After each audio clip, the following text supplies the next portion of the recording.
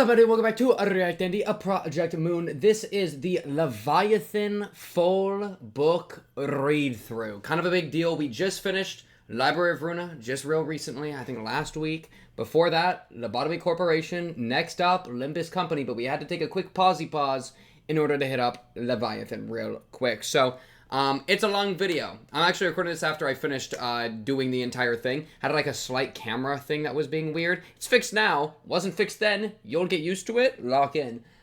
Importantly, this is a really long video. I'll put chapters for each of the different chapters, and then also like halfway through it goes from being like a manga into like being a book. So I don't know why that happened, but it happened, and that's what we're working with. So I'll have the very specific chapter thing so that you can navigate to where your heart desires. And then at the very beginning here, we're not actually starting with Leviathan. We're rewatching the, I think, Keter realization it's called, which was when, like, Angela was talking to Angela, and then Angela was talking to Carmen, like, in her soul at the end of Runa. You remember that? We do a little bit of rewatch of that and yap about that a little bit, talk about ego stuff, distortion stuff. That's going to be a frequent topic in the video to come. But batten the hatches, lock in, get yourself a snack, get yourself a drink. Because this is about to be a long video. Maybe slap me on the second monitor and listen to me beautifully yap as you play, I don't know. I mean, Limbus Corp, right? That's probably the best thing I could say right now. Or like Fortnite. I don't know. What do y'all play? Tell me in the comments down below. Also, Lobotomy Corp Runa playlist in the comments down below. Check the Twitch pink_cubed or subscribe to YouTube for the Limbus Company streams, which will be starting tomorrow for you. It could be any day, though. Thursday, 6 p.m. CST, or like 5 p.m. CST. Something like that. You'll see. That's what's important. Let's jump back to past Pink to talk about that Keter realization. I'll be seeing y'all then. Play this through on stream, but we'll rewatch it just to refresh ourselves, get ourselves in the Project Moon mindset in a 3, a 2, a 1. Bang. Ah, the Lob Corp music.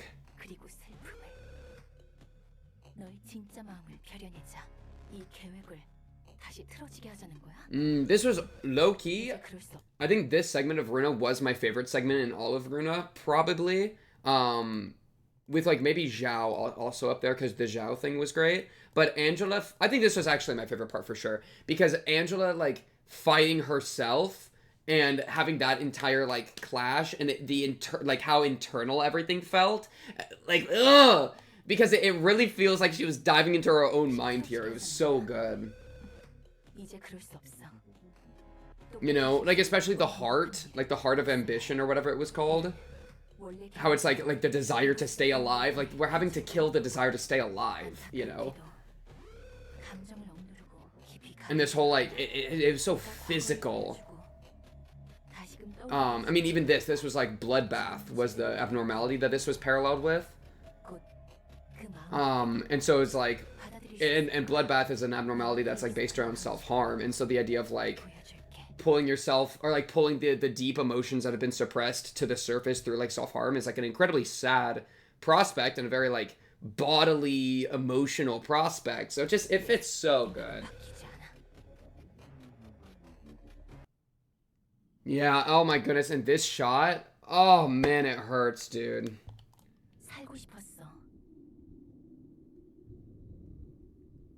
My sweet Angelina. I know that's not your name, but I'm gonna call you that just this once. Right here. Yeah, like this kind of thing. Like, man, it's just so good. I don't even have much to say on it other than like glazing.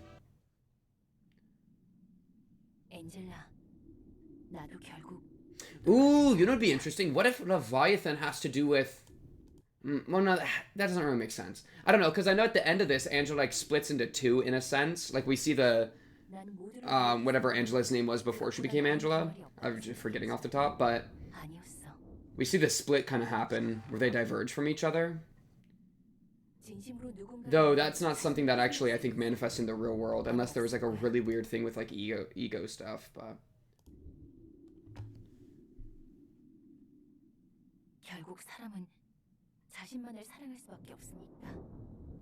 my boy Ayan.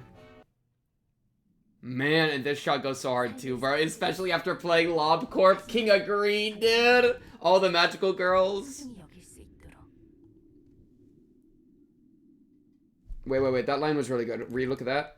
So that they will cherish their own emotions and focus on them only. See, and I like I'm a big fan of that mentality too, which is what makes I like Runa so interesting, or like the entire story so interesting. Like this ultimate like self of affirmation, and like to the point of it propelling out into the world around you, and that's like what the ego is, you know. It's like that I feel like is what we should be doing actually in our own lives. Like I'm actually down for the plan to do the light thing, which is also really scary because it can go really bad, because we've seen like the distorted blue reverberation gang, how scary they were, and they're kind of doing what I think you should be doing, but it's obviously kind of bad. It's such a good like personification of this conflict of like being true to yourself, and like how bad or good that could be depending on who you are, you know. Okay, but this is what I mean with the diversion, or the split. I mean diverge. She literally uses that word. I wonder if this is at all have to do with Leviathan. I don't even know what Leviathan's gonna be about. This is so it's kind of exciting. Like I'm so down with that message. It's such a good message. Carmen, that was right. That's right. But also how dangerous that is, and that's like, yeah, I don't know, man. It's such a good conflict. Okay. So yeah, this is interesting. And then I'm supposed to read some text. Let me pull up that text up. It's a adjusted excerpt from the wiki. Despite many of the Sephiroth having nothing but good things to say about Carmen, she is now a shapeless, omnipresent force who terrorizes the city by creating distortions. Huh? Oh, is that what we mean by that? Oh, that last line that Carmen said? Oh, we're saying like that's what that is like manifesting into? She was also heavily implied to be advising Angela or Argalia to get all opposition out of L-Corp's former nest where the library was located, so they could take the light and presumably reenact the Seed of Light using it. And at one point even tells them to surround and kill the purple tear. As the voice of distortions. Okay, wait. We're starting to get into some crazy situation. What do you mean Carmen's the voice of the... Well, okay, wait. Take a step back. You're telling me... Let me just finish reading this. Carmen is capable of distorting those who are emotionally weak, Philip, while those capable of resisting her temptations manifest ego, Zhao. She was also responsible for suggesting Angela use the invitations. This was to regain the light required to unleash the Seed of Light that Angela previously denied the full effect of, and to have Angela act onto her destructive desires of becoming human. As a result, she was also known as the Will of the Library. Oh, I like that. That Carmen was like... Or like the split inside of Angela, which manifests as Carmen, was there as the will of the library, which makes sense because the library was like Angela's ego in a sense, right? When she died, like the library died, we saw in that like other ending.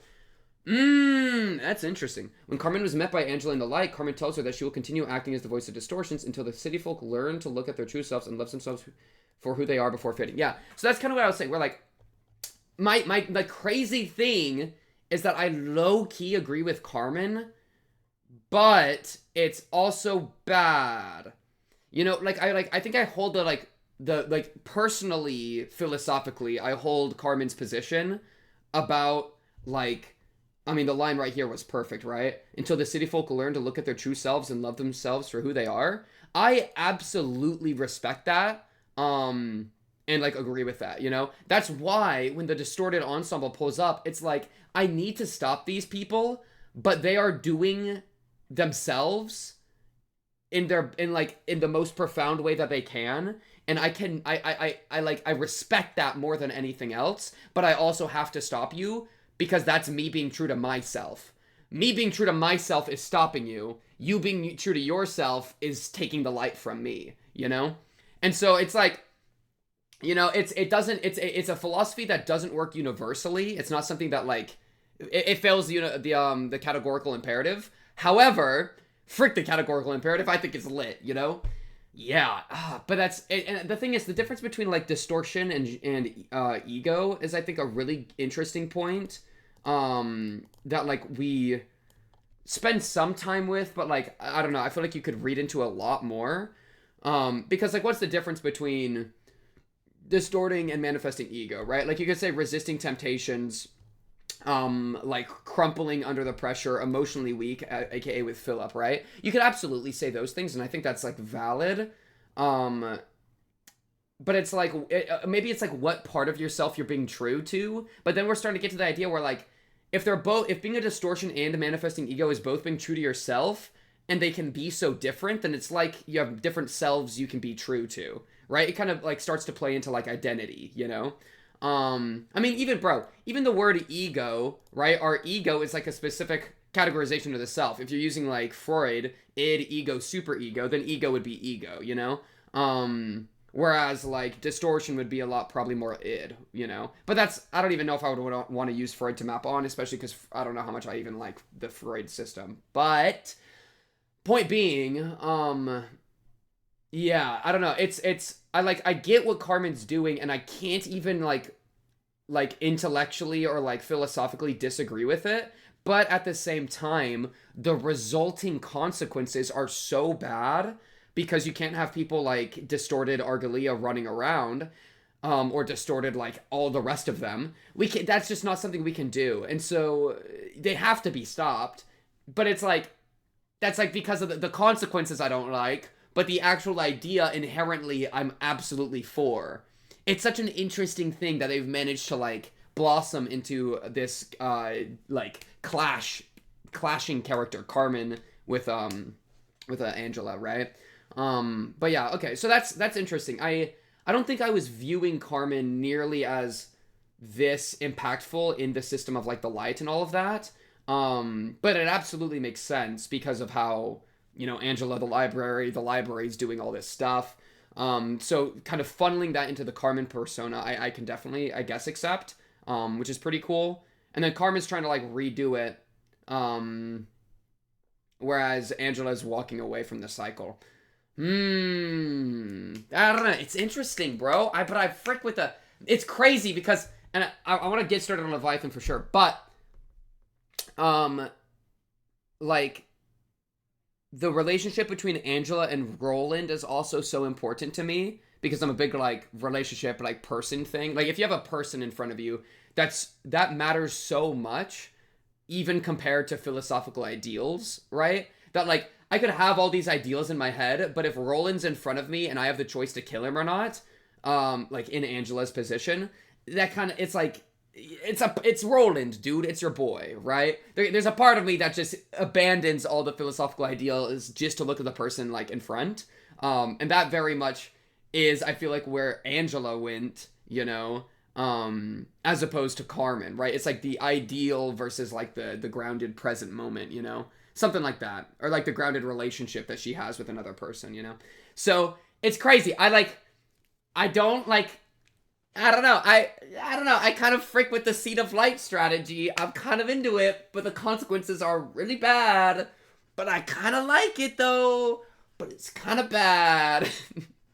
That's the TLDR. That's really interesting though. That's a fun another look at that ending. So I don't know. Leviathan. Now let's actually do our read along, huh? This is chapter 1. I think it's called Christmas Eve. Yeah, Christmas Eve, chapter 1.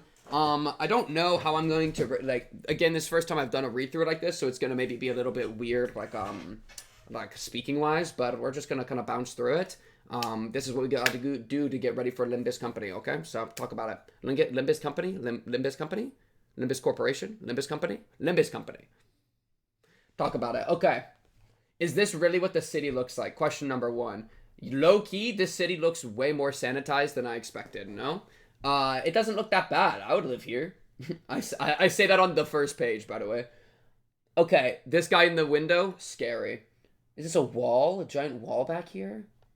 I feel like I've never gotten a look at the city before. So, what's up, man? So, trying to, like, picture this city. This is, like, different than how my mind's eye pictured it. I pictured it as a lot more, like New York City, like skyscrapers, and like a lot more oppressive as opposed to like, you know, but I don't know. We'll see. Maybe this is the outskirts or something. Privileged much, dear boss. Man, I'm jealous. On this fine afternoon, a certain someone gets to leave early, while the rest of us have to deal with all the niblets of busy work. What's your problem? Where do you think you're chugging that paper, eh? Ow, ow, come on, big guy. It ain't fair to throw it right back at me. We've got to at least let this one slide. Our operator has kids waiting for him. Unlike you, Denvy, no one's waiting at your place. Okay. New squad just dropped. So, Denvy, I'm guessing is tomboy-ish look. I assume this is a woman. Tomboy, shaded it up, tinted glasses, security badge noticed. Wait, they got security badges. Look at that. Oh, wait, no, only you do? I assume this is Denby. Maybe this is like a fixer office. That's kind of like... what does this say? Paris? Aprilius. Aprilius? The mug has like text on it. Interesting. And they're like all doing paperwork, but this guy's about to leave early. Okay. But of course there are. Why wouldn't there be? Or why wouldn't there? My lovely little babies. People usually don't treat tinted glasses as their children. Pshaw, you don't know what's up. You know, I clean them spotless every night and I get the message. I'll cover for you if you all ever happen to be busy so you can stop complaining. Gee, makes it sound like we're harping at you. No sweat, dear boss. Just grab the goodies for the kids. Right, wait a hot sec. Come here for a moment before you go. Okay. Happy... This says happy something. There's a gingerbread man. So, some sort of like festivities, perhaps.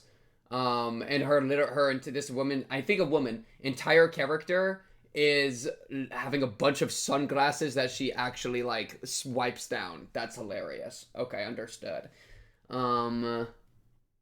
Interesting. Wait here a hot sec. Come here from... Oh, it wasn't the name of this like Mary Eve or something? Wait, I forgot. Yeah, the name of this chapter was Christmas Eve. I just checked. Okay, cool. Wait, so that gingerbread. Happy Christmas. Wait, so did they got a Christmas in the city? Are we even in the city? Where are we? What is it now? 1, 2, 3, surprise! Yay! What's all this? They'll be delighted to have a visit from Santa. Presents from us. Take them with joy. I figured beards wouldn't suit you, so I prepared firecrackers instead. Thought it'd be cool for our boss to do something like this for once. Oh no, they're setting him up to be Santa. He doesn't even have a beard, dude. Where's the beard at, guys? Yo, what is going on? What are we even doing? Ho, ho, ho. Firecrackers leaking out of his pocket actively. Who is this guy? And then the apple. Yeah, apple makes me just think of Death Note, dude. I get the other stuff, but why an apple? It's for wishing folks a peaceful night, more or less. I've never heard that apples meant such a thing. Did you make it up just now? Ain't anything like that, so just take it. 'Twas a tradition to gift apples on the eve back in District 8. Okay. So confirmed District 8 city stuff. And he's actually gonna go be a Santa fixer. We're doing, I assume fixer still. We're doing Santa fixer business. That's gotta be like a problem, no? If I saw a guy wearing a Santa hat with a machete walking down the street, I probably actually wouldn't flinch. That's probably very normal in this city, huh? Now, enough questions. Long distance bonding between workmates is nice and all, but Santa has places to be, so we'd better let him off. It's getting dark, so take care on the way there. Wait, what was this guy's name? Whose name is this? Oh, no, we only have this girl's name, which is Denvi. I wrote it down already. Okay. Tell the kiddos I said hello. Wow, big festivities. Very Christmassy. Holy. Okay, and he does have like a card. So part of some bigger organization that has like a card thing going. Crunching through the snow. It's quiet. Normally getting to this part of the road makes me relieved, but right now I'm overcome with unease.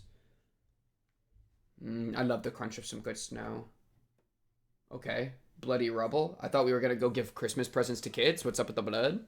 Did you explain that? Is he breaking into a run, maybe? It looks like he's picking up the pace. Oh, yeah. No, he's going. Okay, slowing down. Wow, dude, look. He's crunching into the earth with that much, like, force in his step. He's got to be pretty strong, then, if he's able to do that. Oh, maybe he wasn't expecting all of this. Because there seems to be a lot of screaming. Ah!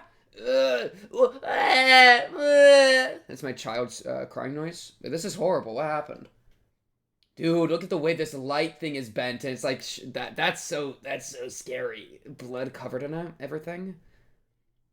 Everybody's just walking around. They're doing their day-to-day work in the city. I wonder what happened. I mean, like, this looks like a natural disaster-esque thing, but like, oh, okay, it's a monster. Oh no. He was supposed to give Santa Christmas presents to kids, and then there was a giant behemoth. Mountain of Smiling Corpses. Loki. Oh, no, no, no, no, no, wait. Is that Tomeri? Yo, Tomeri just dropped? Wait, what happened at the end of the Tomeri story? Roki, it's Tomeri. I thought we just killed Tomeri, though. Because I mean, it looks like Tomeri, though, no? Because it's like two faces on a giant scary thing. That'd be great. I don't think it is, because I'm pretty sure we iced Tomeri. So, it is Tomeri. Wait, I am actually a genius. I caught that. Wait, I'm crazy. Holy. Yeah, look, Lovetown. Wait, I'm actually a genius. Wait, what happened at the end of the Tomeri story? Actually, I remember beating them, and I remember having their cards, which actually weren't that good. I don't think I used any of their cards, like, ever. Because I got the puppets, like, right after, and then I just used the puppets. Wait, what did happen at the very end of the Tomeri story in Ruina? That was, like, 8 months ago, bro. That was a while ago. Maybe not that long. Maybe, like, 5 months ago. Frick! Though, it could be a situation where, like, I don't even know what the canon ending is for the library. I assume it's just the good ending we got. But a large part of doing all the light business, was everybody getting revived. But that's right, because Lowland, my sweet little Lowland, Roland, but I like calling him Lowland, was interrupted Angela to save her at the end, which means that it was unsure when everybody would respawn. But they were all going to respawn. So this could be after the events, and then Tomeri got respawned because everybody in the town got respawned. But they got respawned as Tomeri instead of Tom and Mary, or whatever their original names were. Oh, frick! Lovetown, baby! Okay, so who's dead here? What in the... Snap, crackle, pop. Snap, crunch. This woman's getting, like, Attack on Titan episode 1. This is horrible. She got an axe, though. She did try to fight back. Oh, okay. This guy's got some sauce. Okay, if he can one-shot Tomeri's arm off, this guy's definitely pretty strong. Maybe he just found his dead wife. Lowland 2.0. Or maybe just a bunch of people. These kind of just look like randoms. He doesn't seem to be reacting to this corpse too specifically. Oh, this person got impaled on the concrete rebar. Ah! Wait, it's horrible. Oh, this person lost a shoe. They're confirmed dead then. Oh, these look like elderly people. There's an elderly person. And then these people back here are just like sheltering, trying to like be safe. Who then? Oh no. He knew all these people probably. Because like this is a picture of him. And it looks like the white-haired woman right there. You can see on the left, and then short black-haired kid, and then longer back. Oh, frick, I did not even mean to go down. I was trying to go back. This one. Wait, was that purple tear? Wait, what's going on? Who then? Who gave you the order? What now? Just what in your business? Crunch. Was this your job? Wait, is that purple tear? I'm actually dead. What's going on? Oh, frick. Wait, this actually directly comes off of Runa lore. I thought we'd be doing a completely, like, I think that's her. Wait, what is going on? I thought we would be doing, like, a different sub-story entirely, but this is straight up characters from Runa. This is straight up Runa business right now. That's sick. I think this is her, bro. Iori. Yeah, it is. Oh my goodness, I recognized her. Don't ask me, the world is full of curious happenings after all. Just like how you've lost those little ones, and like how I coincidentally happened to need that child. I thought you perished in that library. She knew she'd be respawned. She got future vision, bro. Frick, I need to read her book in Runa. I don't remember if I don't think I read her book ever. Frick. There's so much more lore I could go tap into. Oh, frick. Yeah, because we finished the Library of Runa finale, like, 12 hours long to do the finale, and then I was so tired, I was like, I'm not reading the books right now, and I just forgot to. That's fine, that's fine. I'll get to them eventually. This is crazy. Just like how you've lost those little ones. Oh, all the dead kids. And like how I coincidentally happened to need that child. Which child are you talking about? Are you talking about Argalia? Or are you talking about Lowland, my sweet little Lowland? I thought you perished in that library. So you knew yet stood on the sidelines. How typical. All pieces have their place. Not like that's of your concern, though. What does that monster have to do with your search for your son? Now you've dragged me into your little game. Oh, he's not happy about this. You'd agree, no? Red gaze? Wait. Wait. What do you mean red gaze? Yo, the color red kind of means something in this world. Jabura Part 2? Jabura Part 2? We took over the Red Mist mantle? Low-key, that's fine. Red Mist had her time in the spotlight. And also, she low-key was, like, trapped in LobCorp and then trapped in the library and, like, you know. So, somebody else can take the mantle of red. Oh, frick. He might be red. No wonder he's so strong. He might be a color. Maybe. It's still kind of a maybe, because red is a little weird. I kind of thought they might always have unique colors, but, okay. Well, it's a shame about those children. Shimmer. The word gaze is also the Korean homophonous reading of the characters blink, an epithet meaning immortal poet. Oh, so red gaze also means, like, red immortal poet, in a sense? That's a good translation note. W translator. Oh, I forget that it's all originally in Korean. That's funny. Trudeau. That's one less pretense for you to wear. Oh, and I need to read left to right. I'm so used to reading right to left. Well, it's a shame about those children. You'd agree, no, red gaze. That's one less pretense for you to wear. He's jumping in. I mean, emotionally, right? He's using leap. Wait. This guy's running a charge deck. I recognize leap. That works in charge deck when you sync it up with graze the grass. You can graze the grass into leap, and then you gain a light, and you gain like a few cards or something. You gain card draw. It's a good combo, dude. He's using graze the grass leap. This guy's locked in. He knows the meta, bro. Oh my goodness. Whose key page is he using, though? Wait, he has a unique key page? Okay. Yeah, he's not gonna be able to beat her, though, I don't think. I mean, it's red versus purple, right? They're both big deals. Alright, he's doing crazy slash maneuvers. Man, he kind of looked like a basic boy from the start. I'm surprised he's such a big deal. Echoing off the... I love it when they get good choreography into, like manga or whatever. It's so hard to do. I like the little jump here. I hope they really lean into that kind of stuff. She cut him a little bit and then sheathed her sword. Is she kind of saying, like, I could be unified, but I don't want to? Man, she kind of fine, though. Look at her. She looked kind of crazy here. No, she looked kind of awesome. Okay. Clashing. Oh, all the dead kids. Look at this kid trying to pull one out from under the corpse. This is so sad. This is horrible. I think she left. Oh, no, she's right there. What is she doing? Snake Slit? She just used Snake Slit? I recognize that card. Wait, what?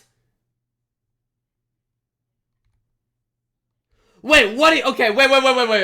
Okay, wait. We have to relook at the last, like, 10 pages. So, they're fighting. Okay. Normal stuff. She cuts him a little bit. Doing her thing. Wait, why are we fighting? Did she... Wait, I don't even know what she's trying to do. Search for your son. All pieces have their place, not like that's any of your concern. So they're just... He's not into being in her game and now they're fighting. Okay. Boom. Rumble. Bunch of the people that are really wounded. I kind of thought that girl was dead. Oh, no, this is that girl. I see. But then she comes in and cuts down a building to crumple the kids? Wait. You're telling me... This is what confused me here. She attacked a building to, like, cut a tree to crush them. That's psychopathic. But he's gonna try to... Yeah, and so he managed to cut it apart as it fell in order to, like, protect them. Yo, these poor kids, dude. They're all just, like, somberly standing there weeping. Okay, and then they're clashing again. Man, she's scary, bro. She really looked like a snake with her eyes. Come now, Junior. You know there's no point in dragging this out. Ooh, good with the hair. I like this hair. Oh, we're like in between her legs. Best place, honestly, to be. I would love to be there. Respectfully, with consent. Like, this is a good shot, though. I like the framing of this shot, right? Where it's like a frame within a frame, and they're using her legs and then her, like the bottom of her, like, skirt dress thing in order to frame him. And then her hair to, like, yeah, that's a really good shot. There's no point in dragging this out. Oh, he doesn't even hear anything. He's activating his, like, engine, bro. He's about to go crazy. What? Was that the end? What happened? What? How many? Oh, frick. Oh, no, okay. There's just it's fine. Yeah, okay. Oh, frick, it looks like he's got an AirPod in. What's he listening to? He's going giggle mode. Lock in. All the treats he brought for the kids that have all now died. Oh, is that the end? Wait, how do I know? Okay, I think that's the end of this chapter. Frick. Okay, chapter 2. That was the end. Okay, let me just rip up chapter 2 now.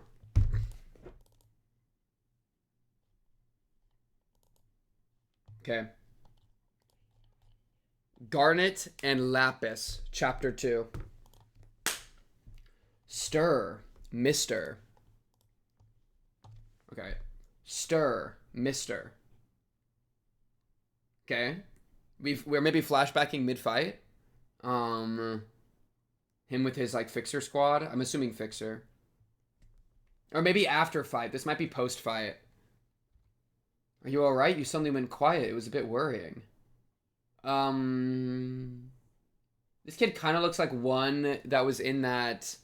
Oh, how much am I about to cook with this series, bro? Wait, this kid looks like the same as the kid in chapter 1 that was in the broken photo. Boom. Right here. It's the same kid, potentially. So maybe this kid is one that, like, was an orphan at this place that he, like, frequents. Maybe, like, an orphanage that he previously was a part of or something, just to try to bring in him. And then ended up joining, like, his group. I could see that being the case. Or he came in with this person to, like, do something previously. Maybe. I recognize that bowl cut. It looks like the same bowl cut. Were they part of the thing earlier? Oh, I guess this is always an option, too. I could just scroll. Sometimes I think it's different than that person. Yeah, I think it's different. So I think this is the first time we've seen this person. And they're wearing a different outfit. Well, maybe not. I don't know. Sometimes it's cool when manga or, like, a manhwa or whatever do the thing where, like, the like, pages connect to each other. They're not, like, separate pages, but it's, like, one long page, you know? And it, like, changes how they do it. Though I haven't seen that yet with Leviathan, so I'm not going to worry about that. I'll just do page by page. You suddenly went... Because it's a bit easier, I think, for the screen. So I can just put it there. You suddenly went quiet. It was a bit worrying. Are you alright? I flipped it. Hey, boss, you do recognize that person, yeah? You haven't forgotten who we are? I'm starting to wonder if you remember how you got here in the first place. Don't be so mean to him. Looks to me like his mind's just someplace else, huh? Phew. You are okay, right? There's nothing to worry about. I was just occupied with a thought for a moment. Were you reminded of the orphanage? Okay, so orphanage. I was right about that. Lock in. No. So, what was your name again? Buckaroo? It's Garnet. Okay, this is good emotional intelligence from Denvi. We can also write down Garnet's name. I'm so used to that being a feminine name, but it's just this boy here. Boy here. And then Denvi is Shade's girl. This is good emotional intelligence from Denvi because, look, there's an awkward moment, like, potentially, like, where you reminded the orphanage is, like, a heavy topic. He answers no. There's an awkward pause. And then she jumps in and, like, changes the subject. What was your name again, Buckaroo? It's Garnet. Intrude. You seem too drunk to be talking, so keep out for a sec, will ya? You're gonna scare the lad. Hey, what the frick, big guy? I was talking to him first. Hey, that's a pretty name. Putting that aside, you're green as a sprout. How old are you? I just turned 20 not too long ago. So you left into this biz just like yesterday? Okay, yeah, so I was... Prediction succeeded! He looks like he's from the orphanage and has just joined the squad. It's been that long, has it? Yup, all grown up now. Look here, I'm a full-fledged fixer, just like you. Okay, they are fixers, confirmed, thank you. You have no idea how much respect I have for you. You always did your best to keep us from harm. So now let me guess, I want to be big, strong, powerful color, just like you, Virgilius, right? This guy's name is Virgilius? Virgin? My fault. Virgilius. I got really bad news. Or Virgilius? Virgil, like Virgil, wasn't that the guy from Dante's Inferno? Virgilius. Ooh, Virgilius sounds good too. Virgilius or Virgilius? Do I do a hard G or a soft G? Virgilius. Virgilius. I got bad news. The thing is, if I get it wrong, it's going to be wrong for the rest of the thing. Because I'm not having somebody fact check me. But Virgilius sound funny. It reminds me of Argalia. Oh no, it might be Virgilius. I like saying it more than Virgilius. I like hard G's, man. Okay. Let me guess. I want to be a. I'll probably do both, honestly. We'll just see. I want to be a big, strong, powerful color, just like you, Virgilius, right? Let's not get hasty. No way I'm expecting that much. You know, they say you should dream big. I have a long way to go before I can reach that level. I don't have any specialties, unlike him. Virgilius is probably our guy. Still, okay, we've time skipped forward. And he was like one of the few survivors. Still, if I want to find those who destroyed the orphanage and make them pay for what they've done, I've got to climb up to your league, right? Doesn't seem like the best idea to me. Our boss isn't out for blood about it either. Cuts to his sword. He's thinking about it. He's thinking about if he's out for blood. Good cut to the sword there. It's all in the past now. Some things are better left behind and forgotten. Oh, he has a nice rapier on his hilt. Sir, while on the topic of the orphanage, do you remember Lapis? Lapis and Garnet? Lapis is like maybe a sister? Lapis, sure I do. Then you must know she and I were good friends too, right? She promised to meet again, telling me where to go in private. Would you like to join me, sir? Oh, that's not... Okay, he doesn't have AirPods in, he has an earring. To see her in person? Yeah, all Lapis talked about was you, Virgilius, sir. And she usually never opened up to anyone but me. I'm sure she'd love a reunion with you. Maybe she'd want to show you that she's back in good spirits and keeping on like me. Okay, so she lived. Girl lived. Orphanage. And then boy here, orphanage. I'm going to add orphanage to my notes for these characters. This is cool. No thanks, you can go on your own. Dunk. There's no reason for me to meet them in person anymore at this point. The guilt of failing to protect them. Sir. Sad. Sad spot. Whew. The mood here is kind of tanked. How about we go for one more round? Then order another grilled drumstick for me. And I am going to want to go with this pear-scented liquor. Ew. I'd like a glass of hirezake. Same booze as non-sale. And ask them to put a small fin for mine. And you add this and that. Please don't order more than you can eat, Mrs. Rikako. Rikako is a fixer. And then Virgilius is the red gaze. Red gaze / poet. I'm going to put, because that translator's now. Cool. Wait, what is hirezake, bro? I've never drinking that before. Why the long face, buckaroo? Reunions should be happier. Jolly, jolly. Just drink away all your worries for tonight, okay? Pass over a cool glass of milk, bartender. You're telling me since he's 20, can he not drink? They got age restrictions on booze in the city? Are you really being honest? All I've seen of the city is how horrible it is. We're really gonna care about age restrictions on booze? I don't know if that's necessarily the case. Maybe he's just a teetotaler.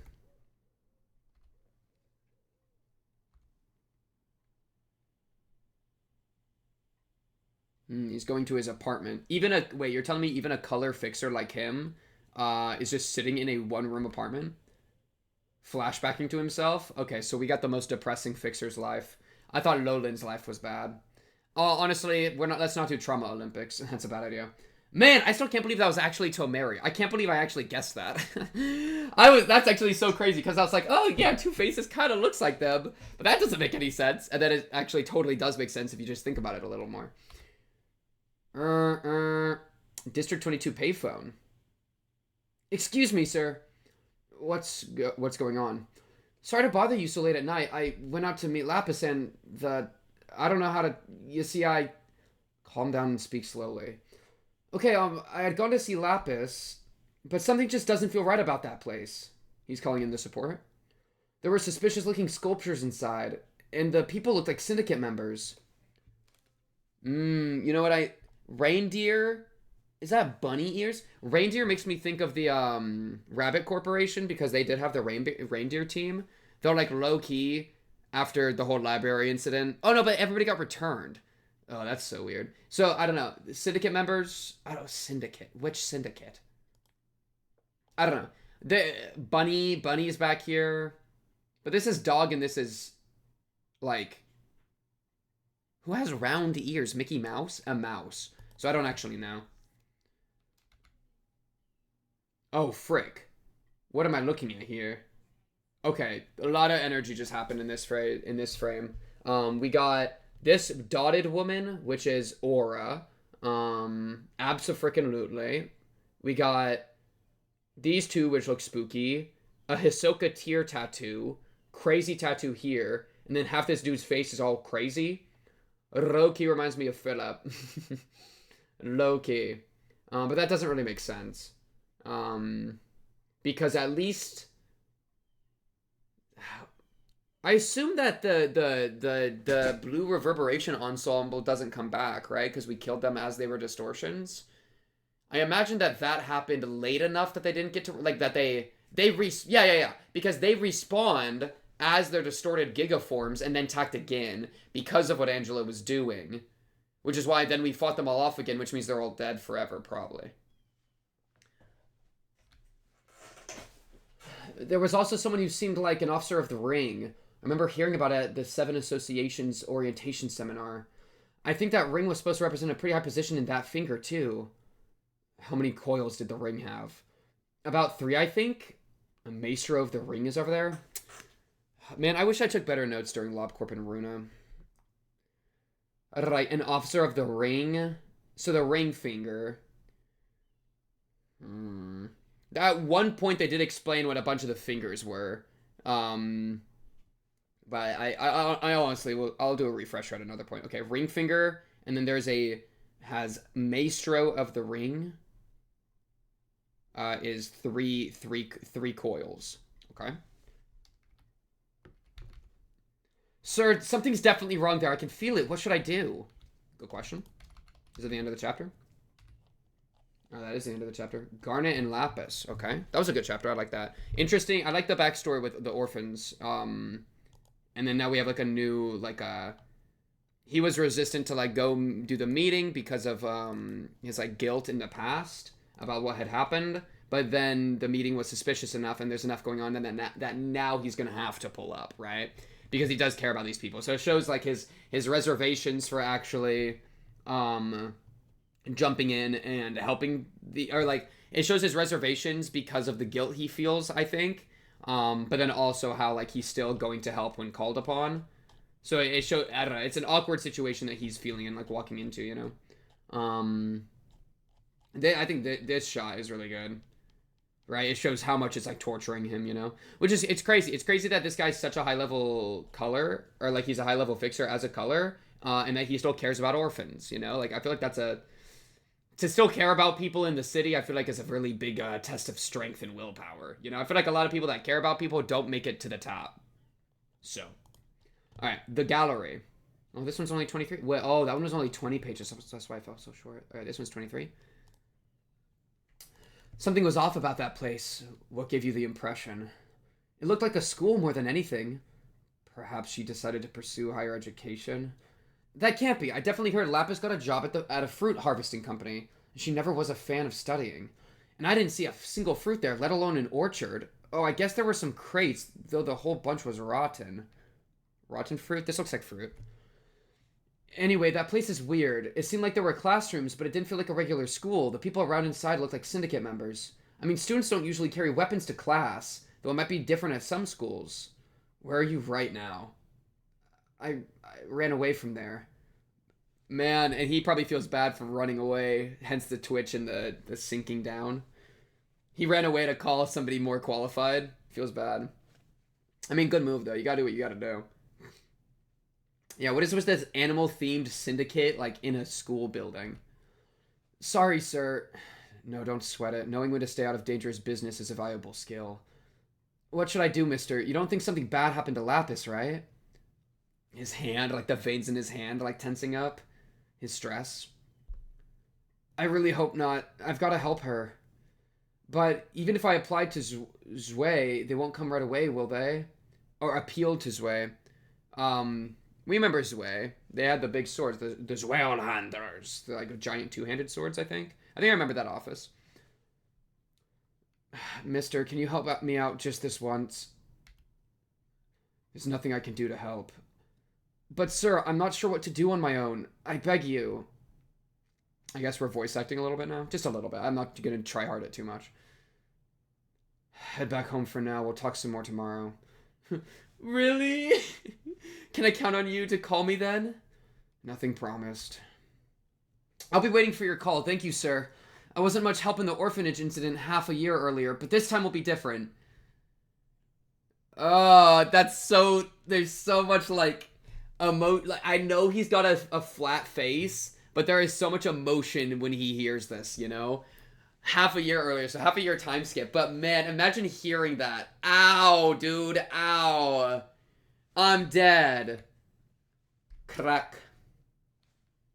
What's he getting out? Oh, a photographia. I was right about seeing his face. This is the photograph we already saw in the shattered glass. This is him. So this is Garnet, and then this is Lapis. Oh no, this is Lapis. Wait, is Lapis... I think that... What color is Lapis's skin? Wait. Which one is Lapis?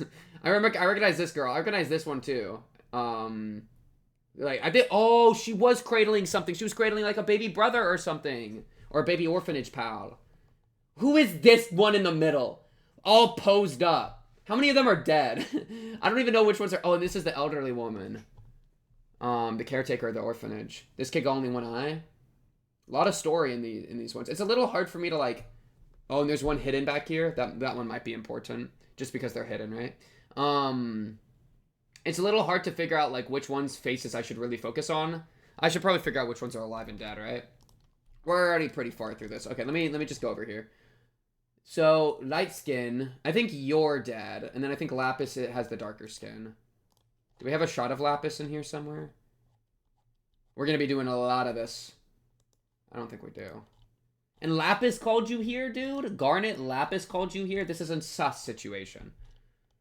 This is so sus. Yeah, okay, Lapis does have darker skin. Okay, cool.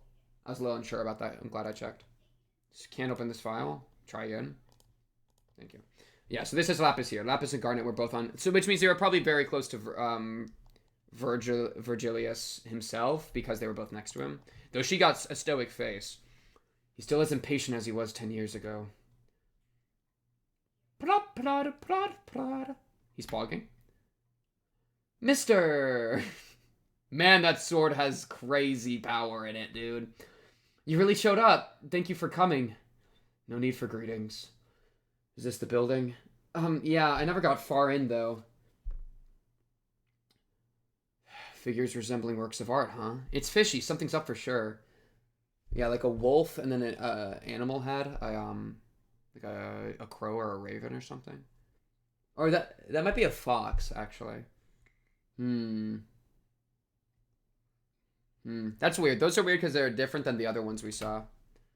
I'll deal with whatever's inside. You can wait here. Huh? Don't be absurd. I only asked you to help me with this. I can't let you go in there alone. You didn't raise me to be a coward, right, sir? I never really raised you in general. That's not the point. I've done my practice. I want you to have faith in me. I promise not to be dead weight at the very least. He's trying to make up for last year, bro. He even said it himself. But he doesn't want him to get hurt. And I'll leave you to deal with your own share of it. Sir. Okay. Entering in. Sneaking in. Still a couple people outside walking around. Definitely sneaking. This is sneaking posture. Bro is craning his head like crazy there. He's really trying to get a good look at the place. What are those, like, vines in the back? Oh, my goodness. What have we walked into? Yo, bro, what have we walked into? Maybe, oh, you know what it reminds me of? It reminds me of, the Bremen people. A little bit. The musicians of Bremen. These are, like, sculptures, so that's different than music. And then also Bremen, I'm pretty sure we killed, so. Unless they got a respawn somehow.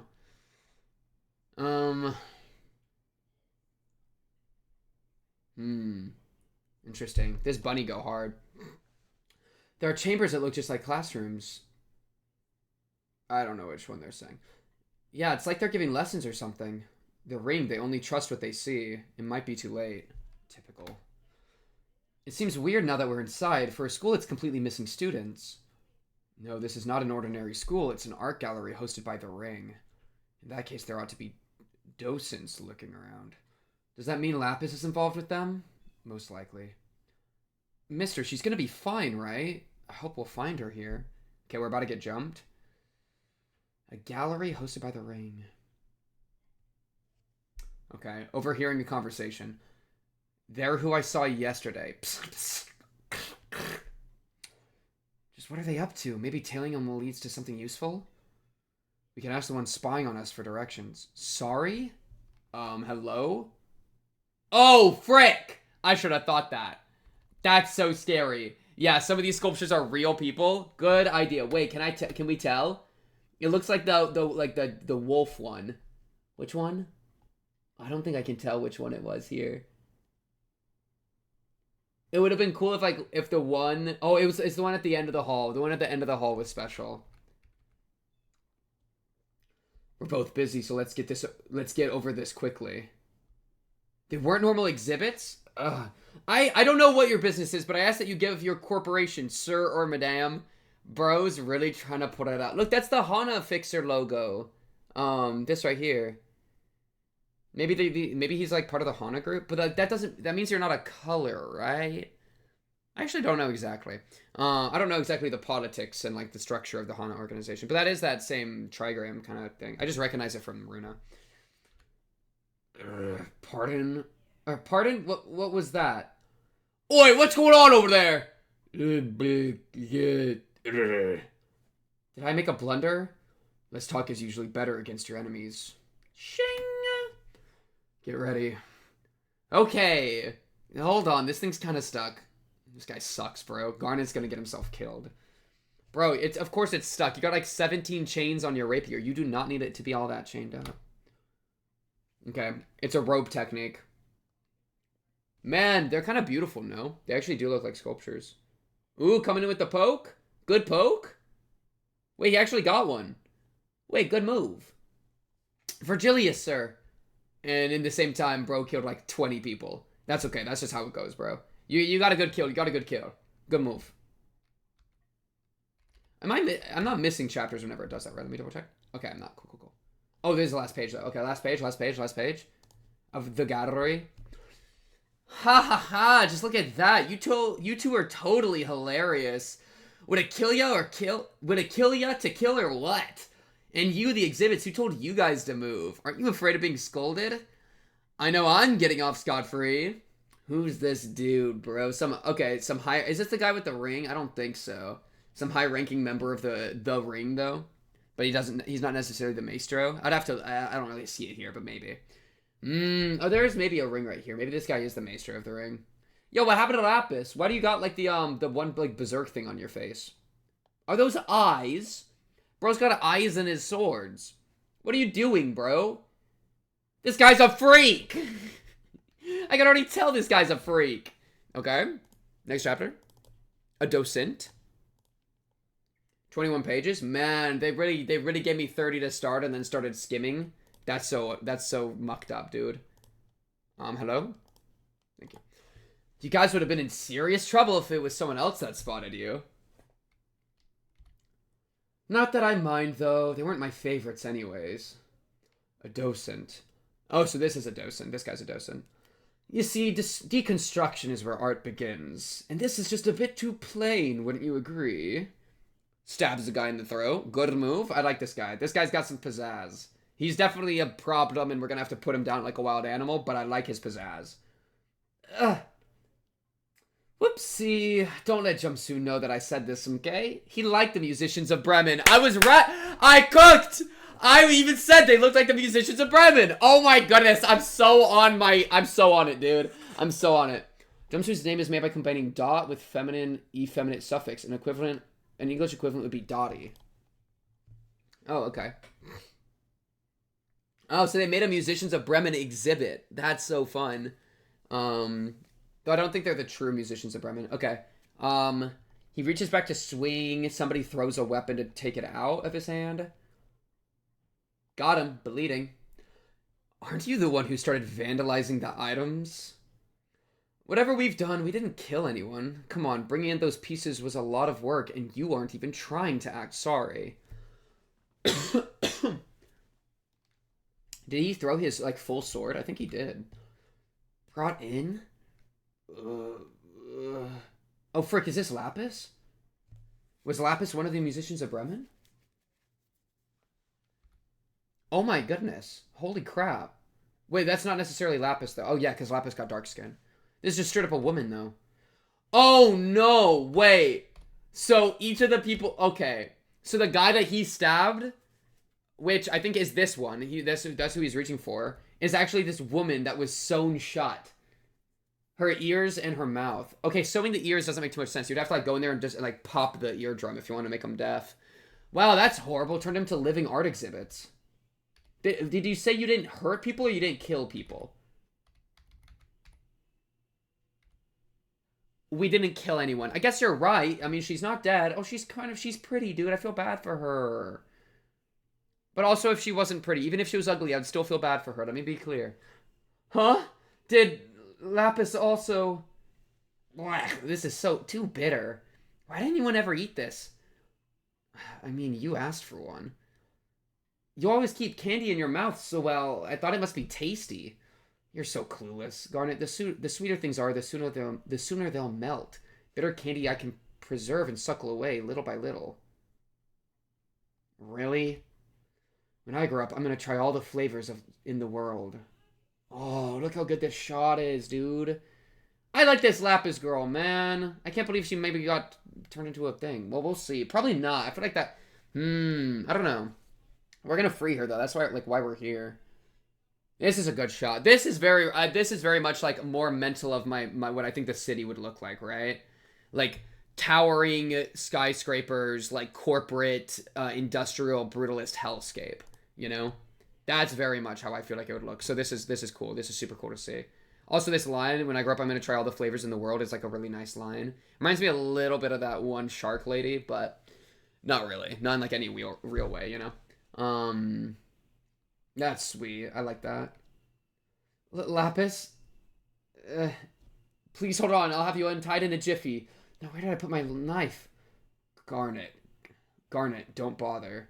But this is too cruel. How can such a thing... What's he doing? Oh, hey kiddo. Seems you're barely a tenderfoot in this biz. Am I wrong? Just hold still for a sec. I've almost got this. Is he gonna kill him to do it? They're like reaching out maybe to stop it? Or maybe they're already... What are they gonna say if we open their mouth? They might say something crazy and horrible. Makes things odd, though. You look like you've just barely got your license signed. So how did a total tyro like you team up with this monster of a man? I like... Game respect game, bro. Game respect game. Rip. All done. Now you're... Why did you have to get in my way? Okay, she was into it? Low Q, she was into it? What do you mean, why'd you have to get in my way? I'm sorry? You ruined everything. All I had left. All I needed was tonight's test. Then what does he do? She covers her own mouth. Test? What? Thine eyes have clouded over. No, please. Miss Pablo, Until your pupils relax, there won't be anything inside. What are we talking about here? Yo, brother man bit. I got no idea what you're yapping about. Well, maybe this was like a test of willpower, you know, like almost like a monk like walking on like hot coals. That this was like her her test introduction into the ring. That she had to like become a piece of art to like, you know, be worthy of being in it or something. And maybe her screaming out like this, like, ruined her as a piece of art, which then is why he's gonna kill her. I don't know. Miss Pablo? Is this person Miss Pablo? Wait, is this a woman? I assume not, just because I didn't see boobies, but, like... Okay, I can assume it. Until your pupils relax, there won't be anything inside. Molly whops him with a whatever this is. Was that the sword? Oh, cut the mask off. Oh, shit. Is the other side gonna be special? Spooky. Good reflection in the pupil. I like that. Ooh. What is she? Oh, okay, that's a woman. My fault. I like this like disjointed, like paneled shot. That's a good shot. Scrunch. Crack. Crack. Swap. Crackle. Okay. This doesn't look good. So this is what the purple tear meant by that. Huh? We won't find Lapis here. Let's head back. Reflect me. Keep me in your gaze. Yo, what are you doing? What are you doing crawling into the shadows like that, dude? Okay, the face is messed up. So the mask was to hide the, like, ruined face, which is interesting. What am I looking at here? Is this just distortion maxing, maybe? I don't know. You're, like, crawling into, like, a cracking shadow. This is insanity. I have seen, I have. Drops of blood were running down your window. When the time arrives, clutch me in your gaze once more. Maybe they're just dying in the shadow, and that's why they look like they're doing this. What are they doing? Maybe they just died. They're like, now that their piece of art has, like, been destroyed. And we're really just walking away? What about that other person? We've just given up on them? I mean, did they get stabbed here? It kind of looked like they didn't get stabbed. It looks like this other person's fine. So this is Miss Pablo. This is Miss Pablo. I can write Miss Pablo down. Miss Pablo. Spooky woman. Good notes. W notes.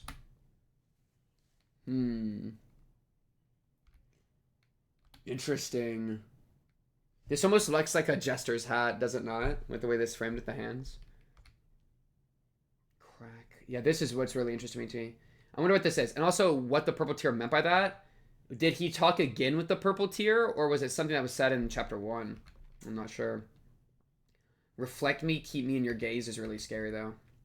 Okay. Interesting. Very interesting. Drops of blood were running down your window. Seen have I have. Spooky. Okay. A docent. That was a docent. A docent. What the heck's a docent? I don't even know what that word... I don't know if that's a real word or... I don't know. Okay. Book 5. A video. 18 pages. Man, they're really just hurting me, dude.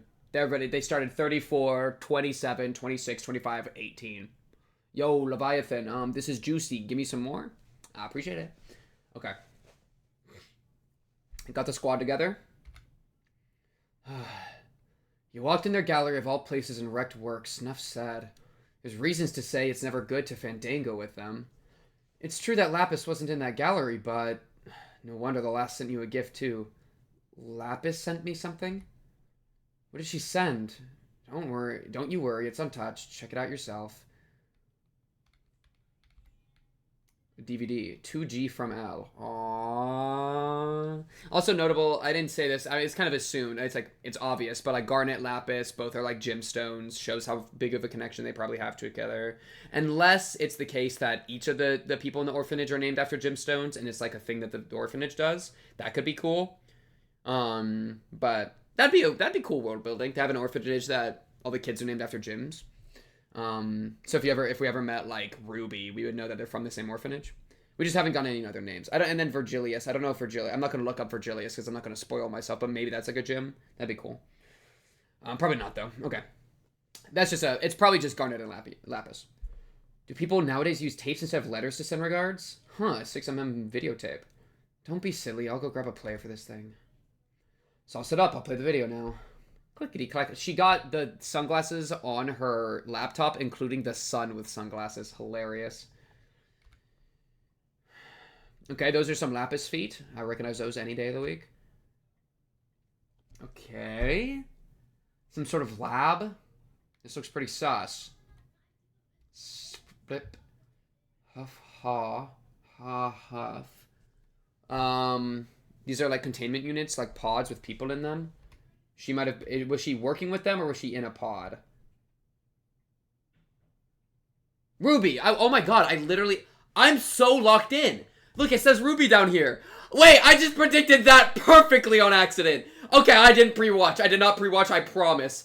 I don't know how I'm doing that today. This is literally like the most consistent I've ever been. Like, ever, dude. Where I was like, oh, wouldn't it be cool if all of them were named after gemstones? Like, I don't know, Ruby. It's just the first that came to mind. Oh, that's so crazy that just happened. I promise I didn't pre-read. Oh my goodness, that's so crazy. Wait, what? Wait, this is awesome. So they are all named after gemstones. Man, I wish I knew if Virgilius was a gemstone or not. Because it would tell us if he lived there or not, right? Which was a guess I made at the very start. Ruby, Orphanage. I'm gonna just assume orphanage. Oh, that's so funny. Man! That's crazy. Okay. I don't recognize all these other people. Why are they being captured? Maybe it's... Ruby, is that you? What happened to Ruby? Ruby looked freaky. How did you get in here, Lapis? Maybe like a bunch of people got like their corpses got yoinked and then put into something? No, Mama, I don't really like milk. I told you before, didn't I? And thus, the room white painted perished into the vast plain. It went crunchy, crunchy. The butterfly, as it was drummiggledy, shook hands with the stomach, and I'll come to you tonight. Okay, just full nonsense. Nonsense created to emulate the gibberish found in the Korean. Formed out of dream, squirm, wriggle, and hungry. Okay, yeah, gibberish. That's a better word. Okay. I feel like what's interesting here is Ruby might have recognized Lapis through the glass and then sent them into a fit. There are so many of me. Oh, are we going to do multiversal stuff? I mean, Purple Tear's already done that. Saying so many of me makes me think that they went insane because they saw the multiverse or something. I usually don't really frick with like a multiverse in a story. I feel like the more you introduce the multiverse, then like the less that the main universe like matters, which then somehow like reduces the stakes of everything. Because if there's, like, copies of everyone, then it doesn't matter if people die anymore, right? So I usually don't like multiversal stuff that much. It's hard to do well. It can be done well. Usually I don't frick with it too much, though. I think having one person that walks between dimensions is cool, though. And that's not necessarily, like, multiverse with, like, copies of people. That's a big assumption, though. This also could just be delusional nonsense, right? You sure you set the refraction rate correctly? All I've done was set the intensity of... to 3 point as you ordered. What was the maximum number of rifts observed? 26. Let's push that number up to 40. I could raise it, sure, but that will most certainly worsen the damage. Rifts is interesting. Makes me again think like dimension stuff. What's wrong? What's going on now? It means we have yet another failed test in our hands. Ending experiment number 32. Are you sure the intensity calibration was correct? It was properly at 3 point. It wasn't the problem. So Lapis is somehow seeing. I almost want to say with. Oh no, this looks like hiding. Okay, so Lapis snuck into a facility where the other orphanage people are getting like that survived or like maybe whatever. I'm assuming orphanage because of Ruby. I guess I could look at the older photo to see if I recognize the face. And you know, I'm lazy though. Oh my goodness, what happened to Ruby? Ruby got shattered into crystal splinters. Oh, Ruby. No. Wow, that looks horrible. They literally got crystallized. Asia, is it true that the subject has shattered to pieces? I've warned you that this would happen since the start. That kind of fits with there's so many of me shattering into pieces. Also, it's fitting that a ruby as like a gemstone shatters into pieces. Horrible, but fitting. Okay. Asaya. Experimenting... Not department, bruh. Experimenting on... What are their names? Orphanage people. Orphanage. Orphans. I forgot what an orphan was called. Weird. Okay, nice. Like I said, I can only do so much on my own. If you were going to pull off an abduction, you should have committed and brought the other 8 with me. Oh, how many more do we... Okay. So they didn't grab a lot of them. Just you wait, we'll have more manpower soon. Wouldn't that be a touching reunion? How many rifts are you planning to make anyway? 40, 50. They're going to say 600,000. No. Oh, the same person. The ring person. No, of course not. 10,000 minimum. Hello? Okay. Working with Maestro of the Ring. I think this is the Maestro of the Ring. Terrifying. Oh, oh yeah, because the fingers are the different... Because, yeah, okay, so the fingers, I think, are the crime syndicate people. And because it's the hand, and then there's, like, the hand, and then the head, and whatever. Yeah, I'm starting to remember the structure better. Okay, so she's, like, a big... I think she's probably one of the top people, maybe the top person of the Ring doing this all. Why are you wanting to open a bunch of rifts? I don't even know what a rift means, you know?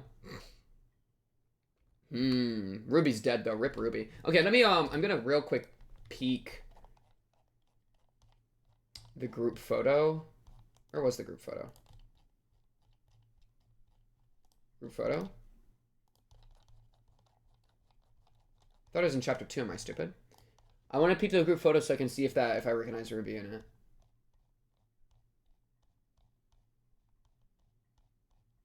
Wait, did he pull it out at the end of chapter 1? No, he was just sad. And what does Purple Tear know? I mean, Purple Tear being connected to all this because of like other dimensional stuff, I feel like coordinates with the rift thing. Okay, I just don't know where that photo is. I'm stupid. Maybe I just scroll past it because I'm a dumbass. Dumbass mode engaged. This is what I deserve for making like too many good predictions in a row. Now I have to like scroll around like an idiot. Not right. Oh, there it is. Redeemed. Okay. This was Ruby on the far left. Okay, cool. So this was Ruby. I guess I could look in the pods and see if I recognize anyone else. That's a good idea. Long flowy hair, short white hair, short black hair. Long flowy hair. I mean, maybe you, but I thought you were just dead. It could be you, maybe. It looks a little darker here, so I don't know. And then otherwise, otherwise, I don't really think I have much luck, but... And they kind of said they didn't capture everyone, right? They didn't capture the other 8. So... Terrifying. Okay. That's really scary. Antagonist has been fully spotted. Book 6, Flow. 19 pages. Ruby, how many rifts are you? Brush. Taboos of the city and its nests. They got... Whoa. They have so many books of taboos of the city and its nests that they have it alphabetized and each letter gets its own book. You're telling me Z has its own book for all the Z things that are taboos? What are we even filling that with? Zebras?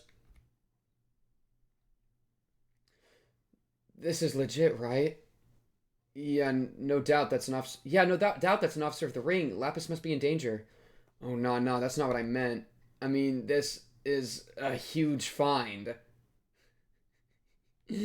Bro's not ready for how fixers function, bro. I got bad news, bro. This is Fixer 101.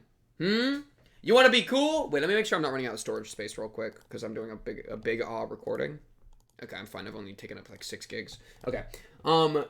This is how fixers work, bro. Fixers find something like this and they're like, as opposed to you who's like, come on, bro, Fixer 101. You signed up for this. You want to be a big deal? You want to be a big shot, don't you? What have I got news for you? All right? Seeing your childhood friend getting turned into 1,000,000 crystal pieces is actually a good thing. That's information. Information is power. I don't get it, though. Where'd they manage to hide a lab that big? Imagine if they're using the old LobCorp. Well, there's no way. I mean, what happened to LobCorp? Is that just buried? Actually, I don't actually remember what happened to LobCorp. I mean, LobCorp, like, middle of the L nest was LobCorp, but then that turned into the library, but then the library's now gone, I assume. Yeah, because Angela left, so surely it's gone. So, it would be funny if they just dived into it to see what was down there. Got digging, but I don't know. Oh, shoot! Look at the corridor. It's freaky. He really said enhance. The 17 mark. Can you upscale it? Can do. Whoa! It gets all trippy at the end. Okay, so they're in like maybe an interdimensional space? Never fails to make me sick. This is kind of alarming. What is that place? The ring owns a corridor. Whoa, what's that? If they can create an exit from wherever they are, a matching entrance will appear in that corridor. The doors sometimes fail to properly link, though that one time was a real bother. Anywho, this makes one thing clear. Yes, the lab is somewhere inside a gallery they own. Remember this door. Alrighty, shall we tweak the schedule a bit? Boss man? Sure. Okay, let me write down corridor. Likely in gallery. So we gotta go to the galleries to get out. I wonder how Lapis got into all this. I mean, maybe trying to track down missing orphans. Non-sale. Call this week's clients and tell them to wait a tad longer. I don't think I'll have the patience to hear the ends of their tirade. Aren't you being a bit brazen about it? Okay, let me write that dude's name down. Non-sale. So sorry about pronunciations. I'm always going to be bad at that. It's cool, though. It is cool. And this is Fixer Friend. Okay. Then I'll prepare the fake IDs. Goody. Rikako's on the nitty-gritty. I already got Rikako's name down. Oh, maybe we should snag some bags and tools, too. If things don't go well, we can just pick up the body pieces and still break even. What? Hey, solid data comes in handy for securing a pay. Remember that time when we worked our eyes out of socket recovering data for our client? Hold on, just what are you all on about? They're talking about picking up the pieces of Ruby, bro. Bro is not ready for this. There was some hot intel circulating between a select few wings and grade 1 folks. It involves a singularity the ring was allegedly almost done observing. Details about its origins or whether it's really theirs were sealed airtight. But this footage, it matches everything that's been known so far. You've struck gold, Garnet. We'll bring over all the cash cows. Cash? But weren't you going to rescue Lapis and those kids? Garnet, rescue isn't the right word to use here. Well, unless you mean the singularity. Man! Fixer mode engaged! Sorry to have your brain break, but like, Virgilius was doing that out of the kindness of his heart. That wasn't his paycheck, alright? Now we're talking about paychecks. And it is what it is. I do not blame any of the fixers for this. He just is not up to squat yet. That's okay, that's okay. That's what I mean by it's really hard to be a good person get to the top. That's why I was surprised that Virgilius was good and like cared about orphans. Garnet. Denver, she used to care about helping others too. I'm going to keep calling her Denvy because somebody did that previously and I don't want to update my notes. But you see, when you spend a month with nothing left but chicken bones to eat, you'll drop all your shame on a dime. That's how it is for all of us. You should try to get used to it. Denver, where's the contact list? Excuse me, sir, but do you agree with her ideas? The hells and high waters a fixer goes through, train them to best sniff out the sense of potential yields and follow the flow.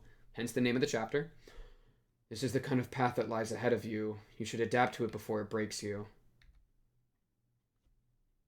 Man, his dreams are shattering. His, like, idol is shattering. Never meet your heroes. You gotta do what you gotta do, though. Boss, you sure you want to bring the kid along? You're right. I don't think I should join this operation. Because I see nothing else but saving Lapis and making them pay for what they've done. No, you'll be going with us. It's the flow I'm taking. Okay, he's dedicated to saving Lapis too. He says, I'm going in there, you're coming with me, brother man Bill. Even if we're gonna get a little bit of cash on the side, it is what it is. I like that. This is juicy. I'm liking this a lot so far. This is a lot of fun. I'm liking the characters. It's fun because we already know enough about, like, I didn't expect it to be so intimately connected to everything we already knew, which makes it a lot of fun because, like, we're seeing characters we already know, so it's really exciting in that way. That completely caught me off guard. I was not expecting that at all. Okay. 7, Ingress. I might take a little break at like 10 and I go like eat a snack and then come back. We'll see. Because I have been going for an hour and a half. But this is fun. We'll keep pushing. Book 7. I think it was called Ingress. Giant gallery. We got to get to a corridor in one of the galleries. It's a weird gallery. It's a bunch of circle spheres with knives in them. Oh, it's cock and ball torture. I get it. Why is he wearing glasses? Is that you being undercover, or is that just you need them? Time to move. Let us review the plan one last time. Our destination is on the top floor of the gallery, the Hall of Donations. Make sure you've brought all the props for your roles. Say no more. Better believe I worked my ass off getting all these goodies for times like these. What's the point? What's with the pigs in the blanket? Can I give an eye? Shush, watch it, big guy. These will melt your optic nerves if you ain't careful. The lid you're sporting too. Yup, so keep your paws off. Thoughts? Do I look like a proper smooth operator? Wait, she said thoughts. That's one of my favorite lines to say. Nailed the home invasion look at least. Thanks for nothing. That's not the issue here.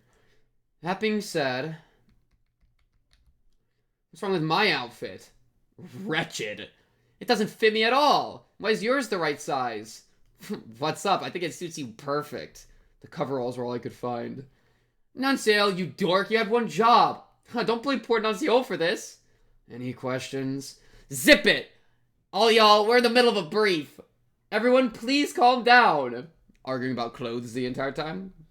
That's funny. Wait, so they have like flashbangs or something? Interesting. Garnet! Just say it already. No need to be so conscious. I think we're overlooking the most crucial part. Golly, such a mystery. I can't wait to hear it from the rising rookie. Okay, she's kind of a dick, but I like her. Mr. Virgilius already stands out wherever he goes. That mature lass. Why'd you hit me? I'm sure everyone at the gallery will recognize him. Come on. No, our gaffer is fair and famous, but I doubt he's that bright a star, eh? Bright a star is funny. That's absolutely like an in-world way they would describe it because of how, like, we know what star means. So I really like that they use that there. Well, you're not wrong that a color does have a certain aura that you just can't conceal. She said he has aura. Yeah, look, everybody's looking that way. These two are looking that way. They can feel the aura, bro. They can feel the aura. Even that guy's glancing. People keep looking at us. Wait. Smack slam. I've run dry. There's no more inspiration left in me. This guy's just banging his head into a wall for trying to get inspiration out. That guy's dedicated to the ring, bro. A lot of these people are like, wear weapons. They look like kind of like actual like fixers or whatever. Like this guy's got 2 swords. This guy looks all scarred up. Severed heads are out of mode now, friend. You might get a C if you aren't lucky. For real? I should have chopped one. It's okay. I'm sure your dad will get it. Yeah, they're trying to like get good art stuff for the ring. That's cool. I like having a insane gallery group. It's cool. This looks like evil natural water from One Punch Man. This looks like a D20. This looks like a pussy. Respectfully. This looks like a rock climbing gym. Alright, I'm done. And the W commentary. Oh, look at this attendant. Oh, they look so sweet. I want to go on a date with them and give them a kiss. Okay. Yes. Oh, look at this person's mask. That's a cool mask. Mister. Right. Should we bring a cognition warping ID card? Cognition warping ID card? That's only useful for brief deception. It won't do much in this case. A direct approach over trickery here. I guess you're right. It is how it is. That tool is merely a reserve option. Then what do we do? Oh, that's what the glasses are for. Look, it says red gaze. He got a red gaze branded like wallet there, like little journal. This guy's so much. If it's a gaze that cannot be hidden, then one shouldn't so much as blink. This guy. Bidders list. Okay, so we're at the top group of the artist gallery. This is cool. Denver's Co. Read smart. Gubo from N-Corp must be a newcomer in the League of Nine Leterriers. Here to rescue a friend. Is that really it? Yes, sir. That's a man. Dude, I can never tell. I thought Miss whatever was a woman, and I thought this was a man. I thought this was a woman. Frick. I'm still gonna use the same voice because they look like they have that voice even as a man. Ugh. Is that really it? Yes, sir. There are currently no more bidders. You may leave. Keep an eye on the new lit member, but don't step in. Shouldn't be much of a threat. Such graceful works of art. Sold to the likes of them, there's no chance they could appreciate them in full. I'm trying to analyze these works of art. They don't really do much for me, I'm gonna be honest. A violin with a bunch of nails in it, and then you break it and then have a leaf come out. What are we even trying to do, bro? I wonder if you could try to connect these to different abnormalities we've seen. I kind of feel this with Binding Heaven, the one where you can't look at it. I think it was called Binding Heaven, I forget. The one where you had to look at it. Yeah, it reminds me of that one with the nervous thing coming off the spine, but just a little bit. Just a slight bit. Oh, frick. They just made okay, this definitely is a dude. Dude just made eye contact with Virgilius. Not eye contact, but just looked at him. Oh. Have a good day. We'd like to head to the 3rd floor. Oh, I'm sorry, sir. The 3rd floor is...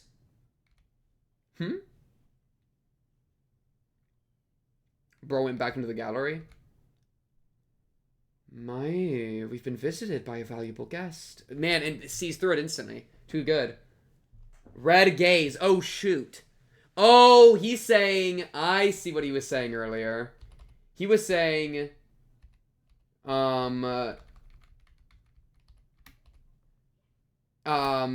if it's a gaze that cannot be hidden, then one shouldn't do so much as blink. So he was grabbing his, ID card to just own it. He's saying, I am the red gaze, what you gotta say. I like that, I like that. This is a cool piece of art. I don't really understand it, but I like it. Me with modern art. I actually kind of low-key frick with modern art. I'm a modern art, kind of guy. Yeah. Okay, cool. I like that. It was at the end of the chapter. Ingress. Ingress is like a fold into something, right? Like an indentation. Is that what an ingress is? I think it is. That kind of fits with like the gallery, like the door to the corridor we're looking for is an ingress. This was cool. I like the inspiration guy that banging his head into the wall. The lengths that they're willing to go for their art and like how desperate they are for it. It shows how like all consuming it is. All right, book 8, Ecstasies.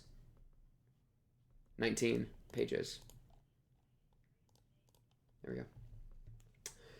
Your eyes may greatly fatigue upon arriving at this part of the gallery. Please mind your step. Oh, does it like, I wonder if it like actually has like effects when you look at it, like slightly abnormalic effects.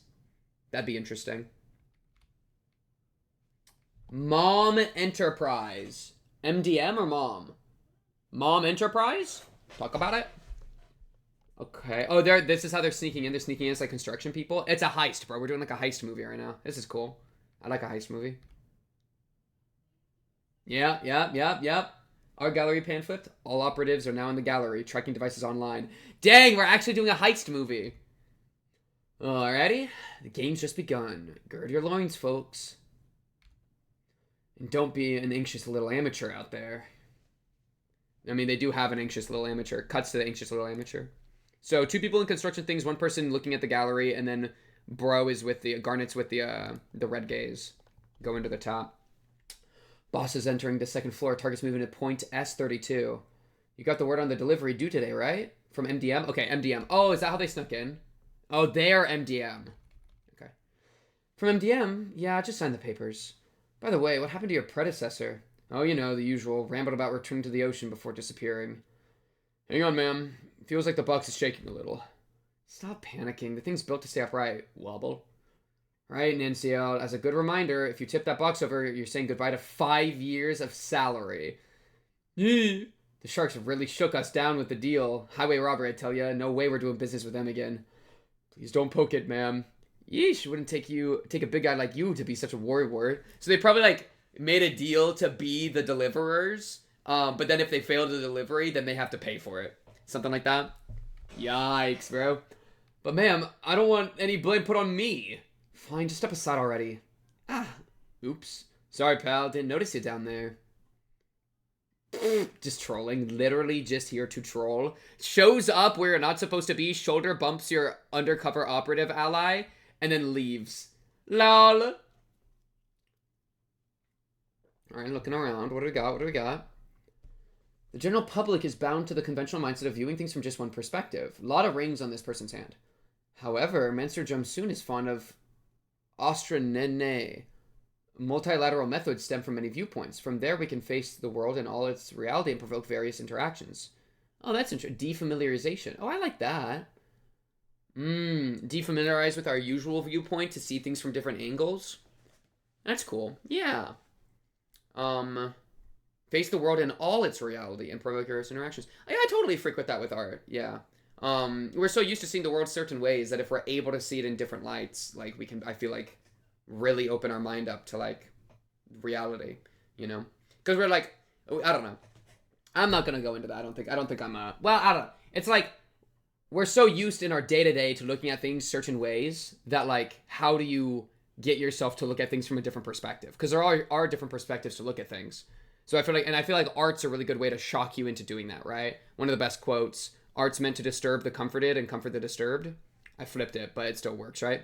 Mostly the disturb the comforted thing, where like if you're comfortable, art can be like as a way, it can be a way to shock you out of how comfortable you are, which then forces you to like actually re-engage with the reality you're looking at, you know? I think that's really cool. It's one of my favorite things about art. That's also why I'm against censorship in art, like in all forms. Fun fact. The pieces in this section are partial successes to embody such ideals of the maestros. Okay, there's multiple maestros. That's good to know. Oh my. Excuse me, are you alright? Your eyes seem... They're crying? This person's crying? I'm sorry. I guess I couldn't hold in my emotions. Please excuse me for a moment. I'm afraid the lecture will have to end here for today. Man, they were giving a lecture and they started crying and weeping at how powerful it was. That's awesome. I love a person that actually feels that. Bro, what are they wearing? Peace necklace?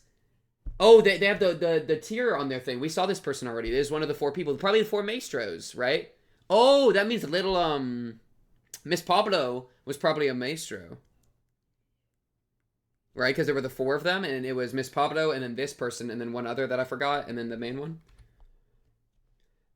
I guess the artwork's too touching to handle, huh? Still, you might want to be a tad more careful. What's in this? Did you just put a bomb in it? When it comes to the upper brass, we wouldn't exactly want them finding out. Which would put me in trouble as well. I've got the goods here, as you can see. Oh, what is going on? Yo, this person's got a cool design. I like their eyes. Their eyes are so cool. What do you got in here? The flashbang things? It says something about frying your optic nerves. That's true, but that's why you're here for me. Right. Yo, what is their relationship? What's going on? They have like a prior relationship or something? We wouldn't exactly want them finding out, which would put me in trouble. That's why you're here for me? Yo, wait, we had an in. We're so back? Plop flap. Boston Co. is still on the 2nd floor. The Moonlight Stone couriers got in safely. Stay sharp for now. Be sure to cut it off when the time's up. They're doing like maybe a deal. Oh my, isn't this a top-of-the-line product? Don't mention it. Just a little nudge to give our future patron a good impression.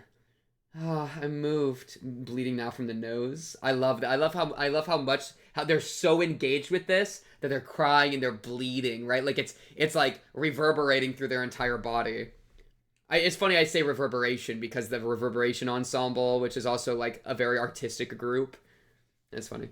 Am I allowed to look forward to this? You know, we're just sampling the goods here, right? Don't get too carried away. I'm aware, but it'd be such a shame to keep the joy to ourselves. Uh-oh. Flipping on us? What does that mean? Thanks, but I'd rather... Yeah, they're trying to get Homegirl involved.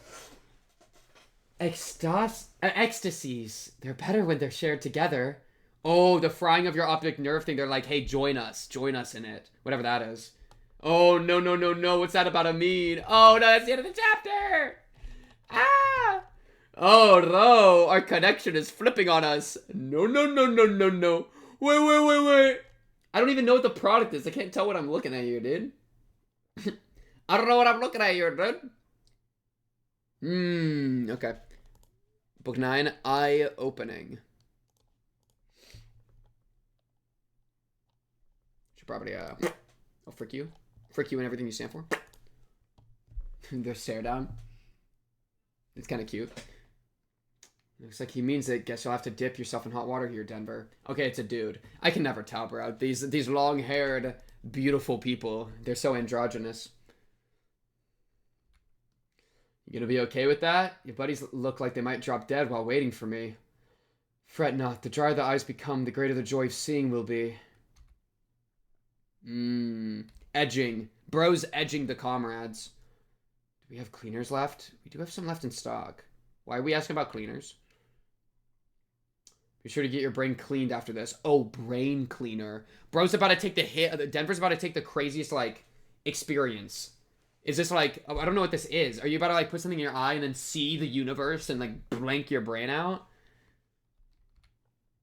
Oh, yep, I was right with that. That's terrifying. I only say that because of the Fred the optic nerve line from earlier. Okay, this is terrifying. This is like a this is like an undercover police officer doing drugs to fit in with the gang, you know? Well, oh, it's one of those fun things, right? The reflective things, which is fitting. This is what we saw in here. It's very similar to this kind of thing, which they were looking at. And like really having a moment with. So it's very fitting that they were looking at this, and then this is like what they... I forget what they're called, but yeah. They're getting hit with it. Whoa! That's so cool. It's like a giga hallucinogenic thing. Oh man, look at that. The hands melting everywhere, like wrapping around the face, coming out of her eye. That's so cool. Like the sense of self is like disapparating and falling apart. Like her skull is like flapping open, like splitting open. This is what's inside, bubbling and swirling. Ah, it's awesome. Ugh. What? Yeah, now they're just in a different reality completely, dude. They're on a trip now, dude. They just took like a heroic dose of whatever this thing's called. Holy. Who is that? There's a guide. Don't talk to the man in the hat, chat. Do not talk to the man in the hat. Oh, look at that. Different outfits in each one. That's the... It reminds me of the there's so many me thing. Maybe this is similar to what Ruby was going through. Right? Seeing yourself from a bunch of different perspectives. Maybe this has to do with the rift thing a little bit. That this is like an idea of like... This is like the artistic rendition of like the goal to open the rifts. That could be cool. Whoa. This is awesome. All the different outfits. Who's the guide? Is it you? You're the guide? They're the guide. Look, she's the guide. It's her in a different outfit again. She's gonna guide herself through this place, and she looks, and then it's whatever this is. Oh, it's like a bird beak. It's like a bird thing. Looking at her. But is that like you're looking in a mirror? It's scary. Because look, it's like the guide, it's like the face, and you look and yeah, I feel like this is like, she just like looked at something that her brain was construing as like herself, you know? Right? Because it's all these different versions of herself. She turns to one that has a lantern, which is like a guide, right? And then she turns, meets the eye with it, and then instead of it being the lantern guide, it's this thing. So it's like, this is like our primal ancestry as like a living being or something. That's super cool. I'd vomit chicken bones too. A bodily process. Whoa. Whoa, herself again, but like wounded, covered in blood, looking back at her. Now it's mirroring out. She's having an avatar moment. Oh, the crack in the sunglasses is very, that has like extra meaning with her character because of how much she like cares about the sunglasses. And that's like a fractured identity thing. Her like self is completely fractured into a million pieces. Hope you don't fracture literally like Ruby did. LMAO. And it falls. Well, how did you like such ecstasy? It was one hell of a time, all right. That eye looks good on you. Yo! Yo, this is lit! Oh, whoa, bro. Okay, this also might be why Miss Pablo had the fricked up half face. Maybe that was like the face they used to dose with. Oh, this is awesome. Look at the connection. They're doing an eye kiss. In the strangest way, I think after going through an experience like this kind of thing would make perfect sense. You know? Right? Like, because it's based off of seeing. It's a very ocular centric experience, which is super interesting, right? Because typically I think like our real world equivalent of this would be like somebody taking like 300 billion doses of like acid or like LSD or whatever, right? That kind of, or like ketamine maybe. I think, is ketamine hallucinogenic? I don't actually know. But that's like the equivalent. It's a very hallucinatory experience, but it's based off of this ocular device. And so their way of like connecting in the ecstasy of that experience is of course through their eyes. And so they're like kissing each other with their eyes in the most, which is more intimate now because of how ocular centric the experience is. It's like now we've shared, like, we've both had this experience and we're now on the same side. Like that we've both seen something, and then that's how they connect in with each other. Oh man. I frick with a cool artist group like this. This is awesome. This is so cool. Man. It seems to be reset season. Reset season? I don't know what that means. What the heck is this? There's a bunch of dead people. What? Oh, frick. It's grading art, and if you die, you get killed. Oh, frick. It's the art group. Look, these are all the dead people that had bad pieces of art. This guy's trying to run away. He's supposed to be here. He's starting to run. 3-1 or 3-I, you're out. You'd already flunked twice before. You won't be under our aegis with those grades, so let's cut to the chase. Stabs him through the neck. The exam site had a rather large audience. A lot of the examinees are desperate backstreet residents. Art made with one's life on the line has a certain charm to it. Dude, this is such a cool environment. I love this environment. It's so interesting, you know? Now then, I bid you welcome to the third floor VIP lounge. Nice, beautiful. Being the red gaze gets you into some pretty cool places, huh? Some things to note during the auction. Oh, they're doing an auction? Yo, bro, this is just like a D&D thing I'm running right now. I'm doing a blind auction in like a crazy cool place. I'm like running a D&D campaign like this right now. That's so funny. I'm gonna low-key steal all this. LOL! Dude, I'm gonna steal some of this. This shit's OP. Some things to note during the auction are... no need. I'm already familiar with the rules. Isn't this a simple game? To pour in more money than the other players. Who are you? Who are you and your cronies? Your twin cronies. Bro got twin cronies. Okay. Okay. Okay, let's do one more, then I'm going to take a break. And then it's all going to be one video, so don't worry about it. But this will be a good halfway point. So I can reset the mental a little bit. Oh, it also fits really well with the corridor being so trippy. You know? How they care about, like, viewing reality in different lenses and stuff. That's pretty cool. Okay, a bunch of the doors are opening. That's not good. Oh, they got in? They got into the corridor. I think they found it. It's a damn labyrinth here. Excuse me? Oh, I was just saying it must be a hassle to navigate this place. You gotta be careful not to get lost. This guy here, he used to go off track all the time in the streets during internship. Yeah, I am kind of bad with directions. Really now? Well, if you're not familiar with the geography, I suppose that sort of thing could happen. Oh, wow, so you got let in as part of the job. To the site. Whoa, they got in a really good position. Please come on in. We've pinned down the location. Denver's working her ass off with the mental keywords. Seems the signal's getting weaker from here on. Yeah, we're here. This is so cool. Look at all these like formulas on the wall over here next to all these clocks. Why do you got like a million clocks? Yo, it's because the rifts might mess with time, maybe. So they have a bunch of clocks because one clock wouldn't be precise and wouldn't be consistent enough necessarily. You need a bunch to see if one of them are acting weird. All right, what did they bring in? What could it be? All right, they're masking up, putting in like earbuds. Okay then, time for a freshness check. What is that? Soup? They brought in soup. Oh, it's an audio thing probably because of these sounds, and then they put in the earbuds and headphones.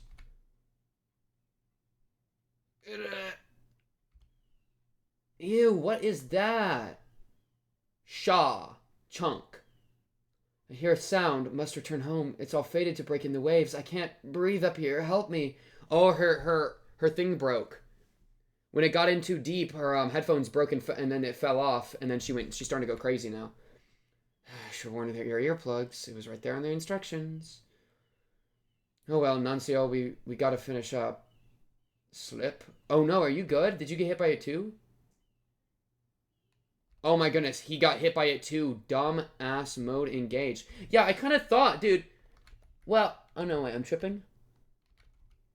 I guess they just fell off or something. Jeez, man.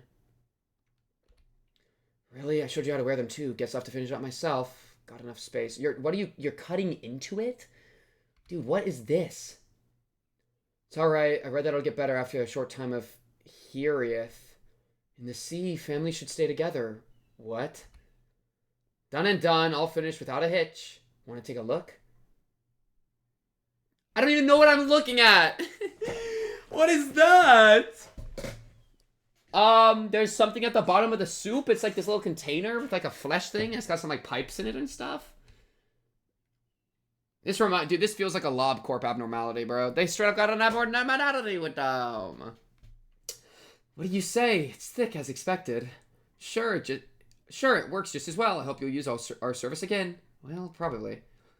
Ma'am, let's say if you were a river meandering along a course, and if you met a stream to the sea, what would you do? What you're on about? Still lost in the sauce? Just give your head a good smack. I wouldn't go. I'm not the type to mingle with others, if I had to say. If you were a river and you met a stream to the sea, what would you do? Reminds me of the flow thing from earlier, you know? Do you, like, keep your independence or, like, join the collective? That's interesting. She says, I'd rather stay individual. Interesting question. Okay, and now they're supposed to leave. Bringing their thing out. Wait, so what was the point of this? Are they going somewhere else? Because they did, like, it was a freshness check. And it screamed a lot.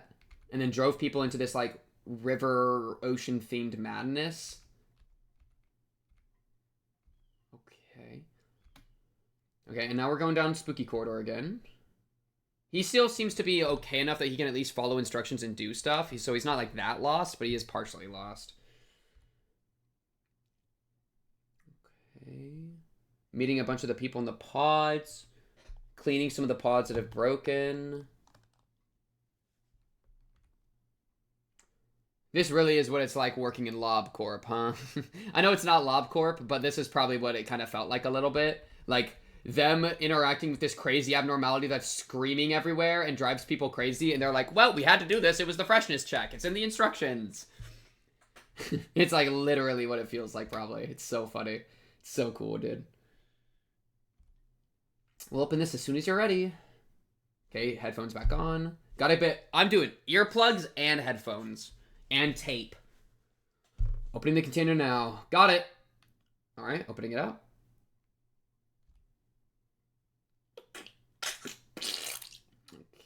Okay.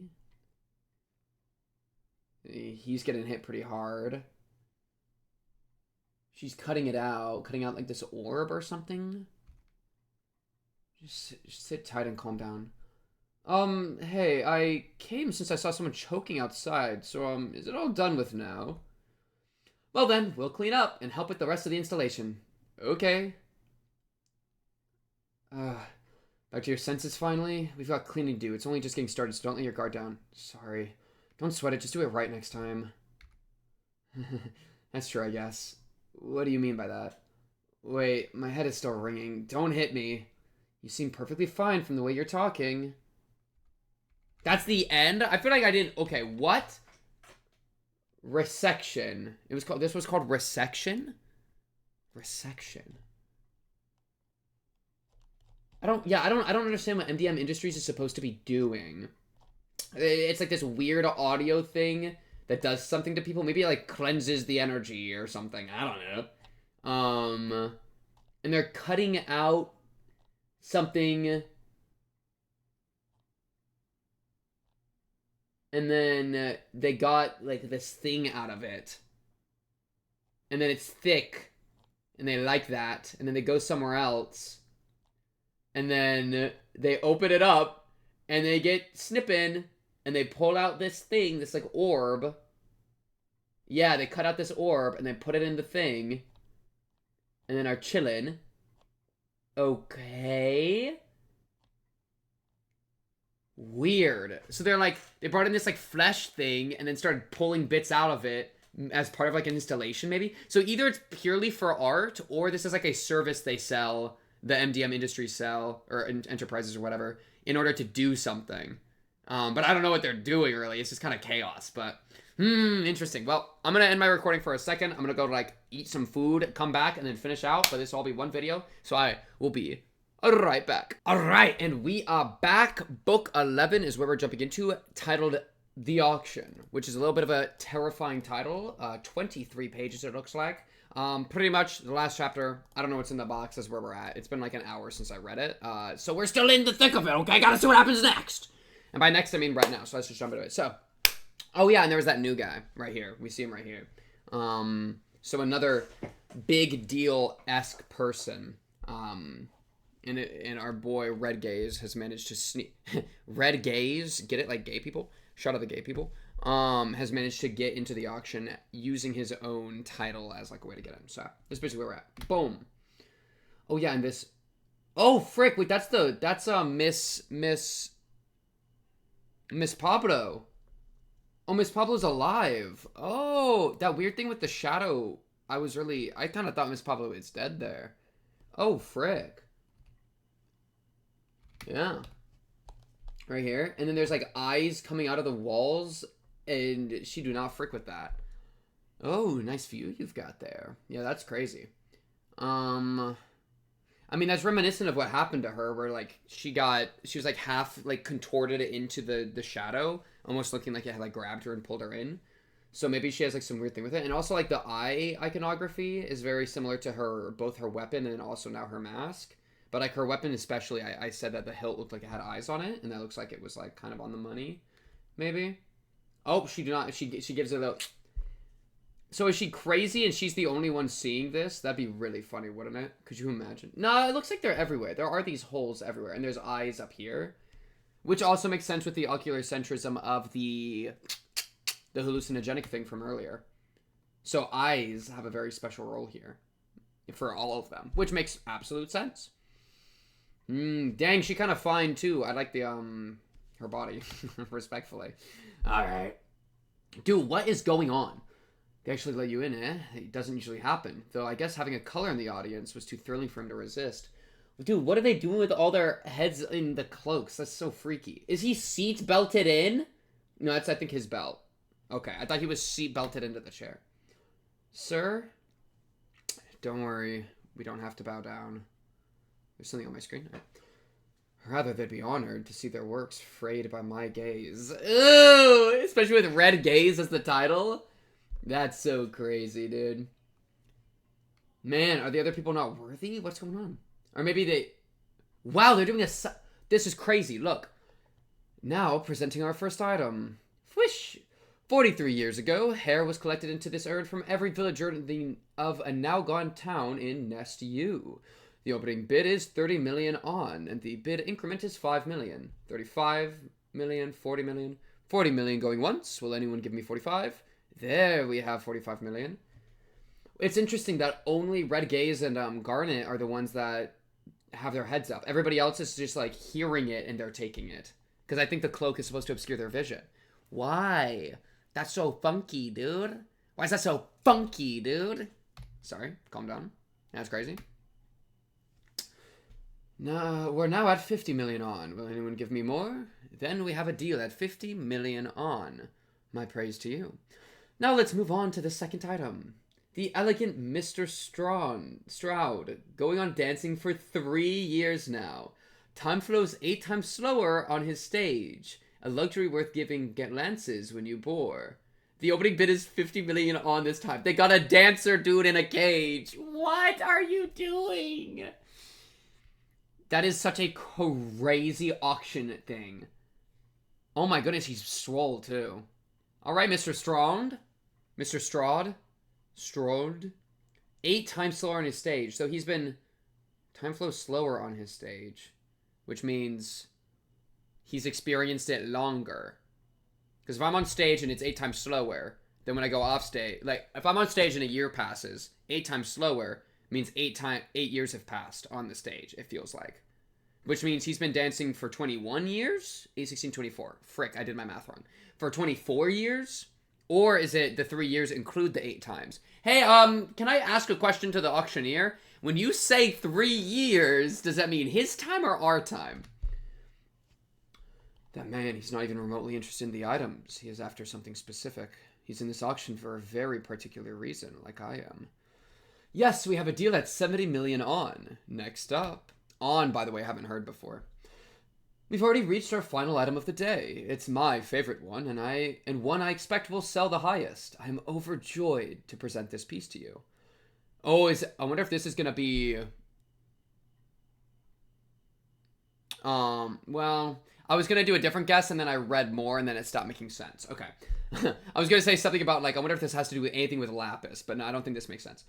Heretofore, an infamous syndicate known for its brutal reign was wiped out in a single battle. All of its members, including the leader, were annihilated in that incident. This is a painting that immortalizes the carnage. Is it painted, like, out of their blood or something? He doesn't like this. Oh, goodness. Was he there? Oh, wait. He was here doing the murder. Wait, was he the guy that did the carnage? Yo, bro. In the bathroom? He's drowning the last guy in a sink. Oh, he's so real for that. Oh my god, dude, somebody's head this guy's head was banged into the side of the sink, dude, 100%. Her throat was slid into the sink, she had a sledgehammer. This guy had a machete, this guy had a machete. Oh my goodness, dude. Yo, you think if I hid in the stall, he would find me, or no? One of the stall doors is closed, and there's a guy in there, like, his feet off the floor, just in case he peeks under. Like, please, please. This is crazy. Speaking of... Please, my kid is waiting for me at home. Oh, look at the trail off his eye. That's crazy. But no, he's using that as a situation to get a stab in, bro. Bro, everyone got kids waiting for them at home. Ain't gonna stop me now. I'm in here, bro. I'm making moves. Yeah, he doesn't let that happen. Wait! Lapis. Oh, what do you mean Lapis? It did have something to do with Lapis. Wait, what? Oh, that's... Okay, what? What do you mean Lapis? And why would you do the kill when the word Lapis is said?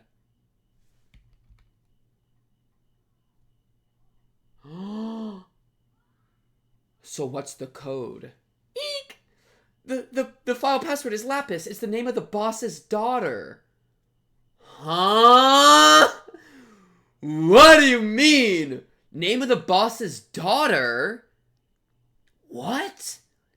Of the Maestro's daughter? The Maestro, is that the boss? Oh no, the boss of this syndicate that was wiped out.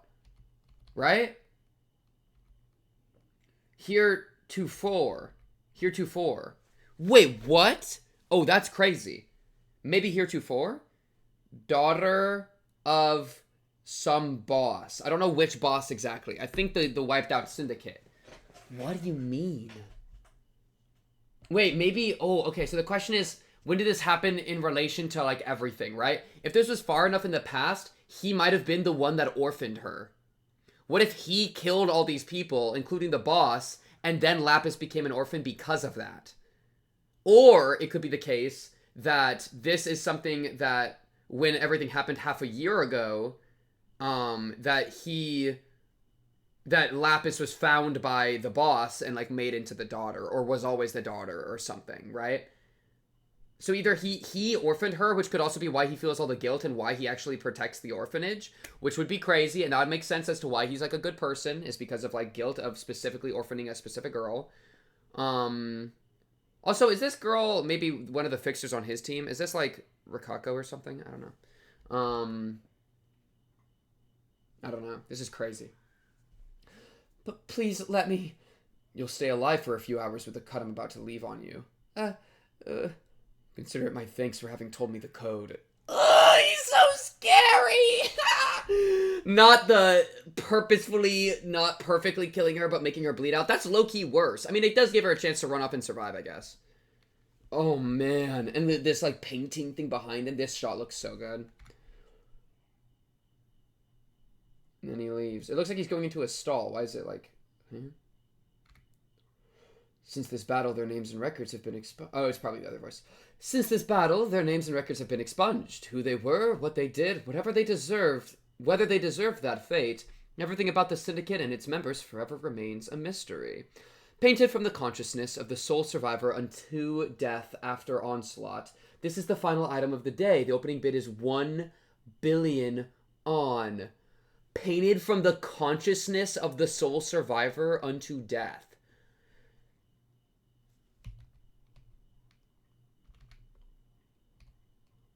That's why, dude, that's why it has all the spikes on it. All these spikes off the bottom are like the swords on everybody's corpses. In his aura. The painting has been made from the consciousness of the person that he left alive for a little while until she died. That is the craziest painting I've ever seen. Yes, 1.2 billion, 1.25 billion, 1.3 billion. We have 1.4 billion over there. 10 billion. Oh, I don't really have a frame of reference, but that sounds like a lot. 10 billion dropped from the weird other guy. Okay, we have Gubo from N Corp. Oh my goodness, what is going on? I'm overwhelmed. I'm overwhelmed. N Corp. Gubo. Okay, Gubo. Dropped 10 bill. That's going in your notes. I don't know how you just did that. Casual 10 billion drop. Looks like he wants to win this bid badly. Do you think he's here for the same thing as us? It seems to be it. The corridor of the ring, access granted to those who win the Meister's most cherished work. He's determined to go there no matter what. Oh, you get to go to the corridor.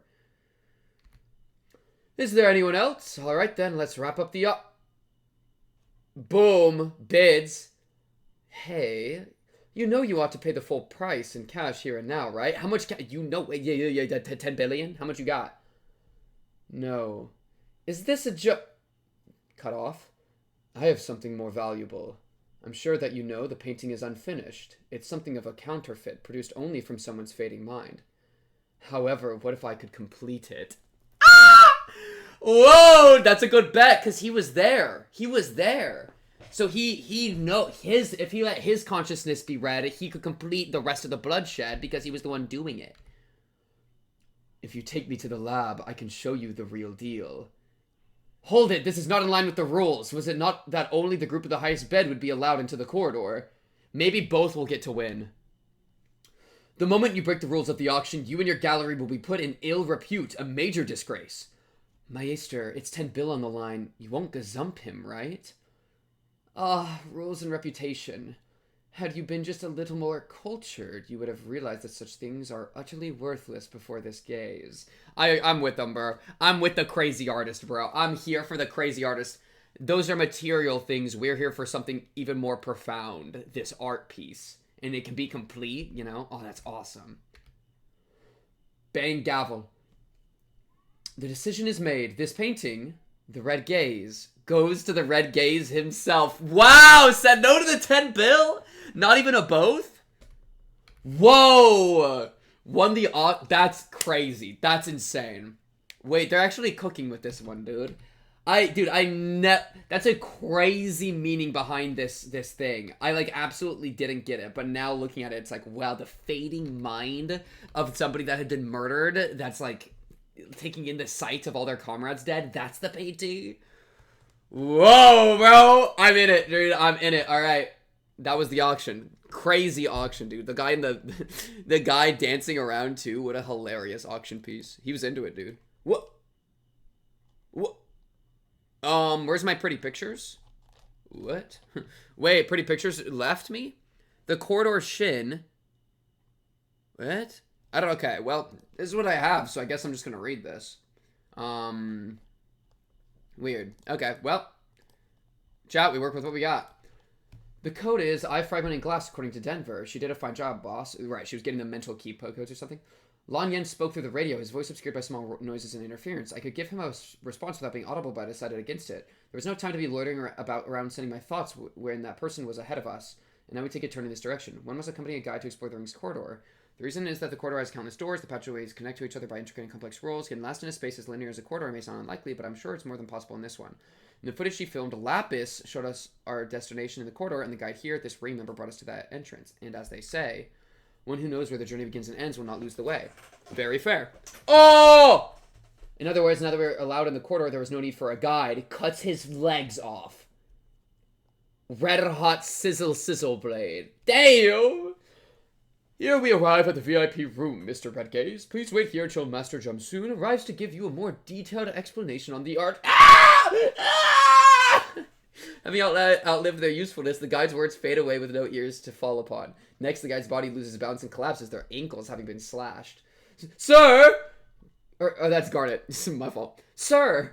Garnet was always like that. Even though he's witnessed a good many deaths he could do nothing about, even though he's realized that the warm hand of a comrade on his shoulder could cast him aside and measure the price of his life at any moment, even though he was aware that this world is far too removed from ideals like reason or ethics for him to consider the tragedies he'd seen as wrongful, what are you... He's always distraught by the suffering inflicted before his eyes. He's too good, bro. Too idealistic.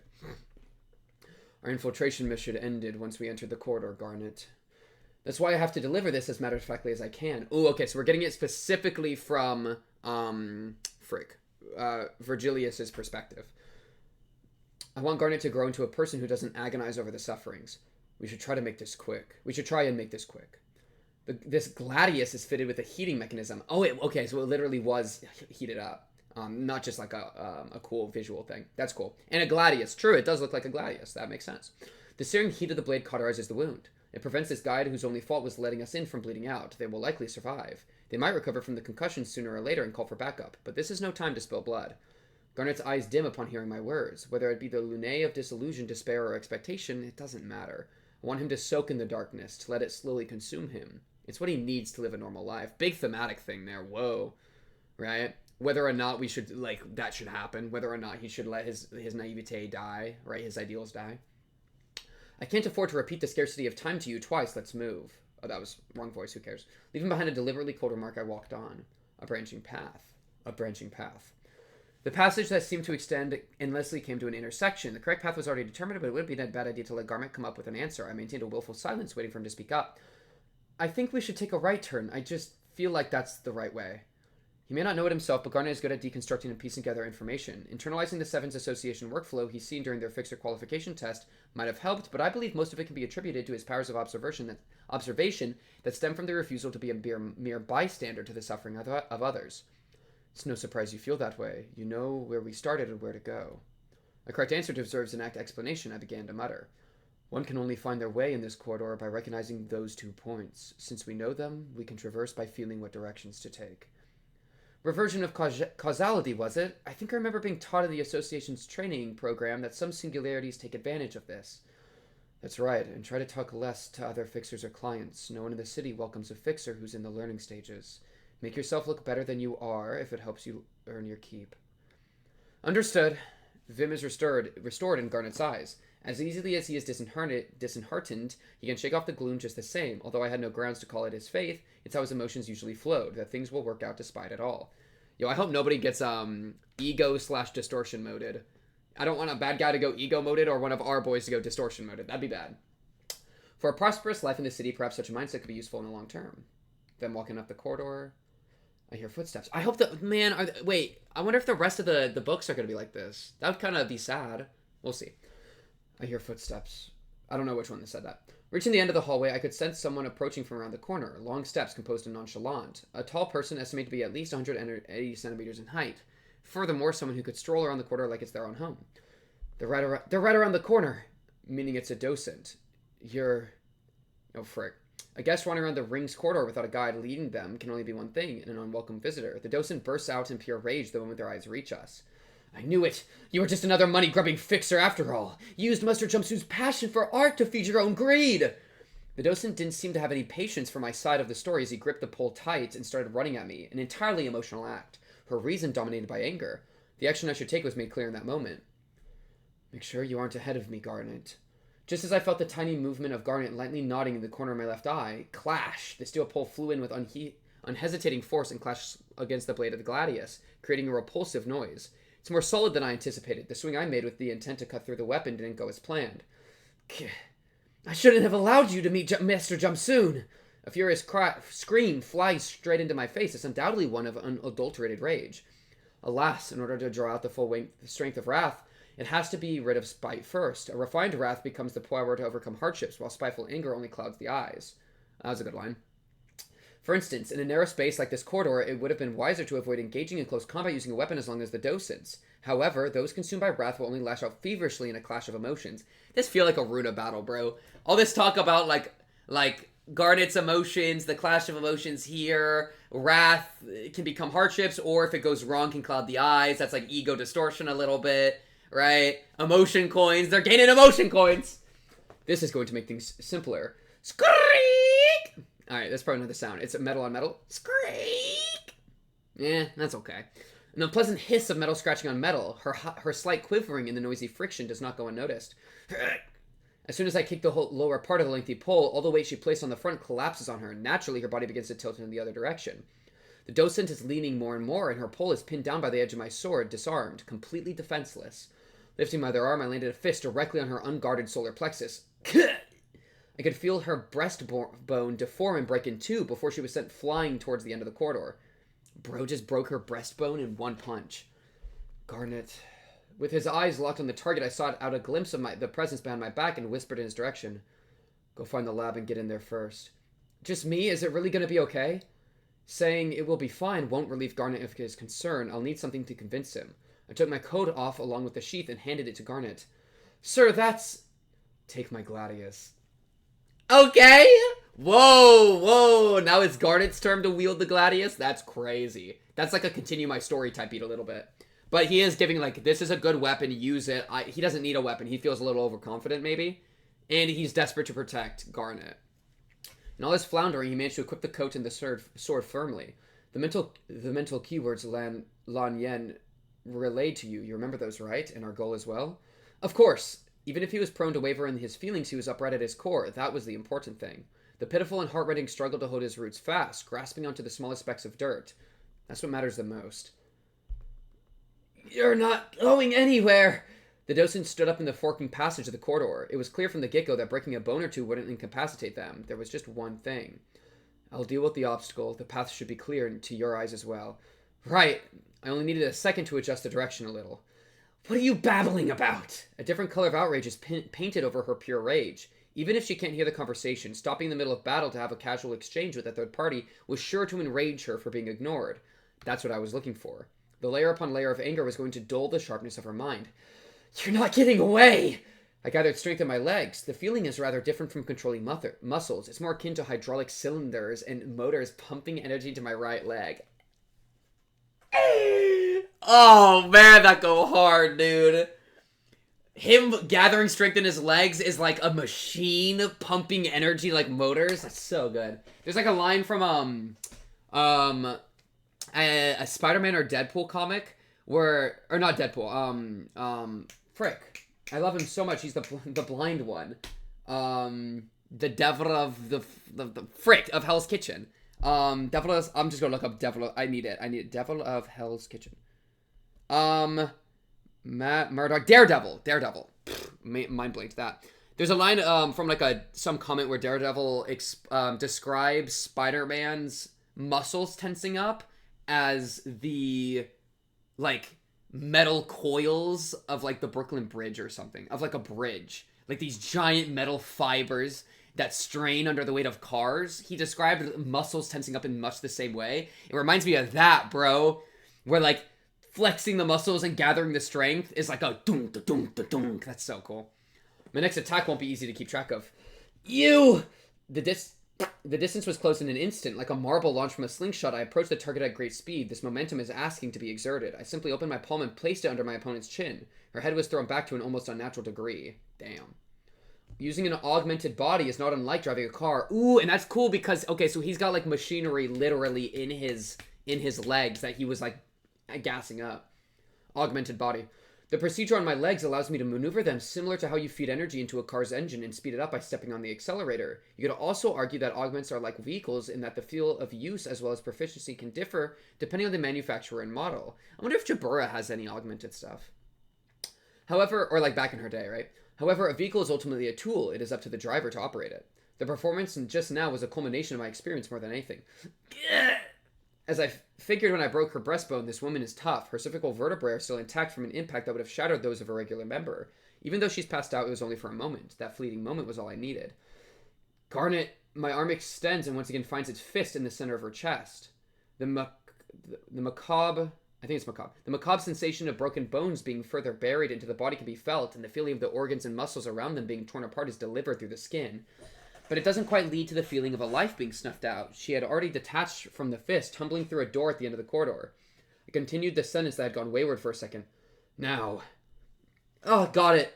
Garnet started sprinting after a brief answer. That's a cool shot. I could have pursued the opponent and finished her off right away, but I chose to send Garnet on his way first. Incapacitating a docent of the ring without using weapons was going to take some time. After watching Garnet turn the corner, I walked through the broken doorway. Oh, look at that shot. That's such a cool shot. Like stepping outside the like interdimensional corridor space. In the massive hall, a myriad of purposeless doors lined the walls as far as the eye could see. There was no use in telling ceilings, walls, and floors apart from each other. If the door were to reassemble itself, I might have no way to return. That's how this hall was designed. The docent finally makes a smile.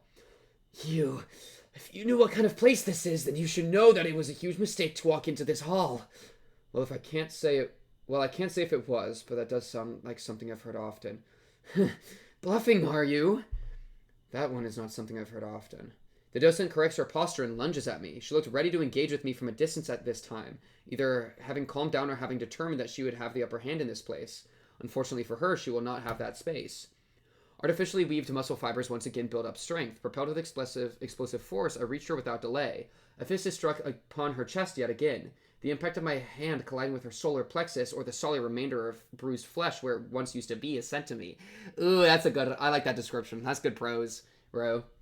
Smashing into like where the bone or the remainder of where it used to be. That's fire. If I can drop her off the edge into the bottomless chasm before she can regain her balance, the fight will be over, Baldur's Gate 3 style. There's the faint sound of crackling and shifting. I don't know which person is saying that. Finally. However, the tenacity of that docent was nothing to scoff at. After taking 3 blows in the same spot, she adapts to the attack and manages to stay in place, returning a bloody smirk. The hall stirs with a strange noise, as though the door wished to become the ceiling. The compartment the two of us were standing on began to steeply incline. If I hadn't been here before, I would have been in danger of losing my footing. Oh, you've been here before. If I hadn't, that is. You. The wish of the hall had come true. The docent was hanging onto the edge of the wall that now became a cliff. Though she is certainly at a disadvantage, her eyes are still animated. The stubborn determination to live, an urge to ascend the ledge at the slightest chance was burning in her eyes. Whoa, what a shot, dude. Aura! Standing strong on the tilted edge of the cliff, bro. And right now, I am above her, a foot stretched right before her eye. I'll drag you to the abyss with me. I don't know, it certainly looks like I have the high ground. Prolonging this battle any longer could pose danger. I have to end it now. Right, it was something called Shin, if I remember her words correctly. In that case, 2 Ming should be enough. I don't know what you're talking about. I deaden my breath and clear my mind. Rummaging through this bag of memories, I carefully fumble around the recollections and pick the heaviest and densest ones to fill my emptied head. Whoa, whoa, whoa, whoa! He's going into his mind's eye, bro, into his mind palace. To suffer? A group of children about half as tall as my waist gather around me. Yeah, to suffer. Boxes wrapped in colorful papers, prepared for the kids, slow-covered streets celebrating creation. Motions that may be trivial to others, but that are far more plentiful than I deserve. A bouquet of such emotions that I could call absolution. The bundle that resembled the sunlight scattered away like beams fading behind dark clouds. Feels like a Runa battle. I've been saying, bro. Gather in emotion. He's literally, to finish her off, or to do this technique of Shin or Tu Ming, he's doing an emotional technique. That's crazy. I remember every single moment of it. I engraved all of them into my eyes. The Luna of hope I felt that day, and the Luna of despair I felt that day. Oh! Dude, these are like, her entire heart is splattered against the back of her spine. That's crazy.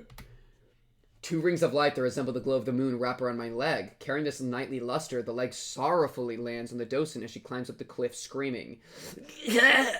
With such lightness that I can barely hear the footfall, it sounds so quiet that it's masked by her last gasp.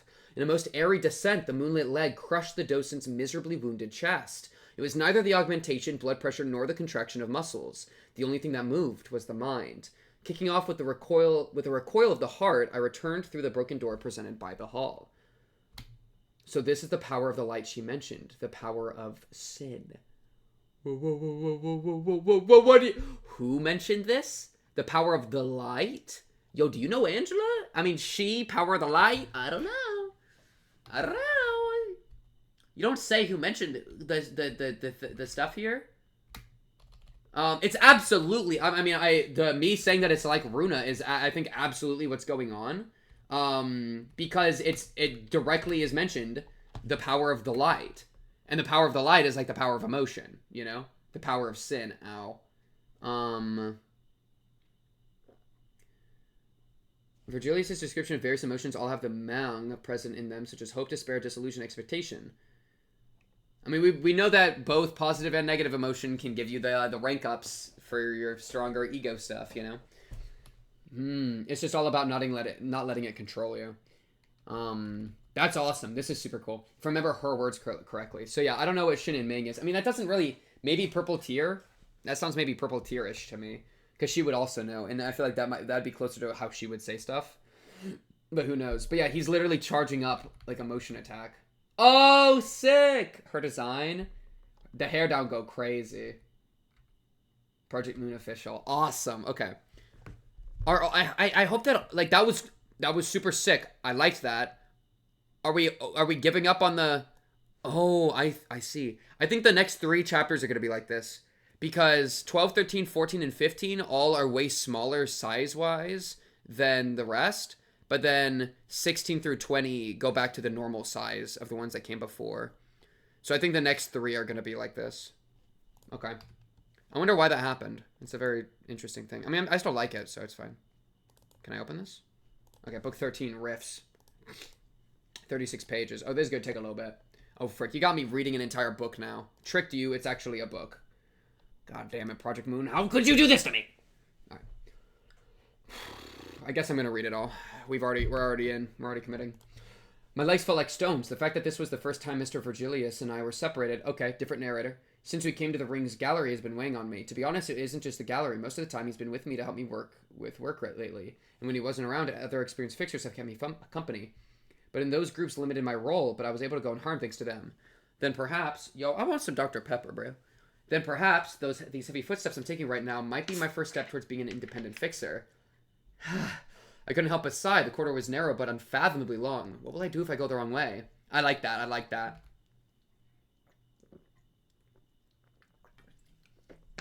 What if the door handle was booby-trapped? Ugh. Even if it isn't, what if the door doesn't lead to where I want? No. What if I ran into an unexpected foe and got trounced before I could even reach my destination? Take my gladius. That's what he told me. I can only assume the reason he gave me his gladius was because he couldn't put his full trust in my capabilities. Still, trusting me with his weapon may have been his way of showing that he does have a bit of faith in me. If that's the case, and if I want to repay his partial trust, I have to do this right. Come on, pull yourself together, Garnet. Collecting my thoughts, I close my eyes. I like how different their internal monologues are. He's having to, like, lock in, whereas Virgilius isn't. Doors in an identical shape, their numbers out of order. There's one correct door that must be among them. In my head, I slowly retraced Lan Yen's intel. In the footage, Lapis risked her life to film. My memory does not fail me. I clearly remember the starting point and the goal from the video. Room 718. The destination wasn't too far from where I was. Eye, fragment, and glass. Although I was never taught how to use mental keyword locks, the doors opened but just by thinking the words. It was so simple and effortless, it made all my concerns moot. Gripping back tension before I could loosen up, I gently entered the open door, to the laboratory that I saw in the video. With each step I take, my neurons fire off furiously. Every little thing that comes into my sight brings up a past lesson, for example, the corner ahead. In the 7 Association seminar, they advised us to hold our breath for a moment and keep our ears open for possible footsteps whenever we approach the corner of a path. That's a good idea. There might be a trap just out of view or an ambush waiting to strike unsuspecting victims. Yo, I'm gonna start doing that, tech, bro. Every time I turn a corridor... Okay. The sound of my swallowed saliva rings loudly in my ears. It only seems loud because I'm nervous, I consoled to myself as I quietly leaned on the wall and pictured what was around the corner. Faint and low-pitched sounds, the time between footsteps, and the occasional chatter. I really hope that I'm not delayed. I feel like I'm slightly delayed. Is my encoder overloaded? It's fine. We're locked in. Just listen to me yap! Put me on your other monitor. Actually, no, bring me back to your front monitor. How dare you put me on your side monitor? How dare you? Okay. Faint and low-pitched sounds and the occasional chatter. 2 people are around the corner. Fortunately, they didn't seem to have noticed me. Unfortunately, though, this corridor is way too clean. I didn't see any objects or props I could use as cover on the way here, and it'd be reasonable to guess that there won't be any ahead either. Conflict is probably unavoidable. You gotta be aware of your limits and know what moves you can and can't make in battle. While tightening my grip on his gladius, I was reminded of Rokkako's words. She would often make insightful remarks. It kind of bothers me that her stare falls on me whenever she says such things, but I'm sure she meant well with the advice. And it was thanks to her that I could shake off thoughts beyond my level right now. In all likelihood, trying to mimic the surprise attacks Mr. Virgilius often performs won't work out. In that case, a better plan would be to drop my foe's guard by making myself look sloppy and then lunging at them. I should be able to close the distance while they're confused. They'll soon brace themselves and attack me, but when they do, they will probably go for the part they see first. My left arm. That's when I'll thrust the sword into my vital point with my right arm. That's a good play. He doesn't think he can get a good jump, so he's going to do like a bad jump on purpose and throw his left arm forward and then do a stealth stab. I suppose losing my left arm is a price I can deal with. Deciding to give up my non-dominant left arm instead of my right was a result of weighing my options. I heard prosthetic replacements for frequently used body parts cost more. Something about being trickier to replicate the muscle mass and nerve compatibility. I felt pathetic for having thoughts like these. Hey, bro, I think this is a lock-in move, bro. If you're thinking, like, if I need to, I'll sack the left arm, that's Giga Chad. That is courage, bro. He's not scared of the pain. He's just like, hey, my body's a game of chess, and I'm willing to sacrifice a few pieces. I felt pathetic for having thoughts like these. Why am I making plans with the premise that I'm going to lose an arm before I've even begun fighting? Shouldn't I be thinking of ways to get through this without losing any limbs? These aren't the kinds of thoughts he would have. If only I wasn't such a milksop. The footsteps grew close enough to drown out my stray thoughts. There's no time to strategize. I'm a pushover, so I should do what a pushover can to win. What? Gling! Nice. Good stab. Good stab. I don't remember how I made the leap. The target's frightened breath, their shoes squeaking against the floor in response to this sudden assault. The fluttering of white gowns? Gowns? Gowns. And the terrified face of two researchers entered my senses as disconnected snapshots. Despite being members of the ring, my opponents didn't appear to be good fighters. However, they seemed to have some means of self-defense, judging from the way they reached into their coats. I gave them an exploitable opening, moving my left arm their way. Please, not a critical spot. Bracing for serious pain in my arm, I stabbed the gladius into one researcher's heart with all my might. Boom, right there. I could feel the gladius push its tip through their muscles, but the pain crossing my left arm never came. Were they too struck with panic to attack? When I glanced at my left arm, I saw that my coat had stopped the blade in its tracks. Good defensive coat. That explains why he gave me the coat as well. Before I could let gratitude and relief set in, the researcher at their side now charged me with their weapon drawn. Yeah! Stay away! Oh my goodness. This gladius is OP. It just one-shot this guy in half. That's so unfair. Bro's got a shitty polearm. I swung my gladius in an attempt to hit the blade of the dagger they pulled out, then I felt a strange click from the hilt. Huh? Clank! Instead of blades striking against each other, only the sound of one separated from its base, falling to the ground, had reached my ears. It fell off the dagger like melted ice cream. The heating mechanism! I remember the guide's wound being cauterized by Mr. Virgilius' sword, and now that same burn was left on the upper half of this researcher's body, split in two and dropped on the floor. Oh, Virgilius got a burn charge build. I see. Astonished by I'm trolling when I say that. I know that's not actually how it works. It's just the game mechanics, you know. Astonished by the sharpness of his gladius that can cut through a person's body smoothly and the durability of the coat I'm wearing. Yo, what if these characters get to be in Limbus Company. Frick. That'd be cool. I felt a small pang of guilt for the two bodies on the floor. However, that soon subsided once I reminded myself of where they worked. Looking for the kids I saw being tortured in laboratory machines, I ran across the corridor. Lapis! This place was far more repugnant than in footage. Thinking of my friends who must be resting in discomfort inside those rows of test tubes made my stomach turn. Is how you can increase the refraction rate. Noted, but if the refraction rate is too high... Following the sound of familiar voices, I found Rikako and Non-Suels wearing M-Corp attire. Some researchers seemed to be giving them explanations of the experiment they were doing. I see, so this lever... I could sense relief in the eyes of our two fake M-Corp employees when we exchanged glances. Rikako chuckled and nudged her chin, while Nanseo gave me a discreet thumbs up. Yeah, I think I've heard just about all I need. Pardon? But I haven't even started on the glass window superposition or the linkage. Nah, forget it. You must be tired from all the lab work. So why don't you take a sweep nap? Nansul, guard it! Boom, boom, boom! Rikako's fist hits the flabbergasted researcher in the stomach. Bah! Meanwhile, Nansul snuck up on the researcher next to him and choked them from behind. In the time it took him to deprive the researcher of consciousness, Rikako had already taken down 3. Yo, Rikako, a beast! There were 7 researchers in the lab. Rikako and Nansul knocked out 3 each in less than 5 minutes. I was able to subdue the last one with ease. It boosted my confidence to get a feel for what his sword and coat were capable of. Though, of course, I still had... Dude, it's like the Nuevo fabric, bro. Takes 1 to 2 less damage. I still had a long way to go to get on the level of these skilled fixers. Garnet, did you get here from the quarter by yourself? You've gotten pretty good. Nansul showered me with praise and raised thumbs. That wasn't anything impressive. All he did... Oh, that's the girl. That wasn't anything impressive. All he did with our boss's sword and coat was beat a few pansies who couldn't wield a knife to save their lives. Ma'am, I saw you cheer for him while he fought, yelling, yeah, go get him and such. I did, but only because it was so insufferable to watch. What, you have a problem? Rikako made a gruff reply. Their quarreling that used to have me concerned about the state of the team felt like a breath of fresh air here. Perhaps it's these moments of relieving tension that help them complete so many field jobs. Mr. Virgilius will be back soon. How are things going on your side?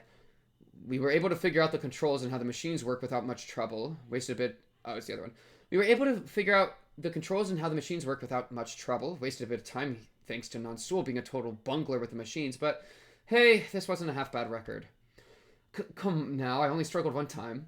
Ha! Back when I was your grade, it only took me a glimpse to get stuff all figured out. Fixtures these days are raised too soft. Rikako's words made my heart beat with anticipation. The two of them were assigned the roles of gaining entry into the lab, all disguised as Moonlight Stone Couriers, since they earned higher fixer grades, not through stunning combat expertise, but through a plethora of certificates for various professions. We needed skilled personnel to deal with all these buttons and levers, as careless handling could cause terrible accidents like what was filmed in the footage. I remember hearing from Denver that the reason Rikako keeps Nansul around, even though she scolds him like this daily, is that he had skills worth developing.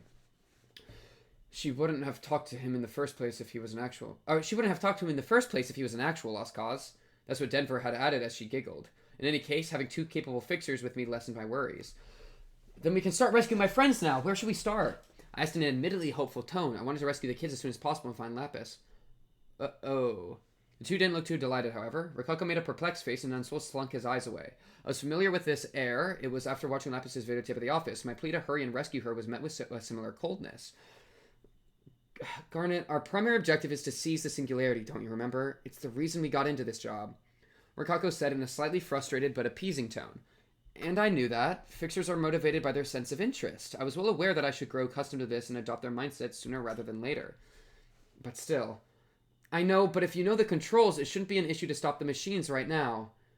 I'm not demanding that we push everything aside to save my friends by force. If they know how to operate the machines, surely there's nothing stopping them from getting the subjects out. I tried to persuade Rococo with that logic. About that, things got a bit more complicated, Garnet. That's when Nunsual reluctantly brought up something. We thought we could just turn the machines off and set your friends free, but we learned on closer inspection that the data will reset once the machines shut down, which means... In short, losing the data means we lose our chance at seizing the singularity, so the kids will have to wait.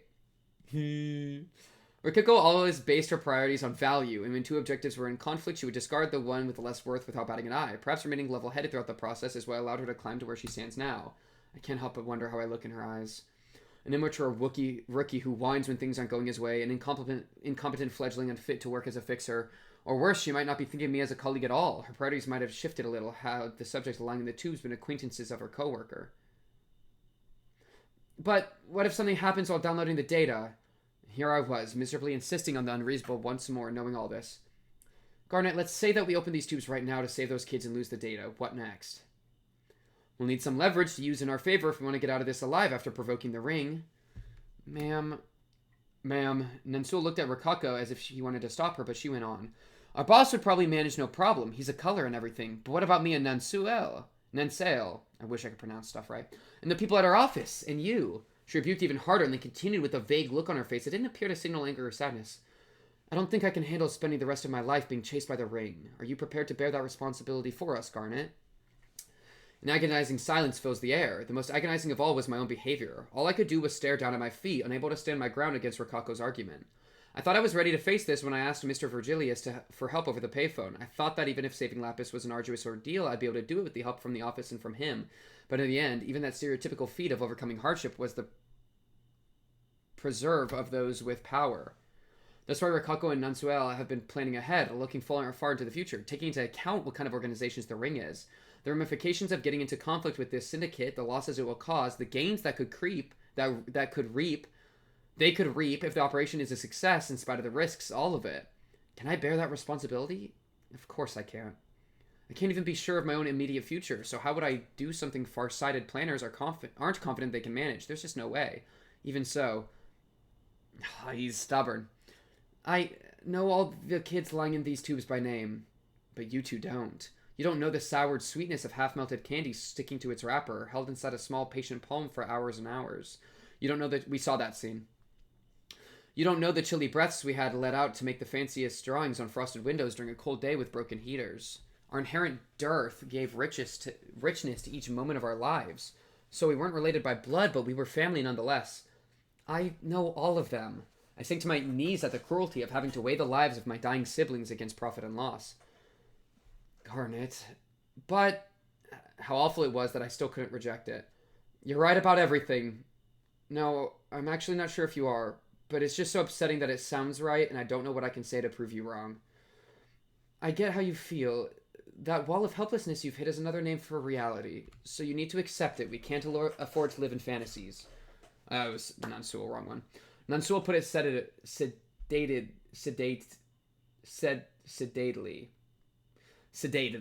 like a sedative. Sedated, to which Rococo shrugged. It's a hurdle every fixer has to go through to become the high-caliber workforce, right, Nunsual? Ha! He used to be a big ditzy, too. I'm used to it now. Nunsual said in agreement, though his smile left his face for a second.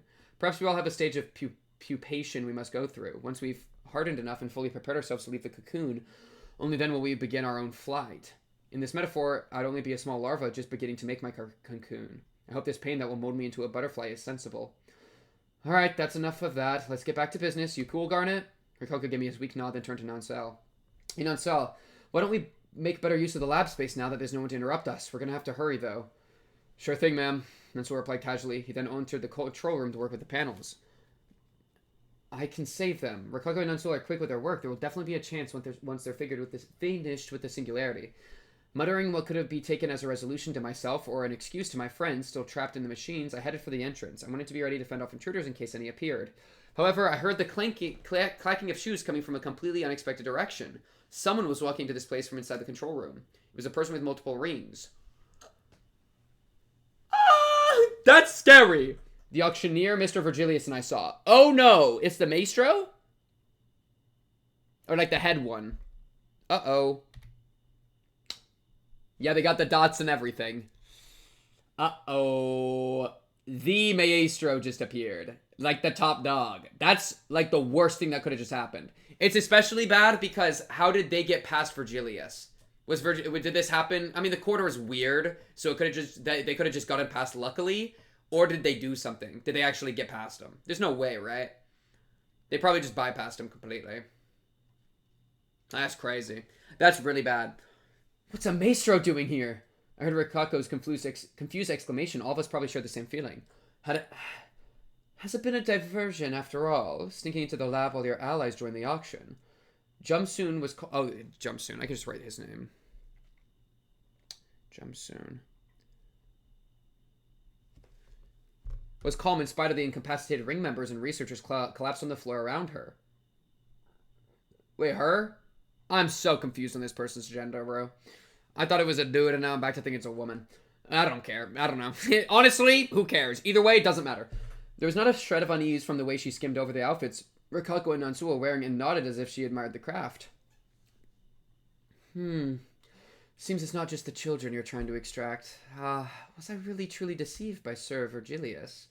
Maybe I should have paid heed to the caution. Don't come a step... Which one is this, Rikako? Don't come a step closer. I know you're head over heels for this tech. One flick and I could destroy every bit of data you've gathered. Got it? Rikako warned, holding a lever. Jumsoon gave a vacant look at Rikako with a mysterious expression. She raised the corners of her mouth very slowly. It was not my intention to eavesdrop upon you, but you seem to be rather fond of realities. What? Rikako returned. She seemed to be taken aback by the arbitrary remark. I'm recording, right? Imagine I'm not. Holy crap, that would have sucked. I would have just given up. Okay, we're good. Rikako returned. She'd be taken aback. Reality? People and their obsession with it. Personally, I'm adverse to that word. Her wandering eyes slowly fixed their gaze on Rikako.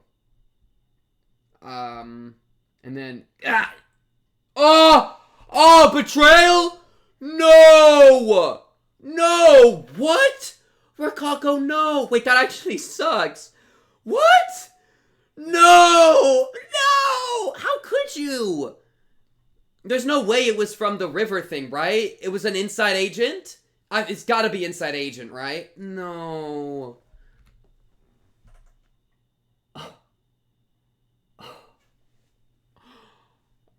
That's so bad. Oh, frick. This situation got bad. We need Virgilius in here now. Rikako frowns in pain and staggers. On the other hand, Nansuo maintained his usual calm expression, only he wasn't offering a hand to help Rikako stand. It didn't take long to grasp what had just taken place before my eyes. Comprehending it, on the other hand, needed more time. The blade Nansuo was holding had impaled Rikako's abdomen.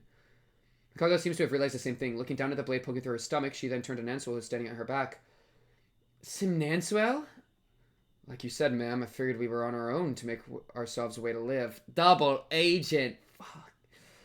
Damn little... When did you join hands with them? When we were setting up the operation, I knew a grade 3 fixer like me stood no real chance. You gotta show some love for your office mates at least. You've sunk low. You just said it yourself too. You don't put others in your priorities when you can't take responsibility for their survival. Truth is, I considered bringing you around, but I decided not to. You're not the type to mingle with others easily, after all. Is that what you meant by... Well, this was reality for me. Nothing's too low for reality, is it? Rikako opened her mouth as if to say something, but soon closed it back. Maybe she had run out of strength, or couldn't find anything left to say. It took hearing Rikako collapse on the floor for me to finally speak up. Oh, frick. What a piece of shit. He flipped on them. Dude, yeah. Oh, yeah. I'll become a better fixer by flipping on my friends and hoeing the operation. Dude, he just did this for cash? What do you do it for? Bro didn't have faith to actually go through with the operation. That's crazy.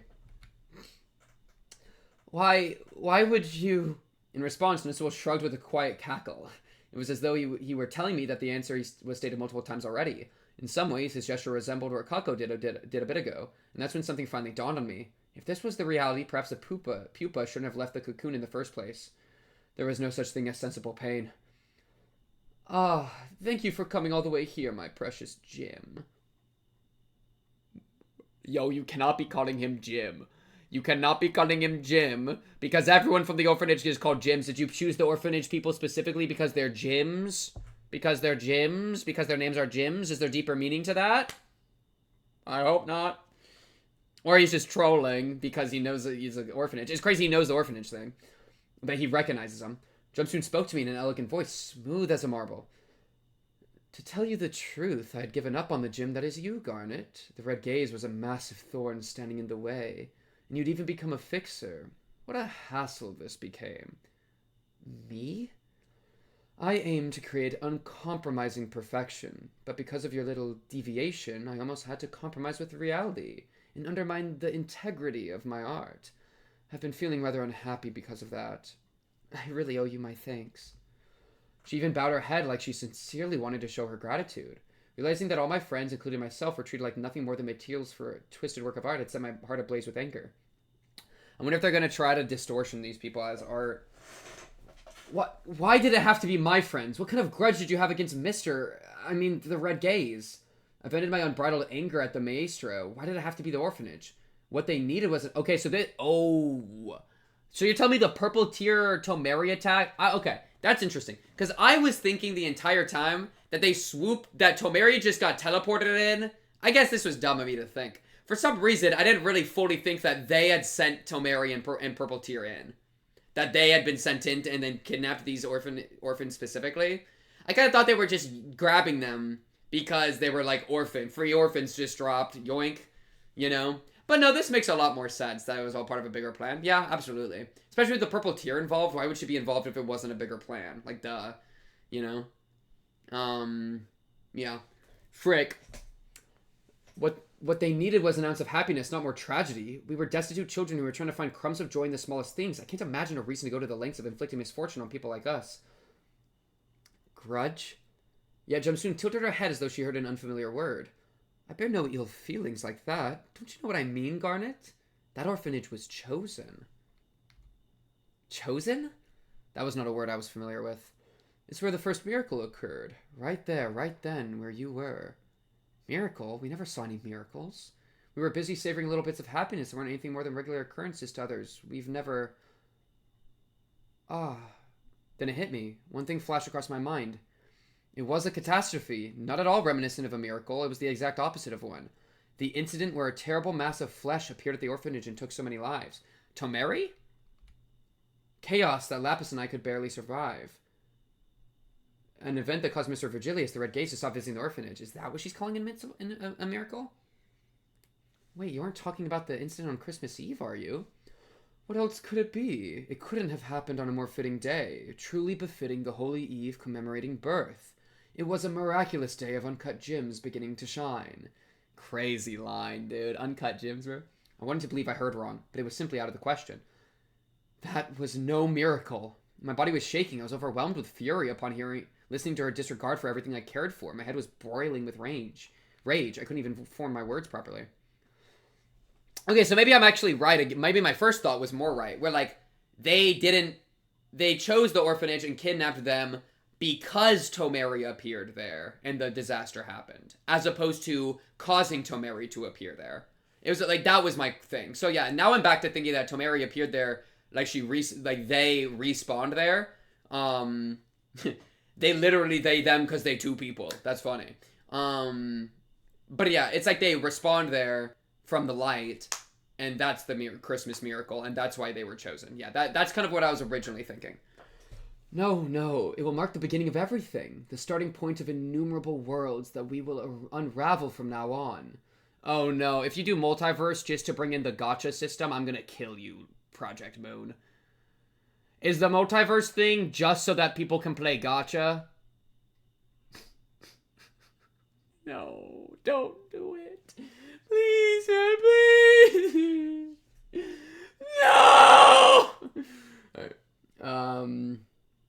starting point of innumerable worlds that we will unravel from now on.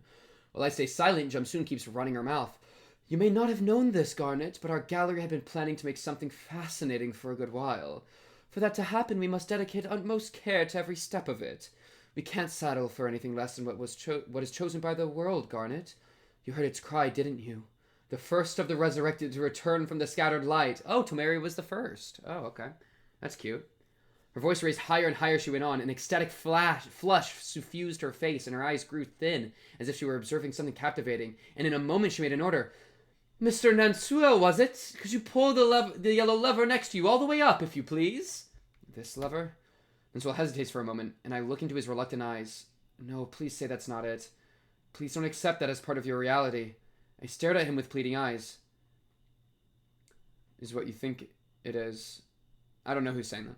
Even though I didn't know the lever's exact function, one thing was clear to me. That everything I did to save my friends will be for naught. That everything will start falling apart right before my eyes. That this downfall will be caused by someone who I thought was family. That I no longer will be able to save Lapis. Understood. Nansel! A shout akin to a scream escaped my throat. My legs, which were frozen stiff until a second ago, began sprinting towards me as well. But I was wrong to the end. It was me who wasn't in his right mind. Rokako gave me harsh but truthful words, and yet I can never open my eyes. This is reality, Garnet. It's time to wake up. Disjoined worlds identity superposition device activated. Initiating refraction rate intensification sequence. Target maximum refraction. Disjoined worlds? Oh, okay, so we're actually doing this. Wait, I think they're doing multiverse for gacha. Oh, that's crazy. That's crazy. That's crazy. They're like, guys, I got a really good idea to get some fat stacks, alright? We need the gachaverse. Following the announcement of a dry mechanical voice, a chorus of distressing hums filled the laboratory. It was the sound of rifts opening. Huh. Surely it won't be like that many, right? Not like anything close to 10,000. And the sound of something shattering within me, impaled by the stake that is reality. Jumsoon is male, but is referred to with female pronouns in this chapter of Leviathan. This is for two reasons. Oh, thank goodness. Okay, so is male. Jumsoon's name is traditionally feminine in its formation, being a suffix typically reserved for females. Feminine appearance to Garnet's eyes, and he hasn't explicitly learned yet that Jumsoon is a man. Oh, so it's a unreliable narrator.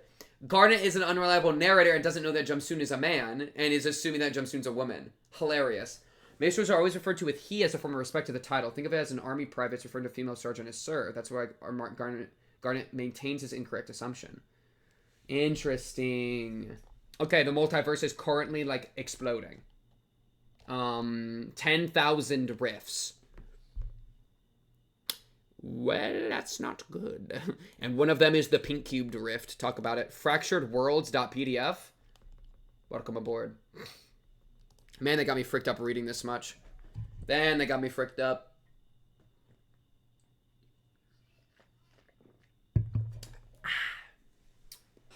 As the sound of rifts echoed through the laboratory, the children inside the machines began to spit out unintelligible things, screams, and painful wails.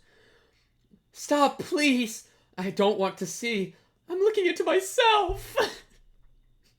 I gotta understand, bro. I was right about the thing that Denver went through about seeing her scattered self. They're trying to bring that into reality. Ah, I love it when it makes sense. These artists they have a lot of, their theme makes sense. They're very locked in on what they're trying to do. That's so cool. It's their ultimate piece of art, bro. I could understand what that last utterance meant. It was evident with the myriad of scenes that have unfolded in a flash before my eyes. At the center of them all was my back. It was quite strange looking at countless versions of myself from behind, though it wasn't terror I felt. The sight was rather tranquil, in fact. Perhaps a more apt way to put it would be that I was unsure of what emotion to feel. Then all the visions twist, flip, split, and waver. Shout out waver from Fate. Until everything begins to overlap. My multitudes occupying or being placed in the scene turn around to look at me. My eyes met one of the dozens, hundreds, thousands of my other selves. It might be his that met mine. And at a moment's notice, the sceneries fade away, as though claimed by a bottomless chasm. I vanished into the tremor. I was on my knees, wailing in the midst of heavy rain. The storm in my heart raged with such fury that the downpour couldn't compare. I wonder what this does, right? Wait. What is happening? Wait! I was about to talk about something completely different, and then I read the word library. The storm in my heart raged, and my stare grows grimy and started in the rain. Why am I crying out here? I was a member of the streetlight office, an unremarkable one with unimpressive pay and a lack of fame. In other words, it was a job I had no reason to be attached to. Then one day, we were invited to a place called the library and lost Lapis there while I survived. We left you behind as you became part of the library's collection. You stupid idiot, why? I hope that it wasn't Lapis who replaced the cake in the fridge. I remember that one time on a rainy day like this one, I got into a fight with Lapis over something small. I was so heated by her mocking tone, I was on the verge of raising my fist. But when I simmered down a little, I noticed that she was holding an umbrella over my head as she kept replying to my grumbles in the same sassy tone. The streetlight always stands solemnly shining down in the dark. Letting it gently illuminate the lurching waves of my heart would often help me calm down. That made it my wish to be like you, shining it ever more brightly in the dark. I have to get Lapis' book from the library. Is this another world? So another world where instead of her being part of this all, they were streetlighters and they went to the library? It's fractured worlds, right? So it's probably not something that he actually experienced in him as we followed him, but now as they're converging. I mean, dude, well, what's the goal, right? What's the goal of causing this, like, this reality split to happen? Either A, it's a piece of art in and of itself, like a hallucinogenic nightmare, or B, maybe this is a way to force people to deal with an untold amount of emotion at once, to force them to manifest ego or distortion, because you're getting flooded with, like, all of your own experiences to, like, giga explode you. And then he starts wailing. For a while, I put out feelings I couldn't quite describe in the rain. And the light shining down on me gradually dimmed before eventually fizzling out. My surroundings blur again, like raindrops running against the window. I wonder if he was literally in Library of Runa. Like, if I went back to early Library of Runa, if I could see him in here. Him and Lapis. Wait, low key?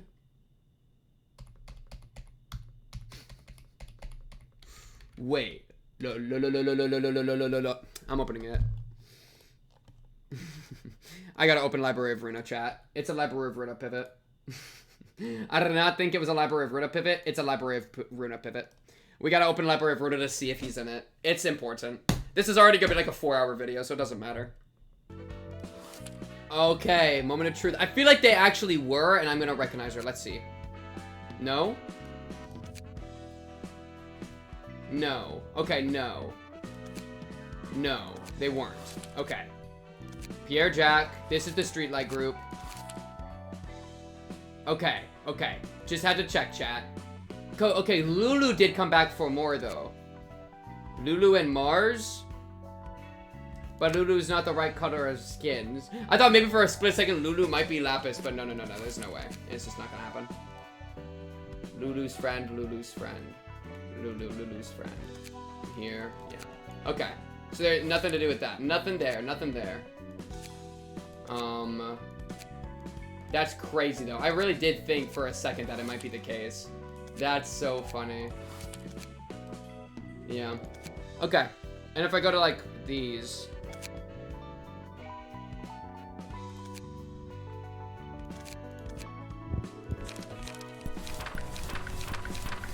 Yeah. Okay. Not in Runa. Just had to double check. Alright. But in a different reality, they went into the library instead of probably Mars and Lulu. For a while, I put out feelings I couldn't quite describe in the rain, and the lights shining down on me gradually dimmed before eventually fizzling out. My surroundings blur again like raindrops running along a window. And then me in the scenery casts his gaze upon me to meet my eyes. I don't try to avoid my glare. Light. Keyword light. Shining. Light. Director, how could this even be considered tolerable? The outcry of someone breathing heavily from uncontained emotions reached my ears. As I look around, upon hearing the unfamiliar title, a desk piled high with papers caught my eye. It felt like a rather friendly sight, and with that, the feeling of unfamiliarity dissolved like spume. I take a deep breath. My men are too easily upset at this immediate injustice, too eager to argue against it with logic. That's such small things, that's such insignificant things. The southern branch of the Shi Association was raw to the core. I aim to excise each and every trace of the corruption taking hold of this organization. Yeah, so it's like a bunch of different realities where he was part of a bunch of different organizations as a fixer. That's so cool. But I still had work to do. Though I hadn't had a proper sleep for 10 days, this was not yet the time for rest. I could only say this. I want you to suppress your feelings and remind yourself money, fame, and power rule over this world. I thought about the fixers of partnered offices whom I heard were all killed off. The Section 3 director had summoned me one day to demand straight away that I report what I'm up to. When I replied that I planned to fix what is broken, they pulled out a pack of cigarettes and burnt through it in one sitting. Why that person decides to help with the cause was behind me. They swore they'd retire next year, too. As a matter of fact, we might face annihilation ourselves if we're not careful, or worse, we might already be on the way down. I wonder what look will be on Thelma's face when he hears of Section 4's demise. It was my job to hearten up my subordinates and assure them that we're almost through the crisis. I should tell them with unwavering confidence. However, being confident and having to be confident were two different matters. I had to ensure that everything I did wasn't a fool's errand. I must see to it that this is not to be a dead end for my men. To ease this troubled mind, I turned to look out the window. Then a gust of wind blew outside, turning the world upside down once more. My eyes meet another's. All the different hymns that he's connecting with. The broiling heat wakes me up at dawn. The weak breeze produced by my decrepit fan does little to dry off the beads of sweat trickling down my back. I had to be up at 6 in the morning anyway. I got a decent post at the local library, and I could avoid the attention of my landlord by leaving at this time of day. He forgave me with a generous smile when I couldn't meet rent for 2 months, but his understanding of juvenility turned into clamorous demands once he noticed my overdue rent would continue to grow for another month or two. I could use some cash. I kept writing and racing text messages. Living in a rural area, my parents didn't know how pricey things are in the big city.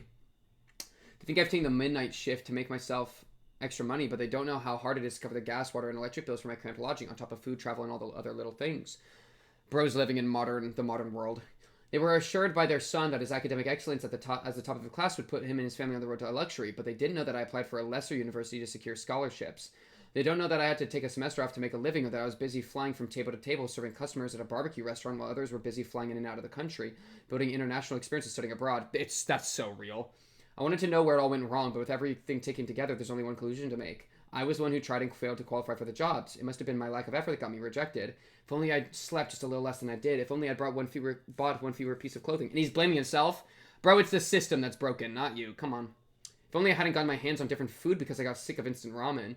If only I didn't have to study less and work more to make up the hole it made in my balance. If only I didn't let temptation get the better of me. It's because I wasn't good enough. I wasn't trying hard enough. I stepped outside to get some fresh air and gaze at the sky. When I was asked one time about what kind of person I desired to be as a kid during a job interview, I'd wanted to say, I wish I could be rich enough to take a hot bath in winter. That was enough for me. Fits with his backstory of it being cold in the shelter. If he had a shelter here. Wait, he said parents. In this one, he's not an orphan? Whoa. The interviewer didn't seem to agree, though. I should get another job. I'll get up at 4 every morning. I ran my fingers looking up job openings on my phone, looking for gym receptionist. That's free money. My eyes caught a good enough offer. You can't find a part-time job that pays this much for these hours anywhere. Might even find time to study during the shift if I asked the owner nicely. I was immersed in such thoughts under the blazing sunlight. Pia! A plane crashing. I might have been too caught in my thoughts to notice the terrified screams and people fleeing in chaos. I thought that the shadow cast over me was a cloud or something. It was a particularly loud and dark shadow, but I didn't find it strange. When I looked up again, a plane came into my sight. It was flying far lower than usual. It looked as if it was about to plunge into the ground. Is this 9/11 happening in the city? Excuse me? I couldn't seem to recall the last time I saw that thing called an airplane fly above the city. More importantly, I can't tell for sure if I knew what an airplane was in the first place. Where am I, anyway? What district of the city did I think I was in? A wave of nausea rises in me as the strangers of myself existing in this foreign place, as if I always belonged here, becomes apparent. But all that confusion is useless now. Try as I might, there's no way I can outrun that massive bird of steel. I can tell from this feeling it's a race I'm doomed to lose, much like my struggle against poverty. I can't tell for sure if I knew what an airplane was in the first place. That's crazy. So maybe is he in the real world? What is going on? Maybe not, but it's just a world that has airplanes. Ugh. In the end, I can't escape the explosion that the plane will cause, crashing into the street. All because I was too slow. I was too incapable. I should have taken out life insurance. When I came home every winter, I would see my father's back as he carried the cauldron of water he boiled with our barely functioning gas stove. That was the last image that flashed in my mind. In a blow of hot wind, everything went dark. Before I realized it, my eyes came into contact with yet another eye, and the world shimmers once again. He just died in that one. He literally just died. Oh, frick. Oh, no. Next up is a genuine article presented by Master Garnet himself, an orange gemstone processed out of carnelian, a subject procured from an orphanage in District 22. Huh? He's presenting a child as an orange gemstone right now? What? A voice coming from the side opened my eyes. An orphanage? Carnelian was a shy kid who would only nod or shake heads instead of speaking up. But when we were alone, I was taught how to whistle with grace. I take a moment to examine myself. Is he the one actually doing it? I'm wearing clothes only members of the ring wear. Yeah, he's actually part of the squad here. Part of the ring. Whoa. Next to me is an auctioneer, excitedly following raised hands and chanting bids. I am at a galleries auction. There we have 3 million on. Aha, the gentleman over there put up 4 million. He's literally auctioning off people from the orphanage in this line. Yes, we're now at 5 million. Will anyone give me more? Bang. And there we have it. A deal at 5 million on. Congratulations. The strike of the gavel brought me back to reality. I could finally take a... reality, yeah. Which one? I could finally take a close look at the item placed at the auctioneer's side. You are gems, and you must discover that you will possess unparalleled beauty if you keep cutting and polishing yourselves. Terrifying. I was reminded of the lesson my teacher would preach time and time again. Teacher, have I been to a seminar at one of the galleries? The word should have been well known to me, but it's bothering that it occurred to me in an unfamiliar scene. That mattered little, though, compared to this jewel before my eyes. So beautiful. Wow, literally into gyms? Literally into a gym? Not like metaphorically? Literally. Literally turning the kids into gyms. And in this line, he's one of the auctioneers instead of one of the kids. Whoa. That's like 10,000 riffs. We're like 6 riffs in, by the way, Garnet. I hope you really lock in for the next like 9,900, okay? Because they're coming. The gemstone glistened with a brilliant red hue reminiscent of sunset. My eyes filled with ecstatic delight upon holding its luster. The mystifying and magnificent color is exhibited only by trapping the rough gem in extreme heat and pressure until every aspect they possess has been compressed into a single point. I can picture the process vividly in my head. I can almost sense the aesthetics of cruelty at the center of this precious stone. Like, that's what had to have happened to the kid to make it happen. I want to see more. What splendor will a gem of greater size show me? Now that I think about it, a friend by the name of Aqua had clear blue eyes resembling an ocean vibrant with life. If I can have a gem holding that color, if there's a way to make it. No. He's literally the villain in these ones. The villain that the Garnet we've known was trying to stop. I shook my head in immediate denial of the thought I just had, but it was no use. There was no hiding that I considered how to process my friends into luxury items just seconds ago, as if I was willing to carry it out as soon as I had the method. That in turn makes me wonder how I came up with the idea of processing friends. Have I ever had a friend named Aqua? Before that, I can't be sure if I ever had friends at all. Nothing is clear. Am I suffering from some kind of hallucination? Blurry memories of unknown origins are trying to obstruct my vision and judgment. Huh? I could no longer find the reason for the tears that were flowing from my eyes. Of course. It would seem Master Garnet has been touched by the recognition of the true value of his artwork. The auctioneer glamorized my tears as the signs of overflowing gratitude shed by a moved artist. As revolting as it is, I can't say that it's wrong. I adored this gem more than anyone, yet I loathed it at the same time. It's like, my favorite example of this is the words awesome and awful, how they both have awe at the start. How, like, I think that piece of etymology is so, like, important and powerful, because it shows that, like, things that are, like, profoundly beautiful are maybe sometimes also profoundly terrible and frightful. And things that are profoundly horrible and dark are sometimes also profoundly, like brilliant and awe-inspiring, you know? I feel like there is, like a almost like a horseshoe theory thing going on there. Why? Why do I loathe this beautiful yet melancholic piece of work? It's just emotions overflowing, bro. Melancholic? What about this gem invokes such a feeling in me? Wasn't processing a friend the most rapturous part of making jewelry? Good line. No, that is no friend. It's a gem, an uncut gem. Why are these odd memories invading my mind? Keep it together, maestro. Before I knew it, he called himself maestro there. The crowd murmurs, applauds, and all the other noises tormenting my ears ceased. Eyes send a piercing glare toward me from the cracked window. Pointing hands extend from sleeves belonging to different clothes. All mouths move in unison to speak one word. Garnet. I stumbled trying to regain my balance. The lab was in my sight again. It felt as if only a fraction of time had passed, yet but simultaneously I felt like I had gone through multitudes of decades in different lives. About 10,000 of them. Probably. The tubes have gone quiet, not a voice is heard. I peek into the machines to find out the truth behind the stillness. Ah. Inside I find friends wrapped in some sort of translucent membrane. Funny that he was thinking about cocoons. And being like a cocoon and a butterfly and stuff. That's like dramatic foreshadowing for what happens. And maybe like a part of him deep down knew or something, you know? I find friends wrapped in some sort of translucent membrane twitching irregularly. They were curled up like fetuses waiting to be birthed anew, rejecting all interference, yearning to return to that primal state. Just as I was overcome with vertigo and sickness, the world shifted yet again. A foul performance relentlessly stabs me. Thousands of notes penetrate the body, echoing through the whole nest. Oh, the music? The pianist? That big event? All city dwellers stand in place, taking in the tidal waves of music. Lauren! Wait. Is that him as the Black Mask? No way, right? Wait, what? Wait. He gets to be Roland in this one? Oh, no. What? He gets to be Roland? Oh, we're starting to get lost in the sauce, dude. The multiverse is starting to... Dude, this is what I mean with the multiverse, bro. We're lost. He's literally now the Black Silence. Burning anguish swells in my heart. It's too hot for me to try and hold it. What lies beneath my eyes is beyond all belief. It hurts to look. Perhaps this is the kind of occasion that brings a person to bloody tears.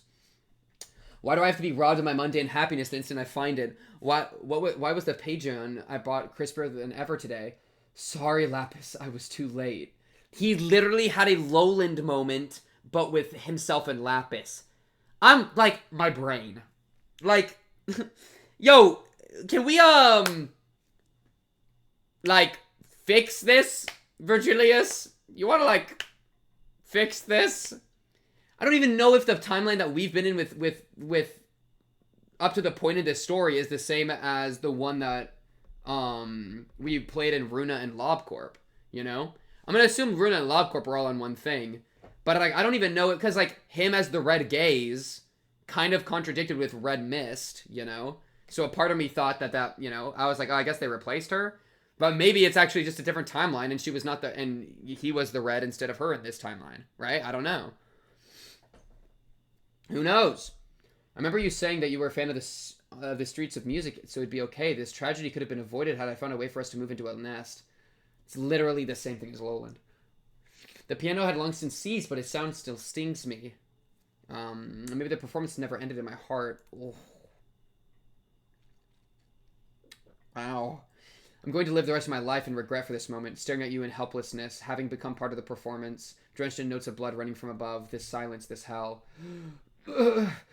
My knees dropped to the ground, my legs fully bent, it didn't hurt. I'm once again touching the cold store of the laboratory. Dozens of worlds come crashing in and then sweep away in waves. In one instant, I was a fixture at Sirley office who had just lost his co-worker. In another, I was a director at Shia Association sending his fixtures to doom. I was a poverty-stricken job seeker in an unrecognizable metropolis. A maestro of the ring, absorbed in beauty. A fixer who faced the tragic loss of his whole family. The despair all my selves carried was unbearably torturous, and I felt the urge to turn my eyes away from everything and take refuge at the edge of the world. But that wasn't to be. There's still too much that remains for me to neglect and hide from. Even though the memories I experienced were harrowing, the pain I felt was proof of the love I held. I see that even if all is fated to disappear without a trace one day, there are still many things that shine while the moment is in your hands, that crossing this vast, harsh wilderness is not an unsufferable task thanks to the patches of flowers I find along the way. That was a scent my friends deserve to perceive. Ooh. Yeah, I mean, and that's like a good answer to the problem of the multiverse of like, because I was saying like the stakes disappear if like if you have infinite you. But there's some degree of something here where it's like, well, everybody's still experiencing each of those moments, and is there not some sort of value in each of those experiences as like the present moment of the journey? Because, you know, we're all slaves to the present. We're all always going to be in the present, right? That's just the human condition, dude. We can think of the future and we can reminisce on the past, but we're always present, you know? And so the whole thing of like, even if it's all fated to disappear, even if like all these worlds are colliding and it's nonsense and it's a mess, like each of those moments had their emotions as part of it, right? The pain I felt was proof of the love I held. All of those relationships with Lapis, all of those different struggles, all those whatevers, they were still there, and those perhaps were still real as anything else, you know? They were not meant to be forsaken to such fate in a place like this.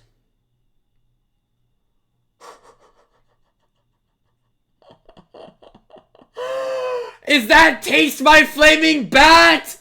It's Lulu! I was right! It's Lulu's Taste My Flaming Bat!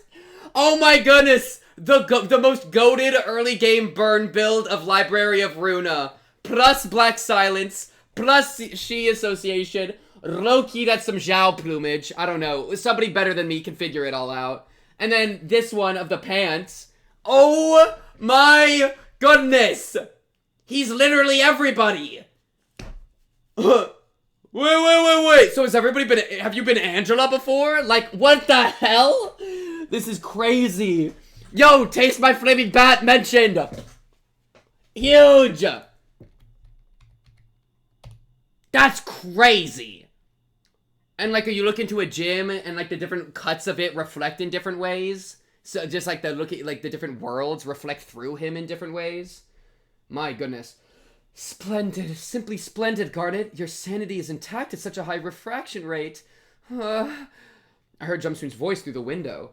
I must pull Master Strahd out of his chamber and put you in there. You were the brightest gem all along. Oh, are you talking about the guy dancing? That memorized look I'm sure I had at one point in one reflection is severely repulsive. That was the most disgusting pair of eyes out of all those refracted that I saw over the window. I've seen many pitiable, desolate, and sorrowful eyes up to now. But that was the one I can't stand. Even a minute's brush of eye contact could engulf me in uncontrollable fury. Which one? Wait, mesmerized. Being mesmerized to this is the most disgusting one. The experimental data is almost complete. Just a tiny bit more and I can perfect it at last. The glass window. So remember, engrave those moments in my memory. My pain will be forged into a knife that will cut through your heart. My own guilt combined with the guilt pouring in for my friends laid inside the machines. Yeah, I mean, bro, we've seen how crazy ego stuff can get when it's like one person living one life.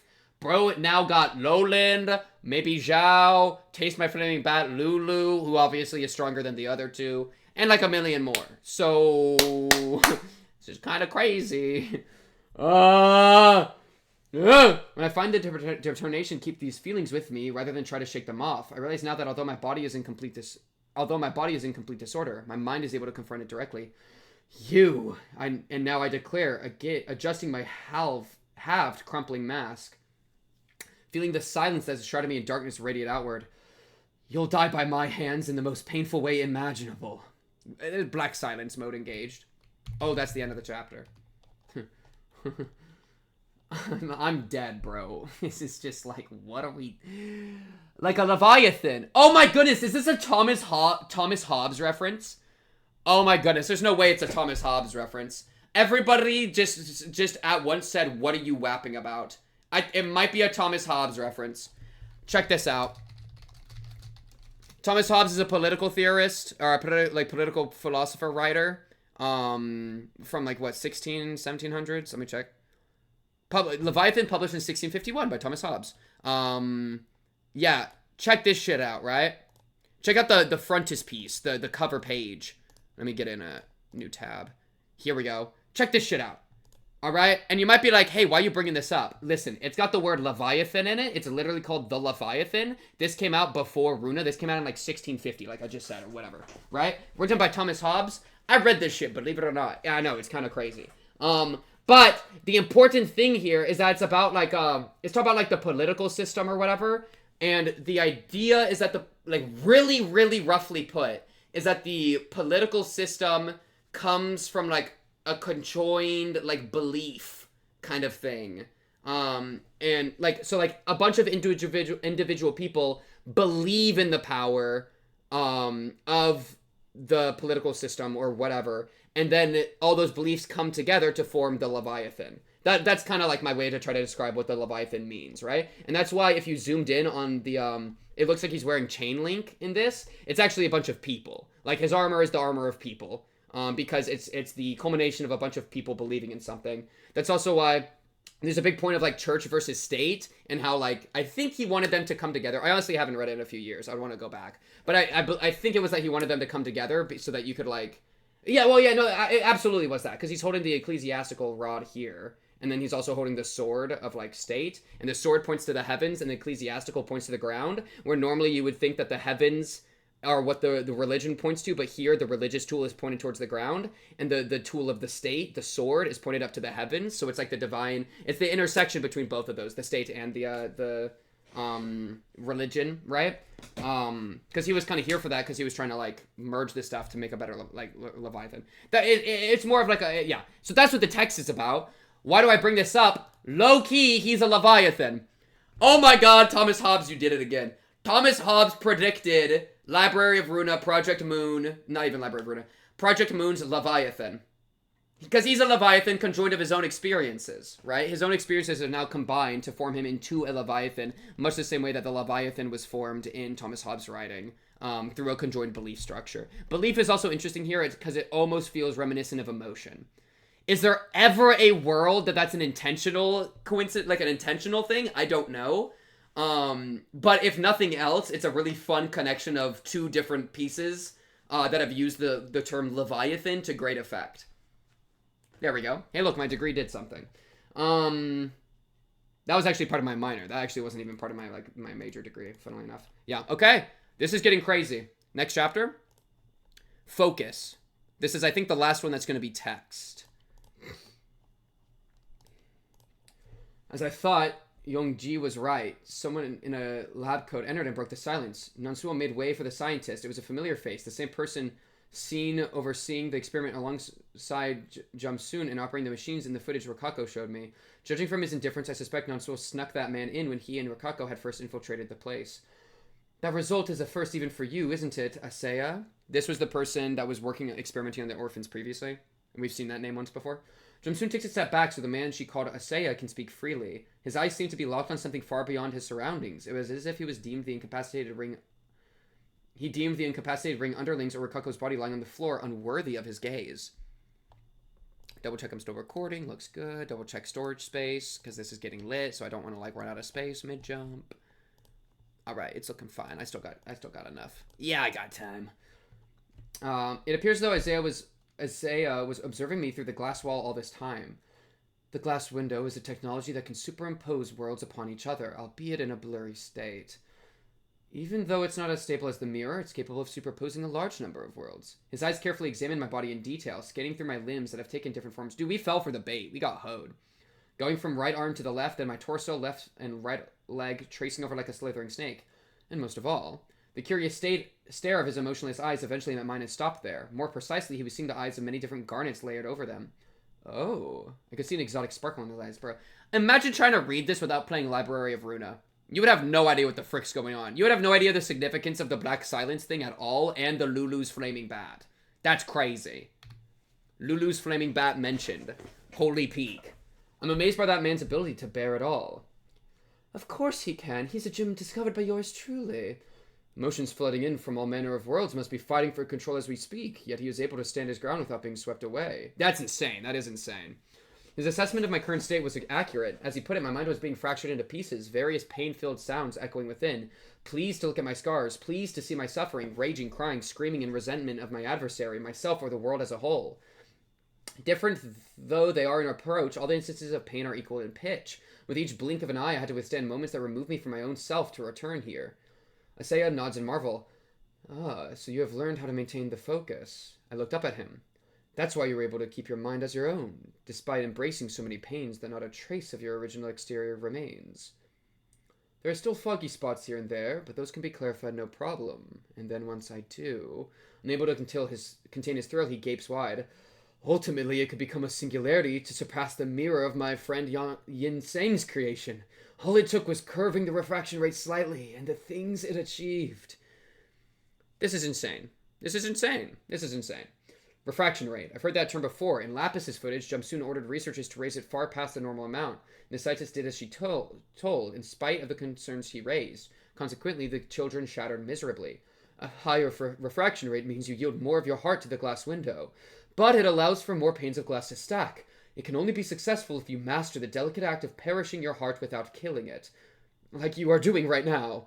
Meaning the kids who regressed into Cocoon's forms were faced with as many or perhaps thousands more worlds of their reflected selves as I did and couldn't withstand it. He probably only felt like 6 or 7 worlds. I can't believe I said 6, 7 as a joke. I mean, without meaning to. That sucks. Now tell me, little Jim, how were you able to achieve it without any prior experience? I beg you, young friend. This has the potential to be greater than the mirror technology. My glass window can rise above all its competitors of the same nature. Let's put aside rubbish like the water or the puddle. Such luck-dependent things aren't worthy of being considered scientific. Such passion. It really was worth risking N-Corp's pursuit. Oh, this is Jamsun. Such passion. It really was risking N-Corp's pursuit to bring you here, Asaya. Alright, because, Gubo. Jamsun says, making satisfies at Asaya. And all of this disgusts me to the core. It's simple.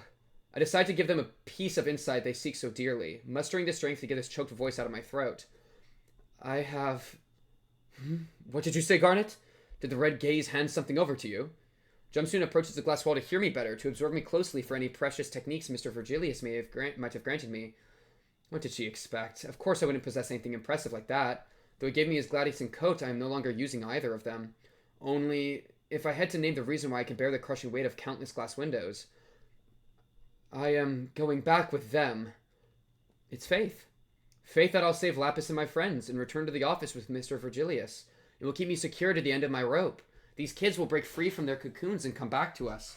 Lapis may be enduring immense pain somewhere here, but she won't let go of the thread of the hope. Bro, what if this guy turns into the clock guy from Limbus? I've seen that at the front of the Steam page. I know there's a guy like posing up and he has a clock on his head.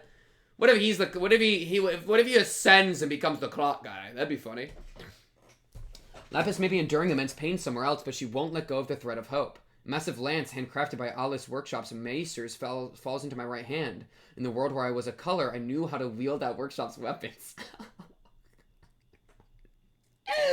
Hey, now he's the most powerful person. Now he's like top tier. He just jumped into top tier. Well, that's crazy. I mean, like, you know, like, I bet, like, if you had, like, a bunch of, like, I don't know. I feel like there's a lot of people that are crazy strong. This guy seems insanely strong. I mean, he literally has been a color and a million other things. And not, like, necessarily a million, but, like, a bunch, you know? So he's definitely, like, color plus. I don't know, dude. Trying to power scale, like, emotional stuff, like, emotions is insane. We're lost. After, the memory vividly imprinted upon each fiber of my muscles shaped my posture into the ideal javelin thrower stance. I kill you. Boom! Oh, look at that beautiful shot. I don't know if it broke through. They might have been ready for that, dude. Creating an explosive shockwave thrashing the eardrums, I outstretched my arm in Jumsoon's direction. You know, this reminds me of Jabura, bro. Jabura in LobCorp, when we were fighting her, and she kept pulling out different ego weapons. That's what it feels like right now. He's doing one of those. He's fully one of those level of characters right now, I think. The lance crashes right in the middle of the glass wall. Jumsoon's brows flinched in response. The wall began to crack around the workshop weapon and fell to bits with a loud crackle. This is rather surprising.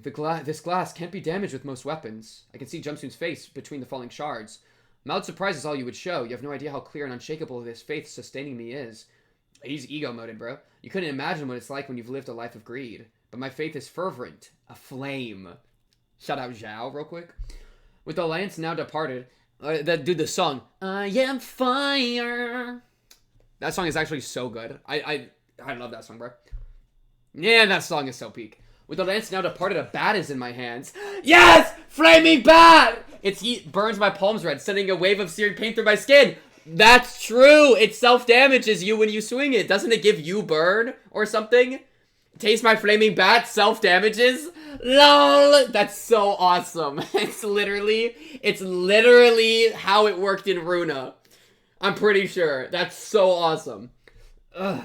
But I soon realized that the scorching sensation came from the burn of my heart, not my hands. This mark was left when I lost what was precious to me, and it ached as I looked to the quietly flickering streetlight. Then a spark flown from the fiery anguish landed on me. Layers of sorrow gently pile up, adding weight to the heap. Though my mind had wavered, I was able to handle it. That weighty pile of sorrow turns into anger. Speak. I don't know who that is. My body was propelled to Jumsoon's vicinity in an instant. Speak, damn you! The flaming bat whistles towards Jumsoon's head. I can't believe Flaming Bat has gotten this much aura. Yo, shout out my Flaming Bat. The sounds of rushing wind and crackling fire follow after a short interval. Jumsoon turns to his side to dodge, but I won't give her room to breathe. The bat is swung left, right, and then in a circle before flying downward, yet Jumsoon evades it all with ease. Only a lingering trail of flame remains in the space. This is, by the way, this is exactly how I felt when I was trying to beat Philip with a bunch of absolute dog water cards. I was putting in the craziest random key pages with the craziest other stuff. It feels like this. It's like, why, like, I blink and it's like, why is my Flaming Bat in this deck? I don't remember why I put this here. Then I do that. There was a very specific card, the one that you heal off of the bleed stacks, and it literally came from one of the first things in the game, and I was like, I think this will work. I think it did work, to be fair, in whatever deck I used it in. It was kind of lit. Anyways. Only a lingering trail of flame remains in the space. I can't allow her any quarter. If this weapon won't work...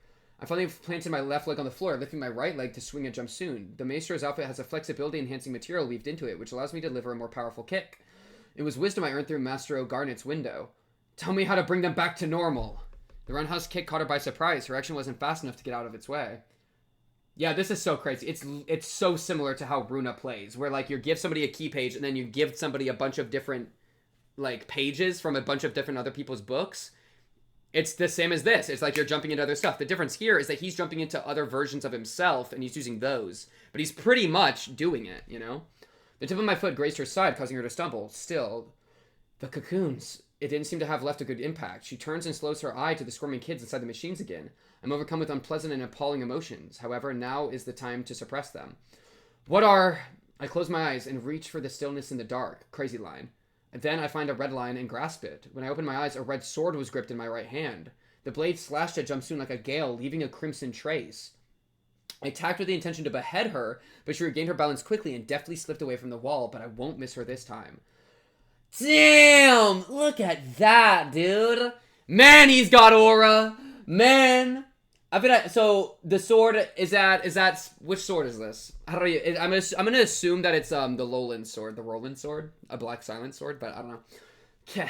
The sword's direction shifted in a quick twist and headed for Jumsoon's left shoulder. The sturdiness and flexibility of the maestro's outfit meant a sudden slash like this was unlikely to cut through, but in the world where I was a director at an association, I never once failed to slay a target with whom I made contact. An arm lopped off with its shoulder tumbled to the floor.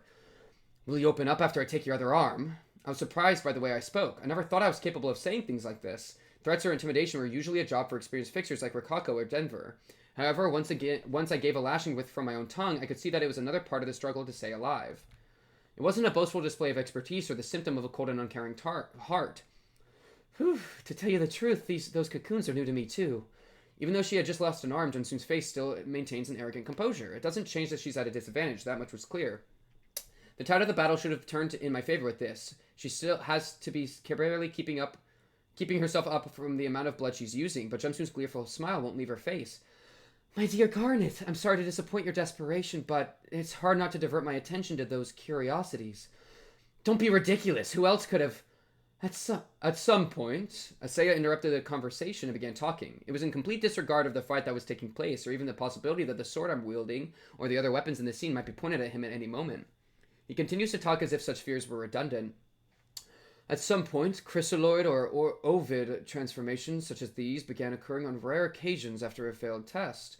Previously, all the failed subjects would do is shatter to pieces. What are you... It started happening around the second passing of the White Knights, presumably. What is intriguing... Second passing of the White Knights? You talking about the Claw people? Which one is that? White Knights. I think that's the Claw people, right? Or it's like the special people that invaded that one time. It's like the Ultra Fixers. It's some special people. But it's not the White Knight, or it's not like the really scary thing from LobCorp that like it was an endgame thing. I don't think it's that.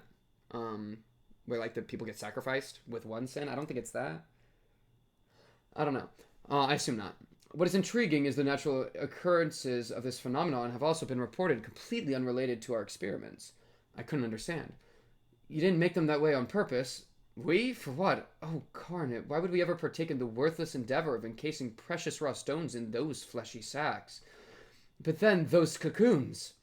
I've yet to hear of any cases where subjects went back to their pre-cocoon state. While there have been attempts to forcibly open the chrysalides, the results were rather abysmal. They seem to undergo a mutation of sorts once cocooned. What? Why are you so apathetic about it? Aren't you saying those kids have no way to go back to normal? Well, it is what it is. It is what it is! You never know. The metamorphoses might yield even more valuable gems. You mean there really is no way to turn them back? Is that right? No, it can't be. Whatever it takes. Yeah, I mean, it's really important because what's keeping Garnet together is hope. The hope that they can be saved. So if that hope dies, then he might lose control and distort. Or shatter. Do whatever it takes to turn them back! Oh, full black silence mode engaged. I embrace silence. You know how much aura he felt like he had in his head when he said that? He really mentally went, I embrace silence. And it's edgy. It's so edgy, but I'm here for it. I give it to him, Garnet. Well, but it's Loki. That's Roland's business. I don't know. It's so weird to have him be like... It's almost like he's taking other people's stories. And I can't tell if that undercuts the other stories or if it like... But like as much as it does that, it also syncs up really well with what we were mechanically doing in Runa, which was cool. But the idea that he was there in a different world, that's very strange. Because it's not like he's taking their stories, but in a way different way. It's not like I'm taking a story that is Roland's and I'm using it myself. It's that Roland's story is also my story as much as it's Roland's story because I've also experienced it in a different world. So now it's like you're not taking the story, you're taking the ownership of the story. You're taking the authoring of the story away. And that's like a profound difference from just taking like the story as a key page, you know? It goes a layer deeper. It's crazy. In my hand is a revolver. Like a skilled hunter, I have complete mastery of this weapon I've never used before. Oh, so this is his gun. Pull the trigger without cocking the hammer to fire 6 shots. 2 of them managed to land on Jumsoon's upper body, but they failed to penetrate the clothing and bounce off as crumpled nuggets of lead. I push the cylinder outward to expel the spent casings. My other hand reached for my waist, only to notice that I have no reserve ammo. The gun, having outlived its usefulness, is tossed at Jumsoon. I see the lance I threw at the glass wall now stuck on the floor. There was no need to think about what I do. I thrust it deep in my enemy's direction. She dodged? No, I won't let her again. A huge hammer is placed in my hands, and I ruthlessly slams into the ground where Jumsoon would have moved. She stepped back, then the long sword should do it. A blade much taller than my height draws a large arc along the horizon, cutting across the hammer and lance lodged in the floor. More, I still need more. A Ranga dagger is in my right hand, and Allah's gauntlet in my left. This is crazy. I leap forward to see Jumsoon's infuriating mug still showing no signs of panic. That's even scarier. Are these weaker? Or are these as strong as they would have been in those stories, and then this guy's still fine? Because if so, what's going on? I jab a plate of steel into it and strike forth an edge of wrought iron, but she evades them. She dodges them all. That slimy crook won't let me hit her once. Why? I should have mastered these weapons, but it feels like my body can't replicate half of my knowledge. Ah, you are weakened. Is it because you only have the memories, not like the physical backup? I can't stop here. I fling the dagger, aiming for her heart. Alas, it's blocked by Jumsoon's weapon, held with her one arm. I'll need something more effective, something other than the ones I've dropped on the ground. Now I hold a heavy mace. I viciously swung it to drive Jumsoon into a corner where she can't escape. She's cornered without a doubt, though I haven't managed to land a clean hit or make her visibly tense. That won't go on for long. The shotgun would do well against a cornered target. A curtain of black and white projectiles shower Jumsoon's body, pellets, slugs, occasional flashes, and flames. Upon entering the barrel, I tossed the shotgun away and summoned the greatsword, striking downward from head to toe. Silver casings roll around the floor along with empty shells. The smell of gunpowder rising from the spent ammo blends with the dust from broken tiles and walls, filling the room with odor. My last weapon will be Durandal. Oh shit, Durandal! That's the weapon that gives, when Roland used that, it gave him plus strength if he got on hit. It's like on hit, gain strength next scene. Yeah, I recognize Durandal. It will be her death sentence. With this one blow, I will end Jumsoon's life. Alas. It's not gonna work? Alas. Ah. And then what? What's the point when it won't bring Lapis back? That's what I was just saying about your hope, dude. The hope needs to stay strong or you're cooked. Oh, he's so ingrained. Oh, suddenly a mournful question rings in my mind. Lapis, she who was reduced to piano notes and scattered in the wind. The woman who will no longer turn up even if I wait day and night. The woman who is gone in every sense, leaving not a gentle breeze as she passed. See, that's the problem, dude. You're so engrossed in the Black Silence story that now you're going to lose hope. Because it took like 150 hours of me playing Runa to get Roland to heal a little bit of his trauma about this, to the point that he wouldn't lop Angela's head off. You know what I mean? So, I don't know if you got this right now. The rest of my life will be shrouded in horrible darkness. Nothing will console me. In my world gone forever pitch black, sorrow will be the only one thing staring straight into me. So it will all be the same, even if I break this string of wrath before my eyes. Nothing will change for me, even if I brandish my sword for a better tomorrow. For you are trapped in the past, unable to join me in the present. No matter how far I go, all that awaits will be graves. Durandal didn't come. Yeah, he's not synced up with that bit of himself. That story, he might have gone poorly. And he's cooked. And at last, as those shells are being taken off, I'm returned to the man I originally was. The air around me wavers with the heat leaving my body. While I kept pulling out weapons to attack with, the burden in my heart grew, and eventually the reflections fell off layer after layer. He ran out of juice. Okay, so it's not... I thought this might have been permanent. He lost it. Oh, done already? Or that's Jumsoon. Done already? Seeing me stop dead in my tracks, Jumsoon raises her weapon with one arm. All that onslaught was for naught. I was helpless against her assault, having lost the strength to fight back. What I need is that brain of yours. I promise to show you even more worlds through reflections. I hope you don't mind, my Garnet. I thought I could get back to my feet, but it was no use. My legs were sprawled on the other side of the room, broken and tattered. The lids of laboratory pods opened one by one, letting out shrieks. I dragged myself along the floor with my hands to take a closer look. Oh no, that's the other ones. Ruby and like emerald, maybe? I just assumed because red and green. Oh. Oh, the eyes! Maybe those are the eyes that we see through the walls sometimes. Maybe that's them trying to peek out. Green eyes, red eyes, yeah. What emerged from the cocoons were neither butterflies nor friends. They were things, doing nothing other than screaming, crawling. One after another, things unknown to me were escaping the machines. Everything crashed to an end. Those beings flying in an unrecognizable language had not an ounce of possible humanity left in them. I get the feeling that I've been through this before. At least a darkly stained garnet behind one of the windows has. Jeez. The inability to do anything in endless despair. Overwhelmed by that emotion, I retreated inward. I was subject to constant pressure. The weight of cumulus glass panes finally sinks in. Curses screamed by myself from numerous worlds pressed down me all at once. Bent, shrunk, and warped was my mind, having nowhere to fall back. I want to regress back into the void where I would feel nothing. Okay, now he's distorting, no? Tack. I'm reminded of that rainy day. Feelings rise up against my will, like a dead fish floating to the surface belly up. Of course, that unwillingness itself had long diminished. Creepy and foul music enveloping the city passes my eardrums and drops off into my heart with such force that it could erode. Tack.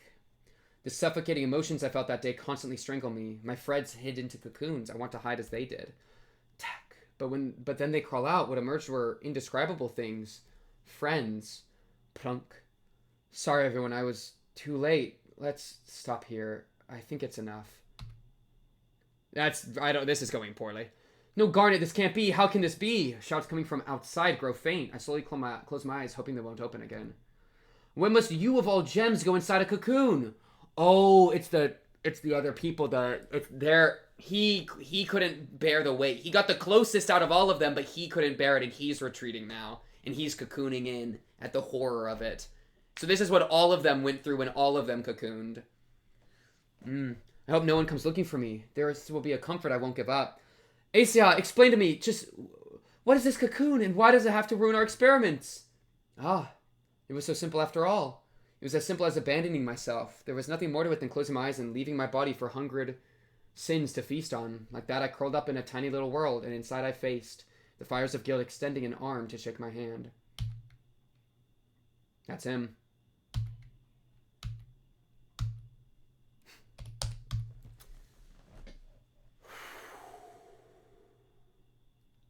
Wow. This is a lot, dude. Whoa. This got, like, so many implications for the world at large. And then also, like, man, I'm glad he's not distorting. He's just cocooning, which seems to be something the gyms do. I wonder what the significance of these gym orphans are, right? Why them? What makes them special? You know, that's, like, an interesting question. Yeah. Where's Lapis? I don't know. Is there any hope for Lapis? Lapis may... See, and it's funny because he lost hope to save Lapis, but that might not have even been the right hope. Like, he doesn't have a reason to lose that. He just got too... The Black Silence story crumpled his hope, which makes sense. That is, like...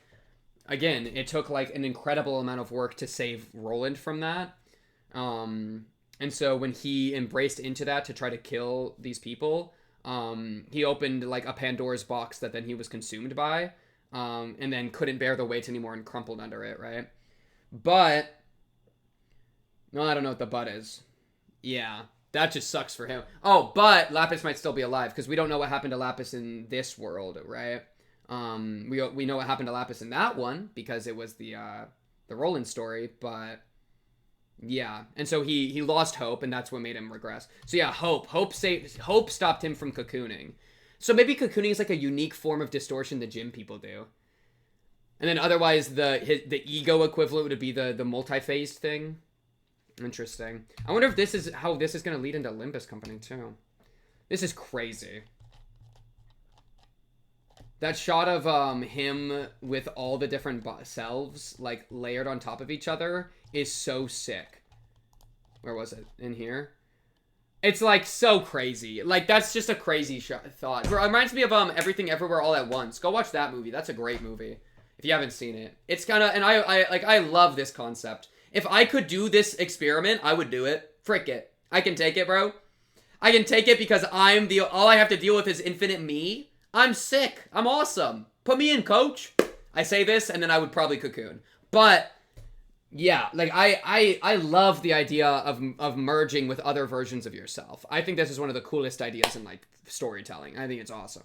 Fun fact: one of my D&D characters did this, where he merged with a version of himself. Though he's also a villain, so interesting. But yeah, I absolutely adore this concept. How it interacts with the multiverse. It's funny because the multiverse thing is something I usually don't like, but at least I like this part of the multiverse if they engage it with this way. I really like this interaction.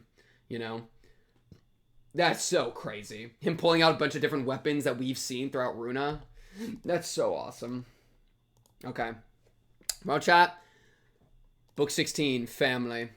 Wait, what? Oh, it's more reading. It's 12 pages and it's close together now. Oh, frick. I thought I'd be getting pictures again.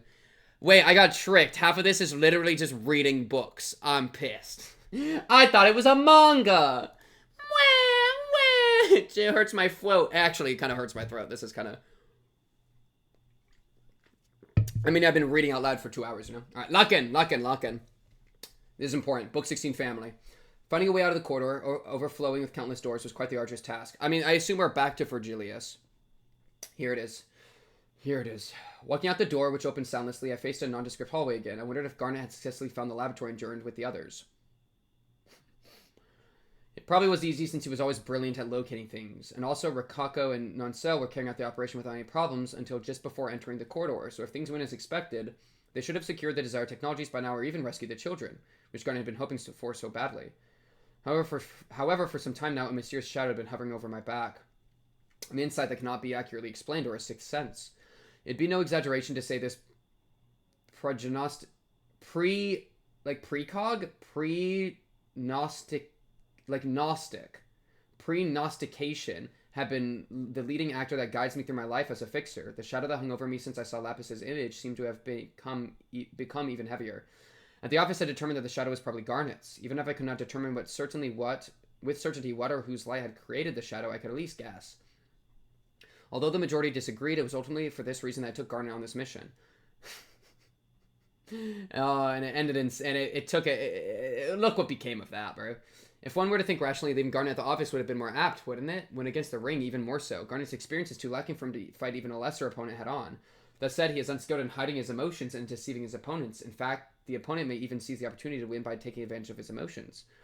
Nevertheless, I've never been comfortable ignoring the sensation that wraps itself around me from the nape of my neck. It was as if something was on my shoulder, pointing out that I should go this way, an abnormal but irresistible pressure. I call it flow. As I continued to live as a fixer, the pressure became stronger and clearer. Perhaps my accumulated experience overflows instinctively at times like these. I let Garnet ride on this flow, and now he cruised on the bursting stream.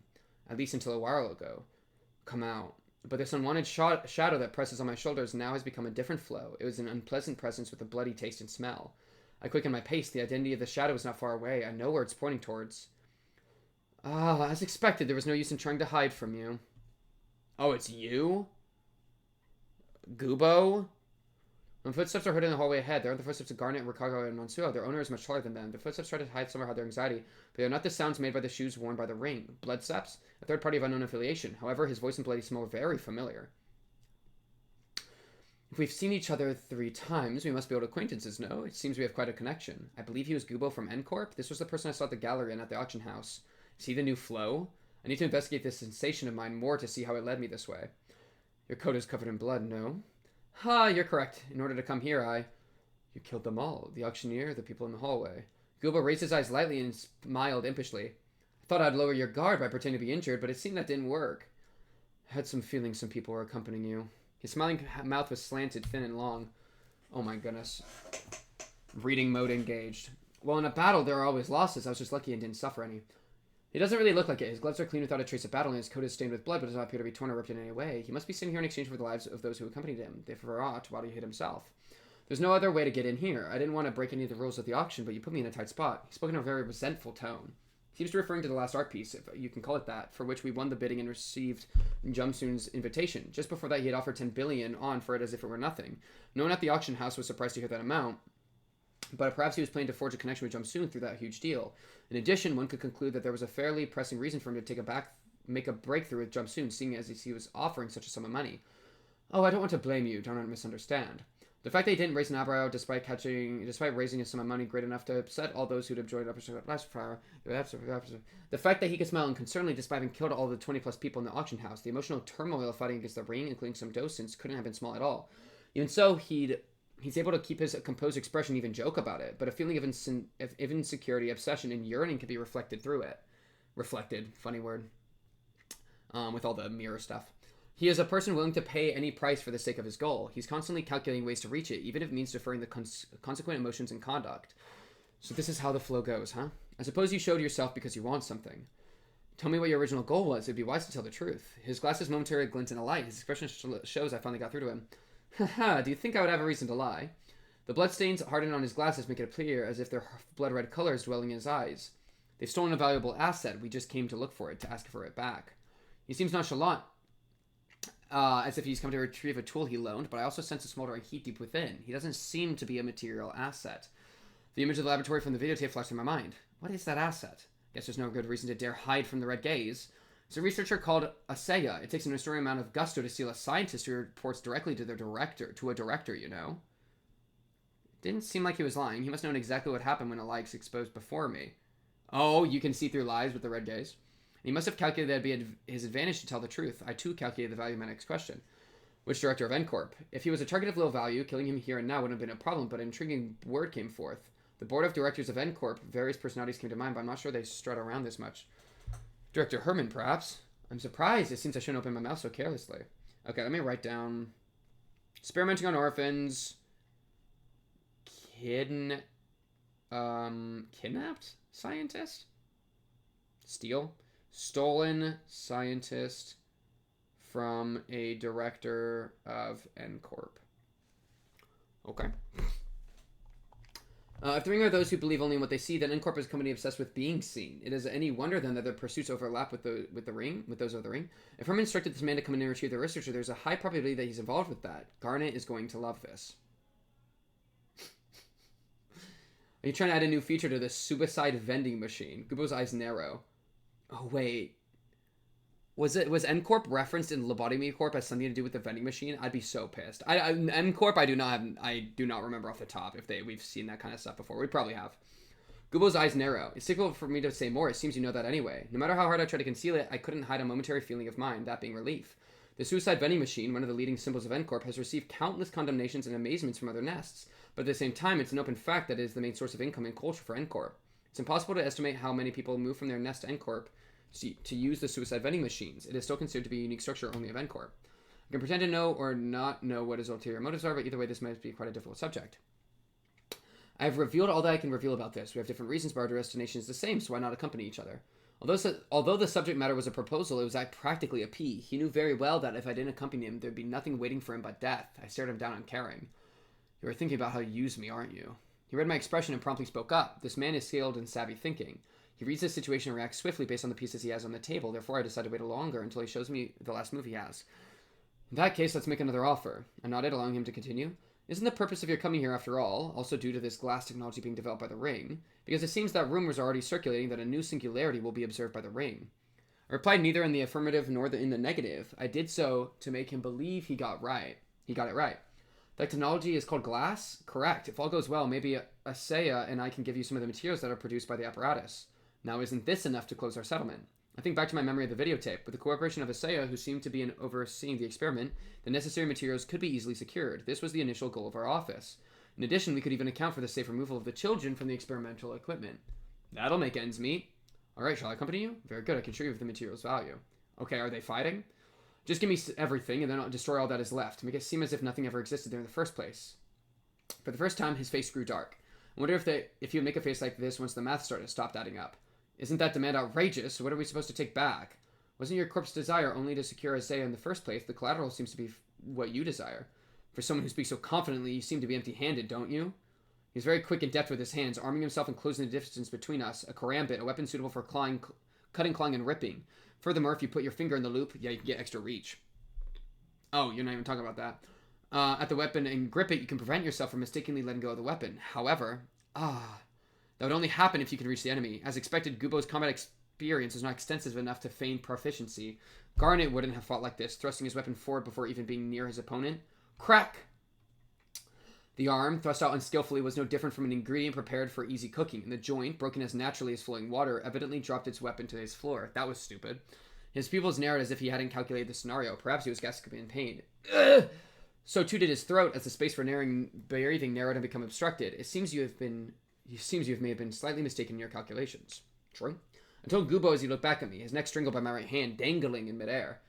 The value of your suggestion is worth this much. I squeezed his throat a little tighter until it blocked the grunts he was barely able to spit out. Only enough for me to not put any more force. After a moment, I relaxed my hand and he falls to the floor, coughing violently. Your reckoning is cruel to the point of being tight-fisted, isn't it? It's a privilege of being a color. Only joking. Now then, you don't even know where the location of the laboratory is, and I'm quite sure the price of my guidance will be substantial. Gubo, who was stroking his neck and straining his wrinkled collar, stared at me. So this is what took him so long. This is why he didn't arrive in time for Garnet. You already knew? Yeah, so follow me quietly. It'd be polite for those defeating calculations to defend her. I'll do as you please. Only my and Gubo's footsteps echo in the corridor. There was no sign of anyone. Gubo tried to talk to me, perhaps not liking the atmosphere. Incidentally, did you let your colleague go into the lab first? That being the kid whose eyes went like saucers when I stated my amount. Yeah, you fought together with my office's family. Family? Sounds good. It's also a word that doesn't fit you terribly well. I was bothered by the fact that he was acting like a know-it-all, even though we had only just met, but I couldn't deny it. Family is not a word I typically use. Garnet or Yen, and occasionally Denver, would use it in passing. Rikako said it was strange and showed some signs of displeasure, but soon got used to it, and Nansuo laughed quietly as usual. Nansuo. You piece of shit. Sitting around the table and eating lunch together every day, isn't that what family is all about? I recalled Garnet murmuring to a disapproving Rikako as he puffed up. Things that I had casually passed by at the time began to sting and claw to me like a prick in my throat. Sometimes I suddenly remember things like this when I'm alone amidst the silence. Maybe I haven't been able to expel my emotions. Oh, I see we've arrived. Not gonna be a good sight in here. Is the red glow from Garnet's cocoon? We stopped in front of the door. Eyes, sculptures in glass. Oh, that's the key. Scary key in this, yeah. Very scary key with extra context. I repeated in my mind the mental cipher Lan gave me, then I pulled the handle, opening the door lightly. I see the hallway to the laboratory, and beyond it I see people lying on the floor, having breathed their last. They were of the ring. I felt relief for some reason. There could be no more certain proof that Garnet had found and entered the lab safely. I'm surprised to learn that kid had more basic skills than I had expected. At first I wondered why you would bring here a naive little boy. Gubo pretended as if he was in marvel. I did not respond. There was no need to express my feelings. Indeed, I might have been in a hurry.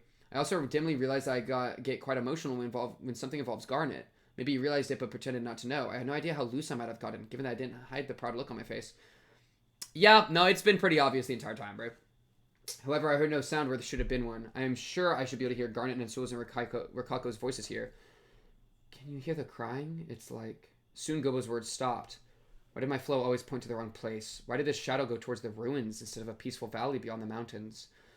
But it was always in ruination where success was buried. Did I not move along with the shadow sitting on my shoulders, knowing it was towards ruin? Perhaps I thought it might have been different this time, that Garnet's shadow would never become this dark. Is this the family you mentioned?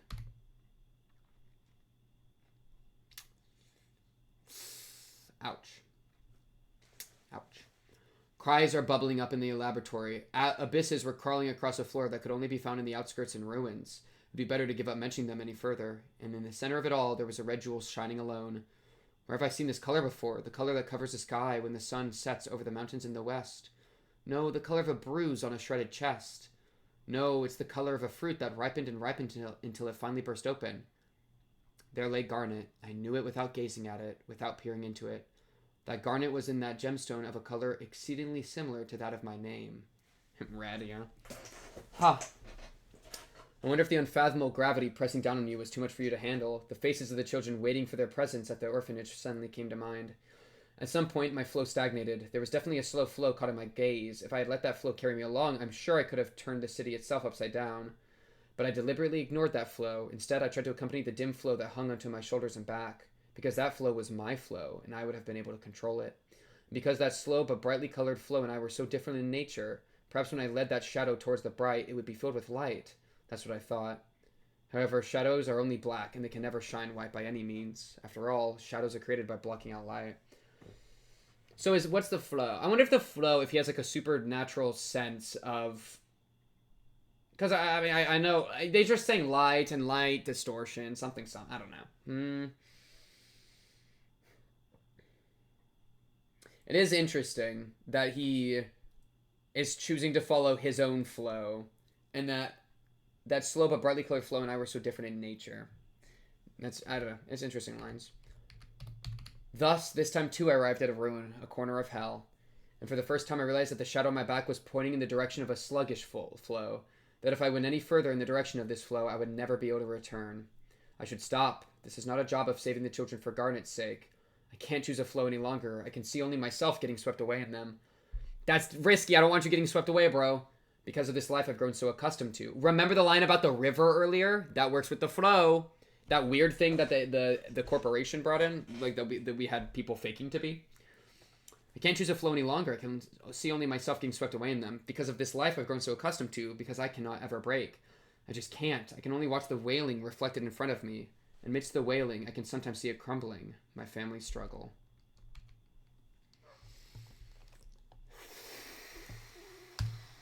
Yeah, I mean, we couldn't really have seen it go a different way. I mean, it's pretty much just cooked. The next chapter is called Crying Voices. Man, what? It's so weird that it randomly changes from manga to this. What did it change? Here? Which one is this? 12? From 11 to 12 it changes? Did they just never make a manga for the rest? I feel like that's such a strange decision. They ran out of budget, bro. Unlucky. Okay, Crying Voices. We got 4 more. Man, the second half's gonna be way longer. Maybe I should split this into 2 sections. Maybe I should split into the manga section and the reading section. So, you know, maybe that's an idea. I don't know. I've spilled juice on myself. Okay. Man, got me fricked up with all the reading, though. Okay, lock in. Book 17, Crying Voices. There's a cry rising from within. The beginning of every human being is also a cry. Just true. We come out the womb screaming, bro. Just as in the old tale that speaks of man's expulsion from paradise for committing the sin of coveting the forbidden fruit, mankind once again weeps as we are burdened with life. For the sin of bearing sin is too great. Personally, not a huge original sin guy, but I'll let it slide. I gazed at the red jewel, or perhaps it's a red egg, standing before me. I thought of calling his name, but I immediately gave up, because I found my gladius laying on the floor. At least he didn't take the gladius in there with him. Garnet never handled anything recklessly. Maybe due to his years in the orphanage, where the concept of ownership was vague. Perhaps because he realized early how to survive in the city. He even kept the wrapping paper from the gifts I gave him. That's why I know the painful reason behind the gladius laying on the ground. I lift the gladius. The crawling whalers approached me. Among them, an unsightly flower-like thing ran towards me before the others. Gubo had taken out his karambit even before that thing reached me. Without thinking of the consequences, he thrust it right at me. I extended my hand to stop him.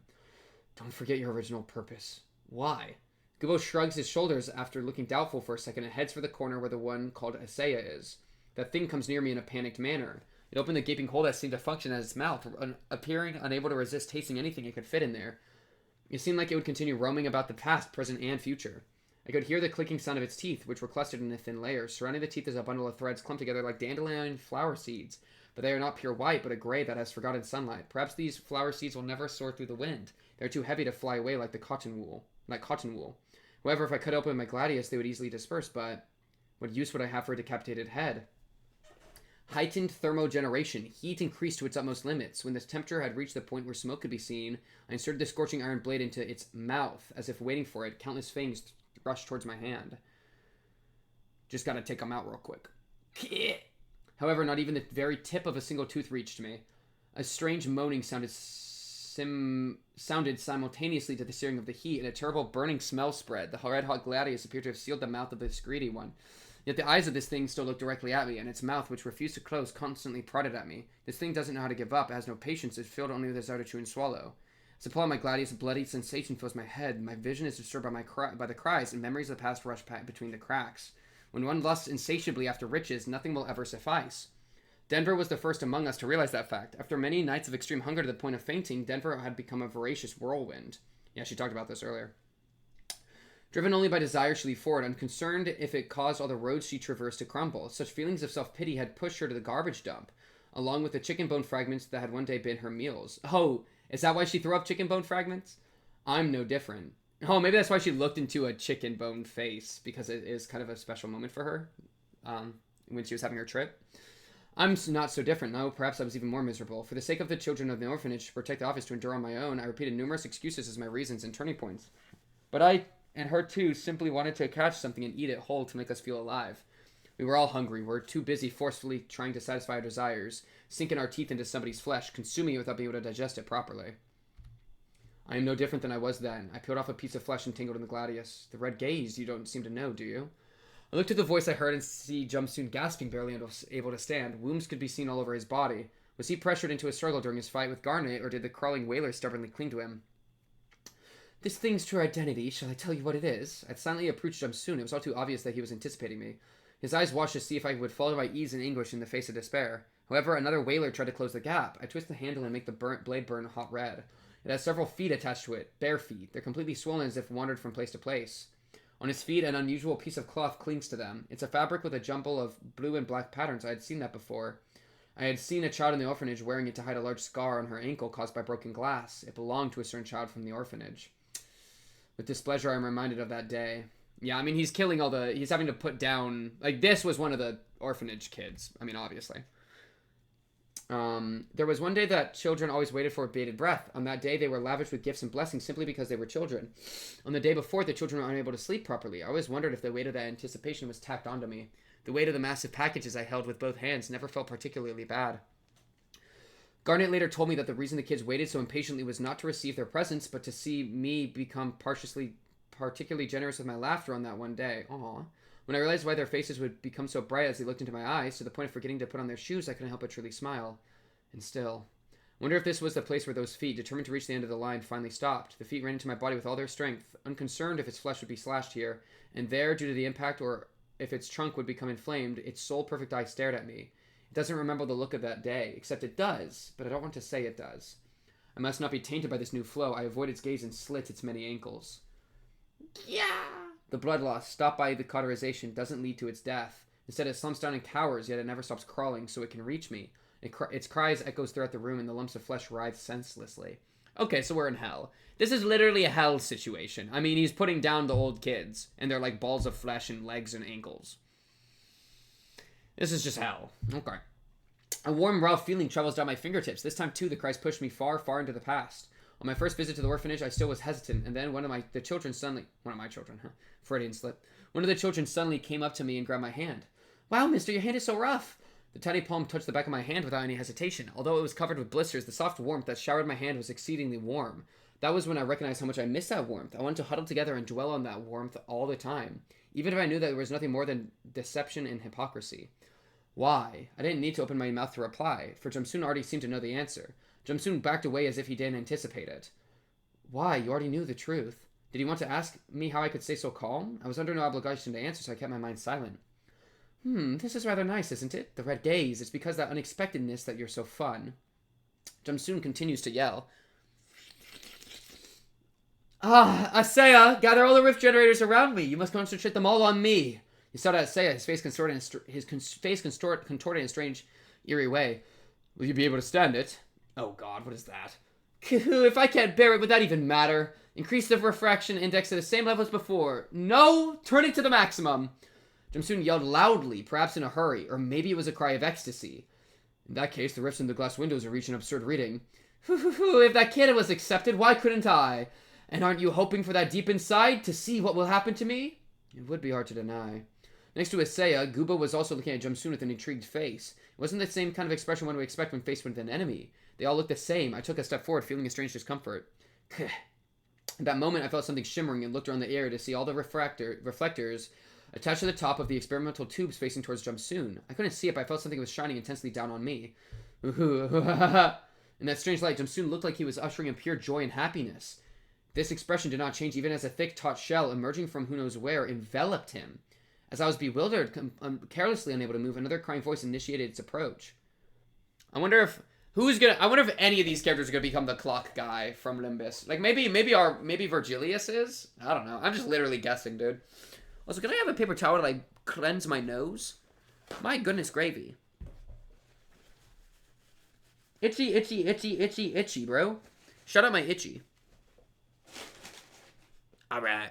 Back in it.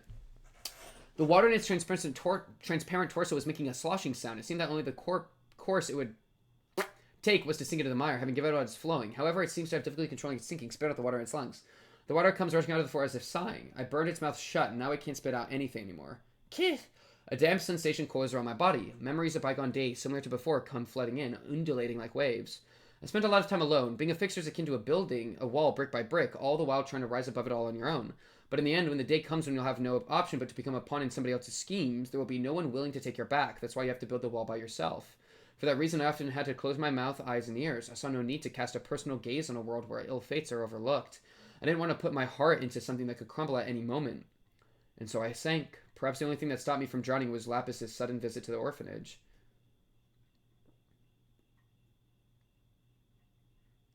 Interesting. When my mind regained its senses, Jumpsune's egg-like form began to wriggle and change into something else. The indigo eggshell twisted and swelled here and there, gradually taking on a human shape. The shell grew hard, shiny white scales covered by numerous dots of the same color as the eggshell. Then a slimy, thick tail sprouted out of its lower back, completing the guise. Huh?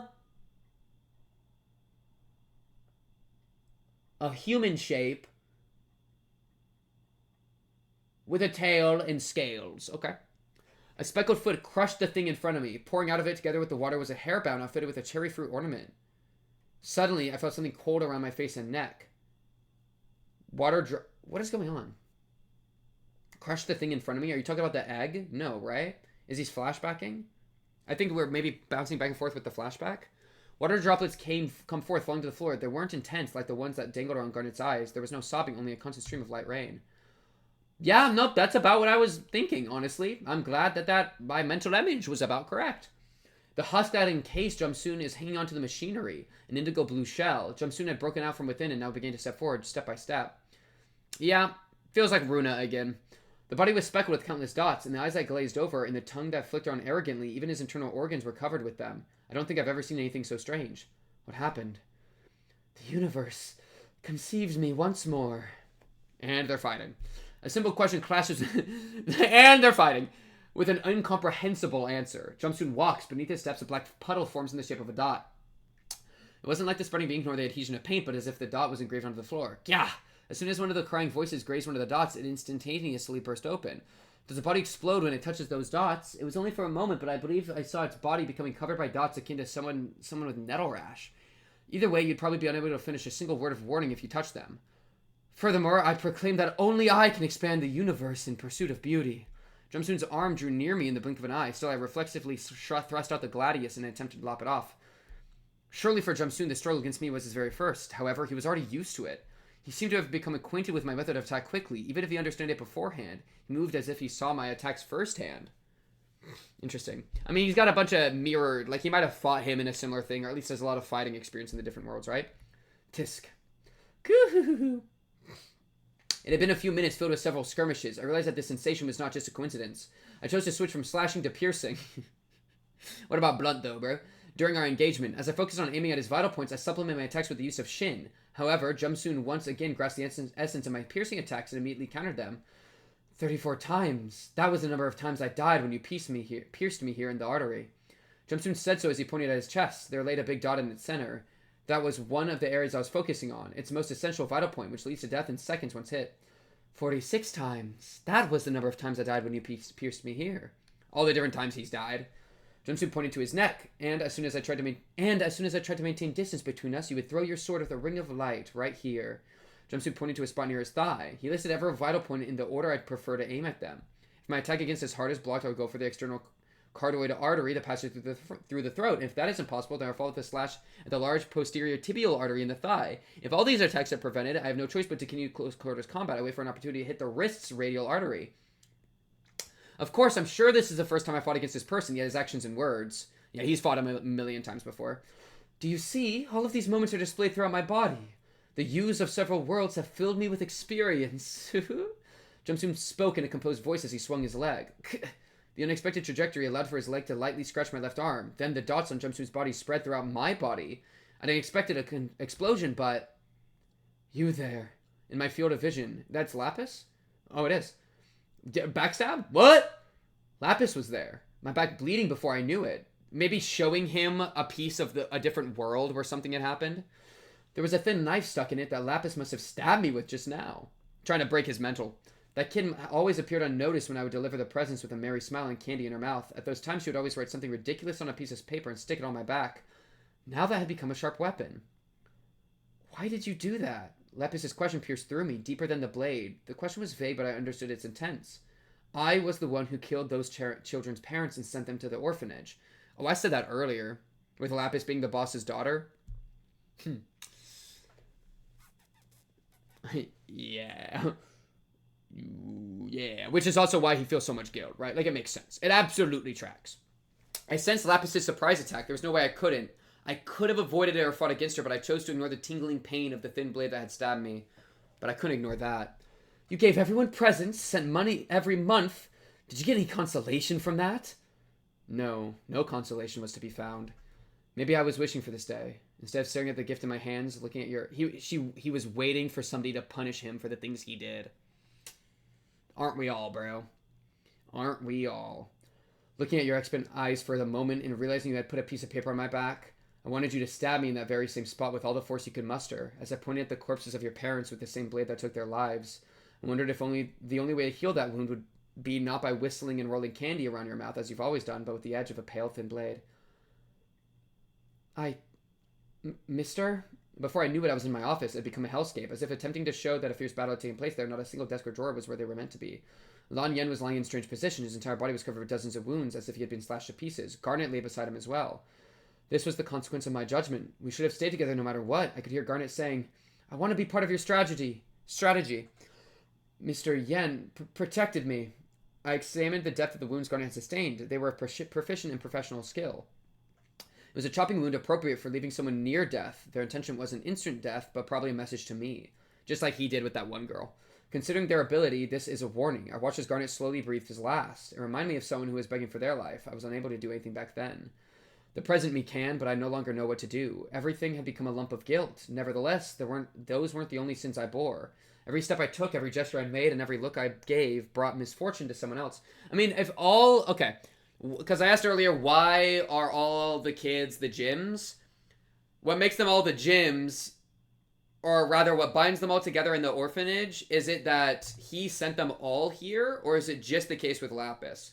He did say children's parents, so I'm thinking multiple children, right? So I'm thinking he put them all in the same orphanage, which means that what combines them all and maybe makes them a target is actually a connection to him, which is crazy.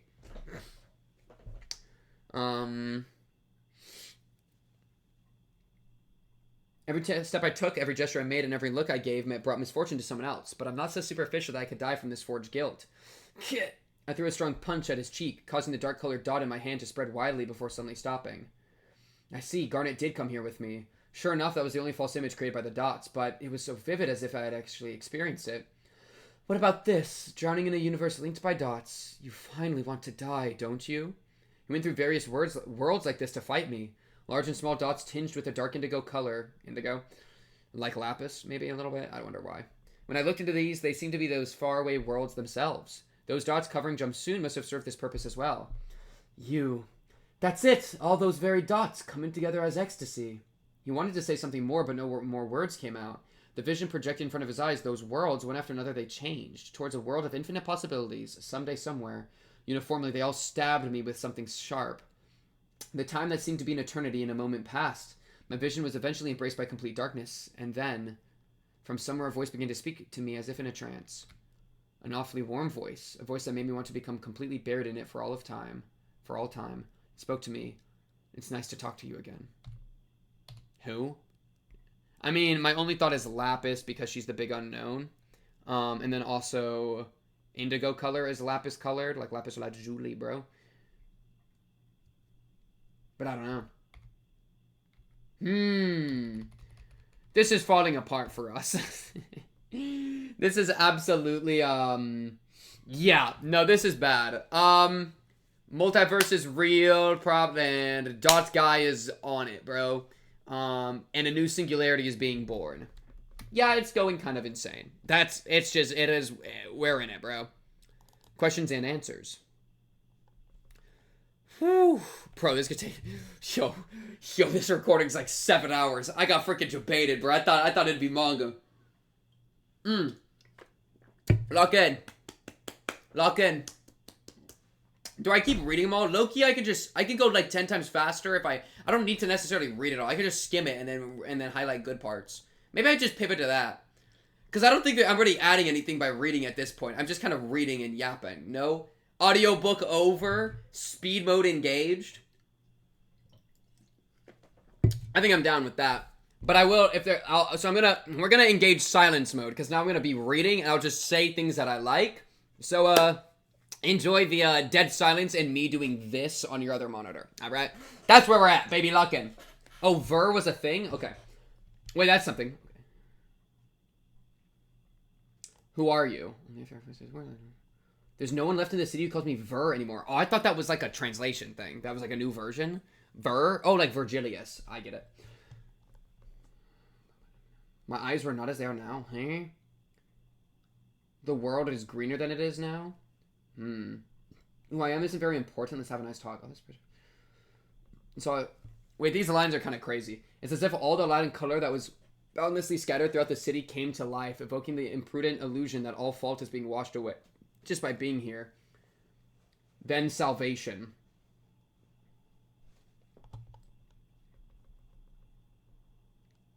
Your heart looks to be aching. The children you couldn't save are swirling around in your head, aren't they? They were quite the innocent children.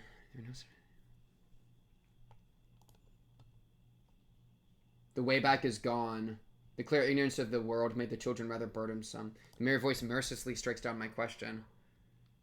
So it's Jover for them. I think I heard your heart break. Ow. I was... Oh. However, only after the voice said so did I notice I was quietly cracking apart. Yo, somebody help Virgilius, bro. The children didn't deserve this. Then the warm yet unfeeling voice clasped me as if in a hug. It isn't your fault. Fleeting syllables rang out akin to the singing of a song, sound like a consolation whose sole intent was to absolve me of sin. I would surrender myself.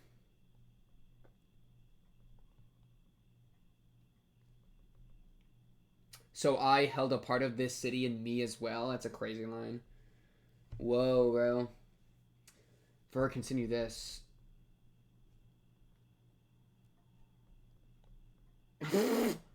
Compared to everything you've done, it's really just a minor incident, and yet why does it hurt you more than anything? The voice saw through my facade. The people wailing, all the lives whose blood was shed. However, as a matter of fact, there existed a warm expanse of light, the complete opposite of everything that came before. It was surely the light I created for myself, where they waited for me. Ah, I see. The orphanage was your hope. Okay, that's crazy, because he's talking about the orphanage being light, and then the orphanage was your hope, and then the thing that Garnet was locking in on was his hope to save Lapis. So the light is hope. Low-key. There's a big element of hope, I feel like, mixed in with it, that... It's like a specific word I don't think I've really connected with it before. Oh,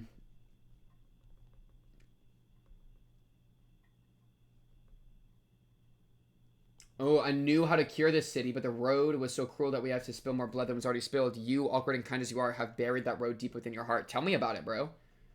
But there exists a method to make this road much gentler, without having to dirty my hands yet. Children who may be able to change the city in your place. The orphanage was my limbo, my redemption. Sprinkling water and fertilizer in your spare time, make sure the sunlight properly comes to it and no instincts for that. Oh, so he's like fostering a place that was unwounded. Because the city's wounded and it could be cured, but you'd have to do a lot of damage to potentially cure it. But you could also bring about the orphanage, which was a place with that, you know, opened up his cold heart a bit. The voice spoke as if it were doing so itself. Ooh, I like this. You who had lived your life following only strong flows had your eyes on the potential of what was a feeble flow at best. Yet, as you say, I wanted to plant seeds that even if feeble had potential. I like that. Just because something is unseen does not mean it's incomplete. That's a good line. Man, why are we redacting stuff? You knew it couldn't. Those children were just pieces of paper to wipe off the blood from your hands. Ow. And now all his sins flood in. Ow. Oh, man. It's all falling apart. His little attempt to... Bro, I was saying from the start, I'd be really... Like, why is he such a good person? It's kind of crazy that you're such a big deal and you're a good person. Yeah, well, here we go. This is... We finally seen the full picture here.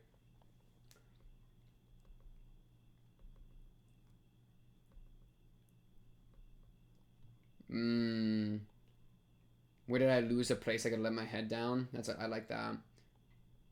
This is the place where you can speak your mind freely, so can you let me hear it all? Heart cracks and the voice sees into it. Even the blade that was hidden inside me for so long yet never stopped sharpening. That blade buried deep in my heart was revealed for the first time through the crack, both to me and the voice. We both knew what it was. What you really wanted, it wasn't just playing house at the orphanage. All you want is... You did everything for... Oh, wait, is this maybe the voice that... Maybe he'll distort here. Wait, because whenever people distort, it's like they're hearing a voice, right?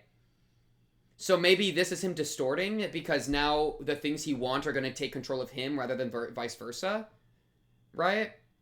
And so this thing of you did everything for a blank, it's like, I think the idea of the censorship there is like, it's such a profound thing to him specifically in his experience that like, it would only make sense to him. That even if I read it, it would never make sense to me. So it's as good as censored to me because it's like the truth of his being or some shit. Indeed, all over again. Or maybe, we'll see though. Show the city's quite sturdy.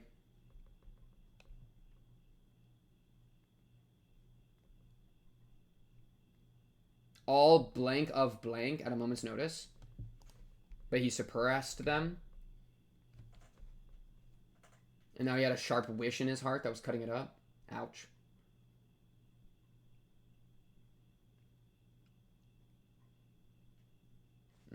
Oh, frick, he's talking to Carmen, probably, right? Oh, shit, he's probably talking to Carmen.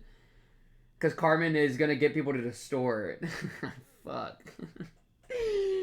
Oh, he's talking to Carmen. I think it's Carmen. Yeah? Right? Because everyone can create by themselves a world they consider right. A world for myself. As soon as I read that, I was like, wait, this sounds like something she would say. World only for your eyes to see. Exactly that. I'm helping everyone paint their own colors of the city. On the city. This is exactly the problem. Everybody's own world. However, each person's color is different. They could never be nicely painted together. That's the perfect way to say the conflict that I was talking about at the beginning. I think it's beautiful to be your own color and like fully immerse in that. But some colors clash. What do you do about that? Colors blend together in the light. Oh, because it's like the full spread of all the colors in like a light. Because, like, pure light would have all the colors of, like, the rainbow or whatever. Even if a laborious ordeal comes way, nevertheless, they must readily fight and overcome it to secure their place, even if they must fight the entire world. Wow! She's just fully locked in on this philosophy, bro. I mean, of course she is, but, like, to the point of just, like, in case if it clashes, you gotta fight the entire world if you gotta, just to be true to yourself, you know? It's such a dangerous philosophy, but it's so sick. Tear it all down and create a new world. Ordeal. That's a word we've heard before. Like, LobCorp had the ordeals, right?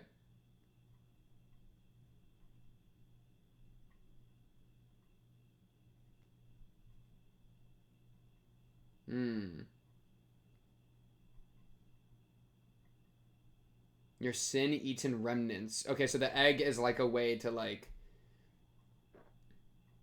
I don't know. This is such a weird thing. You can break out of the egg, or you can be seized by sin and eaten into nothing but residues. I guess it's like if you can like face yourself and survive. Because if you face yourself and then you're broken down by your sins, then you'll like consume yourself and kill yourself basically. But if you can face yourself and then have the strength to break out, then you're locked in. Is that different from distorting? Thank you. Jumpsuit is certainly distortion as the world calls it, but the children of the laboratory have only become a reflection of their sins. I thought distorting referred to the phenomenon of people revealing their colors by transforming to a reflection of their egos.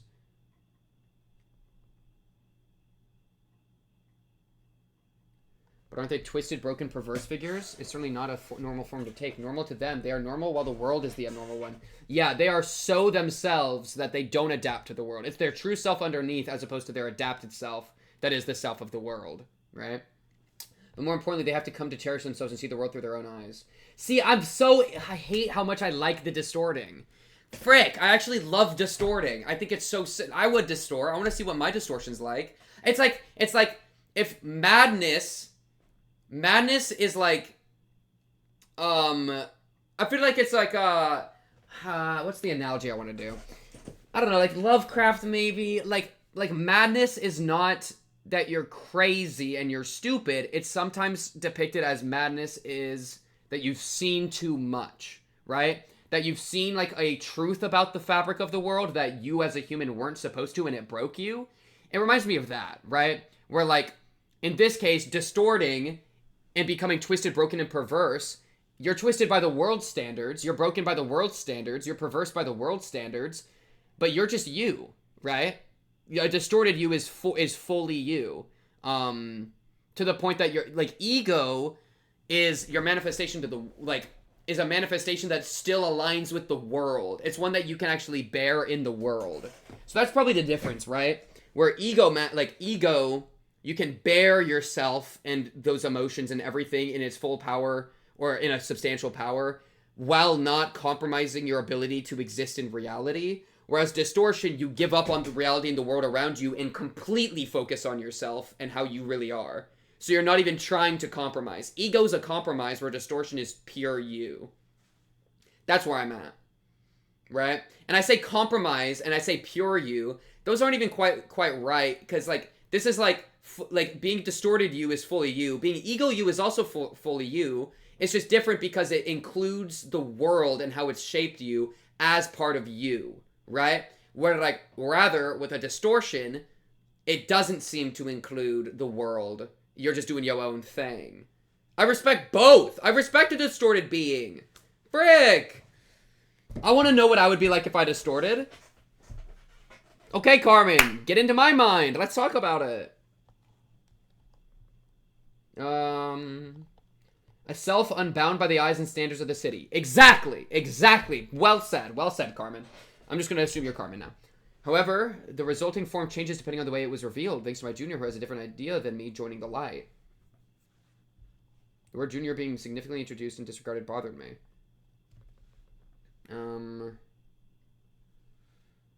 Correct, but I'm also a friend that wishes to help you make your color bloom. It must be really important for you to make colors bloom in people. Ver, do you know where you're heading now?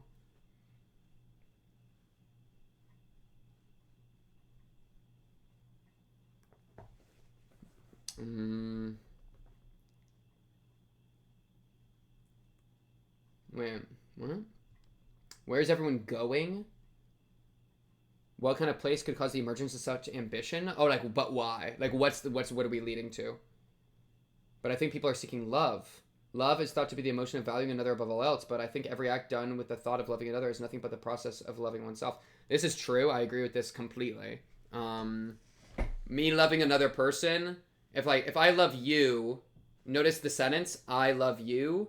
It starts with I, because it all goes back to the self. Because if I didn't love you, then why would I, like, you know what I mean? Loving somebody else is, I mean, I think everything is inherently selfish, and that's kind of like part of that, like, that trail, you know? So if I love somebody else, it's my feelings of love. It's not about them, it's about me. And it's me, but the funny thing is it's still about them in a sense, right? But it comes from me. And so if I love somebody else, then in doing so, I'm engaging with my own feelings, which is part of loving myself, right? Like, your emotion of loving somebody else is a piece of yourself, and in engaging with that, you can kind of be loving yourself. That's why I think, like, step one in all life is to love yourself completely, wholly, and totally, and accept yourself for what you are, and lock the frick in. And then that gives you the power, the affirmed, self-affirmed power to start loving everyone else around you too, right? Because once you are confident and secure in loving yourself, then you can think to yourself, what do I care about? And if you care about the people around you, then you can love them with your full being behind that. And I think that's beautiful. And Carmen does too.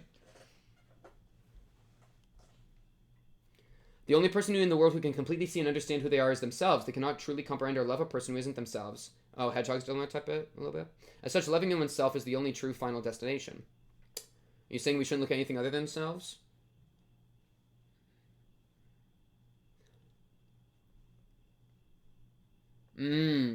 So he said we have to fight in the most human.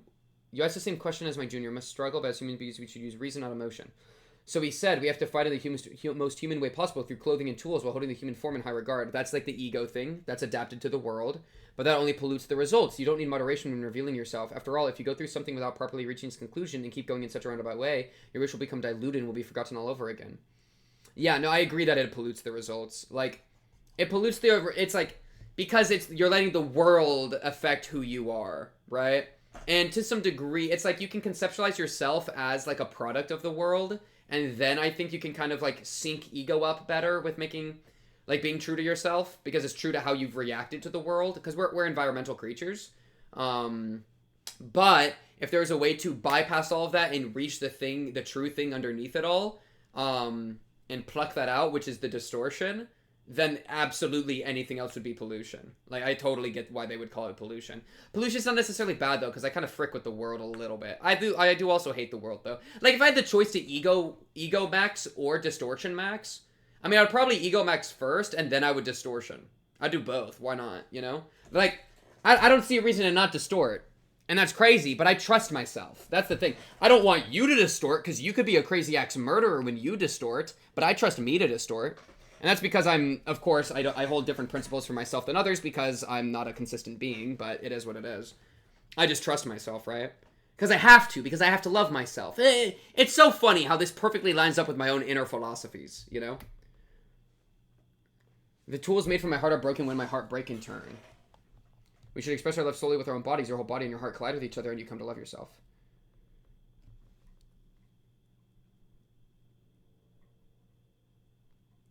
A friendly yet ruthless pressure. Don't look at anything but yourself and be buried in self-love. It says it will give me the power to do so. The back of my neck grew warm. Has anyone ever presented such a pleasant solution up until now? In a city where individuals are insignificant, I'm allowed to look at only me and ignore everything else? It was so radiant that I wanted to close my eyes, even in their present state. However, I'm sure I'd be satisfied if I accepted. I'd feel fulfilled and content. It'd be a satisfaction I'd never experienced before, but it'd be nothing more than a momentary pleasure. Even if you try to paint the world due to the brim, like the distortion fill the dots for immediate gratification, you'd never be able to paint it all with such a method. It'd be a thirst that couldn't never be satisfied. Then wouldn't distorting only prevent you from looking an inch ahead of yourself? It could be. Still, the interpretation is your idea in color, is it not? As for me, I have my own color, and the others have their own color as well. I would simply inform them of one more path. How cowardly. Doesn't imposing the standards of right or wrong and judging me make you the same as many of the city dwellers you thought wounded? Now my eyes have been opened. The blade that once was in my heart was revealed, and I rediscovered where it was pointing what I need to confront. But that path can only be followed when all the beauty and ugliness of the world is held in my gaze, even if it weighs down my surroundings. Yeah. Bro cares about the world. Like, he doesn't want to give up on the relationship with the world and confronting the world, right? You appear to be the cause behind all distortions. I have no real way of knowing who you are. However, what do you hope to achieve with all this whispering and background motivation? As I told you, I believe everyone should fight the world in order to paint their own colors. And I'm a person too. Shouldn't I? If someone is able to be who they truly are, even after I lend them power to do so, blank my blank to paint the world with the colors blank. When I heard its answer, I closed my eyes. So once it's all said and done, blank in the flow of blank and all blank will be blank. Ah, an unprovoked smile emerged on my lips. I was laughing. A world where you, as if a starting beast, would struggle against everything in your endless thirst to build your own world. If I went down the path the voice told me, it would surely be pleasurable, but it wouldn't get me where I want to go. Well, but it would get you to where you want to go, silly ver. That's exactly the point, right? Well, I guess maybe you wouldn't get there, but you would at least be doing what you wanted, which would be going somewhere, right? But you wouldn't necessarily ever reach it. It's, man, maybe the way to check this is just, because it's super, dude, it's like, yo, bro, it's super Nietzschean, no? Somebody write a paper on that. I'm lazy right now. But, like, it's super Nietzschean, no? It's got a lot of that energy going. Which is why it's so tantalizing. Because I frick with it. But, like, thus I only have one way to go. To tread with all the pain and thirst I've experienced it to now and will suffer through again in the future because only I can do it.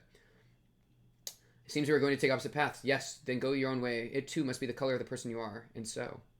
Yeah, and I like this. Like, this is also his way of painting. His color is, like, he's being true to himself in a way he never has been, even if that includes not distorting. Like, even the question to distort, when you answer it, either way you answer it, is you being true to yourself, I think. If you're having this kind of confrontation. So if you don't distort, then that's fine too. Maybe there's really not much. in a sense, there's not that much of a difference between ego and distortion, I think, because if I chose to do ego instead, then that'd be me choosing to care about the world, all the beauty and ugliness of the world, right? It'd be choosing to confront that as opposed to being completely inward. But if I choose to care about the world or to confront the world, I'm doing that because I care about the beauty and ugliness of the world, so it's still about me. And so now you at least get to confront it all and then choose if you want to be tuck into yourself or explode out into the world, right? Honestly, I think the ideal, I think, like, I don't even know. They're so similar. It's such a fine line between the difference. I don't even know what I would prefer. I mean, I'd probably just start with ego, and then if I don't like it, I'll fucking go the other way. You know what I mean? Because it'd be like, you'd be overflowing with power and energy and vitality and light, you know? And that's all you could ever want. But then if it starts going south, but you'd be locked in on that the entire time. Yeah. I don't know. It's so interesting. Oh my goodness. I wear a crown of thorns upon my head so that I may shoulder everything into my future victory. Faded laurel leaves sprout to cover all the thorns on my head, and tears of blood flow from my eyes so I may see all the sins I'll have to bear from now on. And the thorny path I shall travel is a curtain of blood containing my karma, a crimson cloth that covers my whole being. You manifested, like, ego gear about bearing your sins, bro? Oh, frick. I'm dragged down into a pit. Within our many cries, everybody's agony surging together. The pit is profound and dark, making it difficult to look ahead, but I will take hold of it in triumph. As I engrave everything into these eyes, hence, I will present to the world the longed-for paradise I promised an old friend. I will fall into a hell of my karma and rest there alone.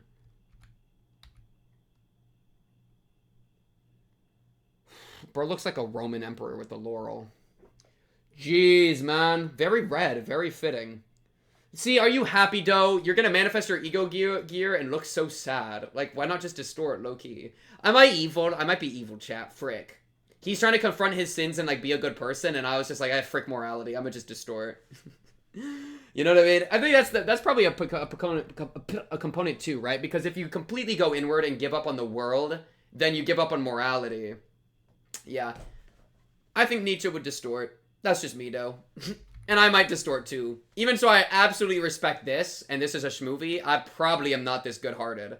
I'm probably a little bit more evil, you know? And I could be better, and I try to be a good person. No, it's not that I'm evil. It's that I trust that even if I distort, what I will do is something that I will approve of, right? I'll distort, I'll become whatever I become, and then I fully trust that whatever I become would be good. And good, of course, is by my own judgment, and so I trust myself, right? And it's dangerous, and I would never trust anybody else to make that decision for them. But for me, bro, talk about it. Gaze. Shout out the gaze. Red gaze, get it? Oh, and now he's finally looking upon his sins. Red gaze, funny. Alright. My wandering is over, the way forward is clear. That's some freaking moves. So now he's fighting a distorted being while he's ego-moded up. That's crazy. You know, Ver, I'll tell you one more thing before we part. I might know a way to get you closer to achieving your dream. I called the voice again. If one were to think rationally, there was no basis for believing anything that was said. That was what my soul felt. Jeez.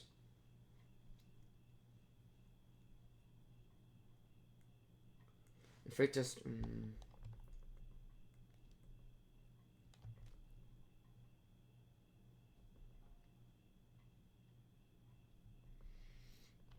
He's trying to believe in fate, bro. And, like, be empowered by it, perhaps. It's as if my wish brought true by fate, guided me here. All the misfortunes I faced until now formed the foundation of this very moment. This distorted jump soon mumbled his apparent disbelief under his breath.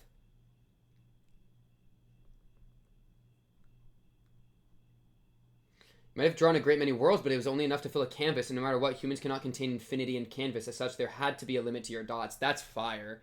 That's some lines, bro. That's actually crazy, bro. He actually cooked him with that one. No, you died by my hand for the umpteenth time. After killing you guys, sure I'd wake up, and yet it was just a repeat. Besides, there's no such thing as absolute. That's why I can advance into the future.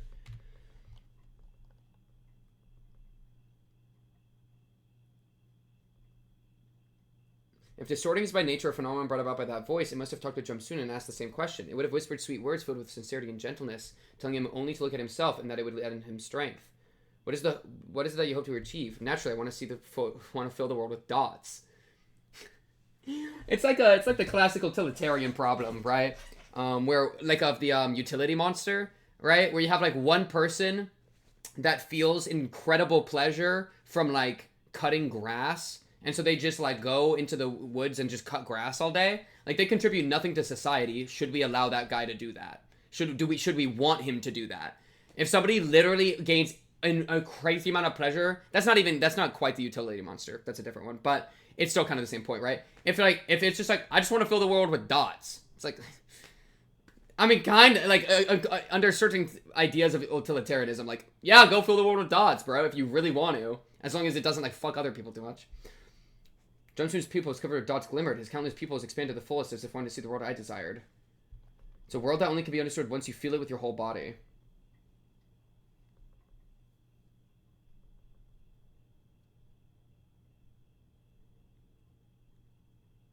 Now that I've forged my resolve, all despair that unfolded before me began to reflect a tenacious hope. Hope is reflected in despair. I like that.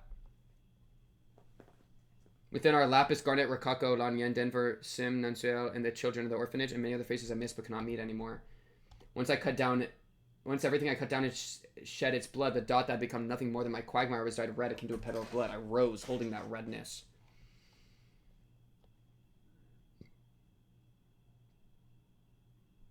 Your dots may brush against me, but they cannot stain me. Damn. Yeah, I mean, he's completely self-affirmed. Like, he's completely locked in. And now he's pushing that out into the world. They're just doing it in different ways. Where he isn't willing to compromise his human form and, like, the world and, like, the life he's lived. Where other guys willing to completely get rid of all that and become, like, this pure being. You know? It's funny. It's so funny. I feel like, because I feel like if you distort it at any point in your life, would you always become the same thing? Probably not. But it would be, but there's a part of me that thinks you would, right? That it's like you're going to this core at the heart of your being and you're shutting out everything else, as opposed to ego where you're keeping your being. And that's why it's equipment you wear, right? As opposed to changing your being. Yeah, I guess distortion has no respect for the being you are, right? And you're willing to embrace change to the point of destruction and to the point of rebirth. Whereas ego, you're not willing to compromise that because you'd also be compromising, like, the world around you and like everything external you'd be compromising. And so that's why they care about the external. That's such a big question to think about what to do if you're in a similar position, right? Because, chat, we're all going to go under this, like, Karma's going to talk to me tonight, right?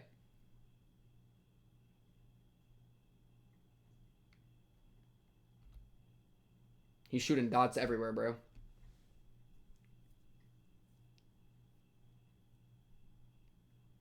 I began to link the excluded gaps with the blood I continuously shed. Each dot meets to form a line. The lines make a surface. Once that space is filled, I'll be able to envision my desire. As if by instinct, I coil the blood surface around myself like a flag to create a long flowing line akin to a spear. A red spear made by neatly weaving dots one after another. And throw it into his chest with boundless indifference.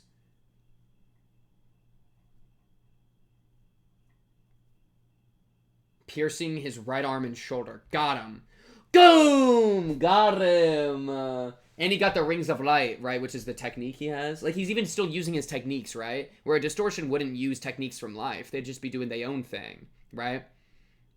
It's like fully, you know... why would it... The entire point of a distortion is you don't use tools. And a technique is like a form of a tool, right? It reached completion with only a single dot. The moment the dots became aligned, the beauty that enchanted you faded away, did it not? Oh, that could be an interesting idea. Dots are just moments. Jumsun's obsession with the moment was fascinated by the stimulation an instant could cause. He couldn't break free from the moments that gave him an ecstasy of soaring without limits. Now that he knows the contradiction of the dot, he'll be dragged down towards the endless abyss, like the branches of a tree that had its roots dug up. According to the voice, distorting is a form of rebirth under a new appearance by fully embracing their craving. The value they consider to be the answer becomes their raison d'être. Maybe like reason for existing, maybe.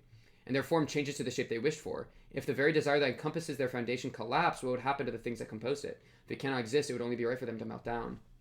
So, like, if you embrace your craving and then your craving falls apart, then GG. Yeah, that makes sense. I guess if distorting makes you locked in on one desire, that would kind of suck, you know? Because I think that people are very multifaceted beings. So if you go down to one thing and cut, that's the thing. It's like, yeah, maybe, well, because maybe if you say, maybe you say distorting is cutting out a bunch of other parts of yourself, because a lot of what you are is an environmental creature that uses tools and uses techniques and exists in the eyes of others and blah, blah, blah. And so if you got rid of all of that and only focused on the internal, like the stuff that's completely self-contained, you would be cutting out a lot of what is you. You'd be cutting out the you that interacts with the world, right? Like your flesh and blood that actually interacts with the world, you would lose, which means it would be a form of self-destruction. Not like transformation, but destruction. You'd be cutting it away, right? In which case, I would go back to ego, because I don't want to cut any piece of me away. I'm fine with changing and transforming, even to the point of losing what I am completely, but I'm not okay with cutting pieces off of me to do that. Because any piece of me deserves to stay. Any piece of me deserves love, right? It's not just the craving and the desires at the core of me that deserves love. It's even the me that has to interact with the world deserves that too. So I should never cut that away just to get to the internal. And so maybe that's ego, in which case I'm back onto ego team. Okay, we're back on ego team. Jumpsuit stays silent for as moments came to a standstill. It's entering the egg once again. However, the world isn't so kind and convenient as to give someone so many chances. And he's been cut in half by a saw blade. Something stirred from within him. It wasn't a cocoon, an egg, or something similar, but a completely alien form that had no point of contact with the series of dots that was the life of Jumpsuit. Why do I feel like I've seen this thing before? What is this thing? Wait, isn't this an abnormality? Is it? Isn't this a LobCorp abnormality? Yo, what the fuck am I looking at? The thing which had begun to vigorously cleave and stretch Jumpsuit's flesh made itself born by dragging its huge size, too great to fit inside his body outward. It appeared to be an iron strongbox with saw blades attached to it, but also looked like a bizarre sculpture. And the center of all, a gaze emanating from a single eye. Our eyes meet, yet I'm not looking at it. Wasn't this a LobCorp being? Am I tripping? I feel like I saw this guy in LobCorp. Why did he just come out of this guy? Was he behind him and cut him in half? No, it said from within him. Did he just birth an abnormality? See, and then it's like now you've just been a doorway for like an abnormality to peek through, which is like, I don't even know if an abnormality is like a person as much as it's like a group. I kind of like group collective, like group unconscious thing, right? So that I freak with less because I like individuality. Okay, terrifying.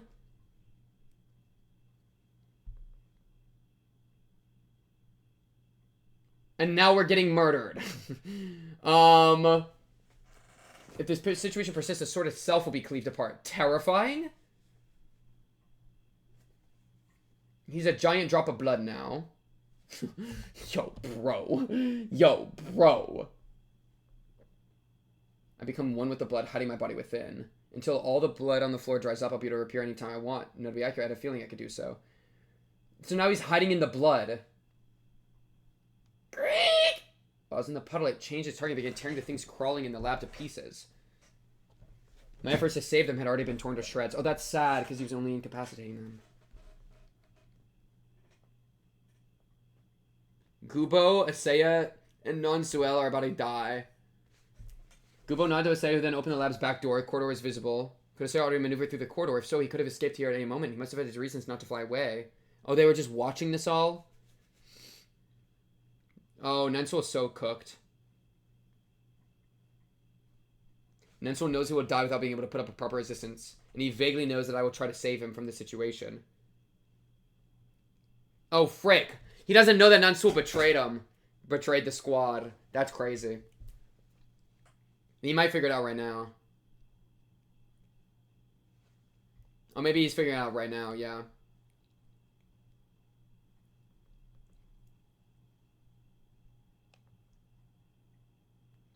Oh, no, he does know. He does know. I guess because they were all standing together. Resignation was invisible. We both knew that we only have moments before we attract the box's gaze, and this situation can reverse at any time.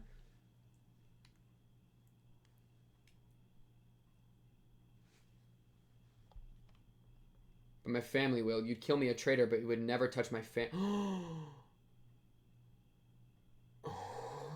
He was willing to flip because he saw it as a lose-lose. And so he's either going to be hunted down by the ring or hunted down by Virgilius. And he chose to be hunted down by Virgilius because Virgilius wouldn't kill his family. Damn. That's crazy. It's still, at least it wasn't the middle. Crazy even there.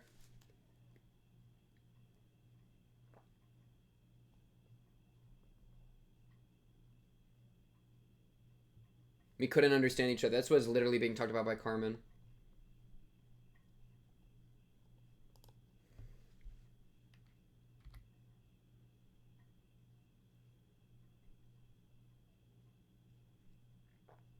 This thing was a new existence, wholly estranged from the sequence of dots that was left of the human. Something like a distortion, yet different. Or maybe...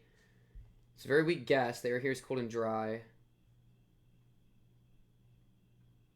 Yeah, it's like it's kind of like it's an abnormality.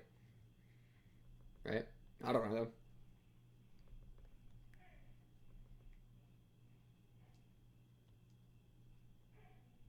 He needs more blood. The thing emerged from a distortion and cannot have a completely different nature from them. Therefore, its existence as a being consumed by and that behaves according to its desire remains unchanged. Okay.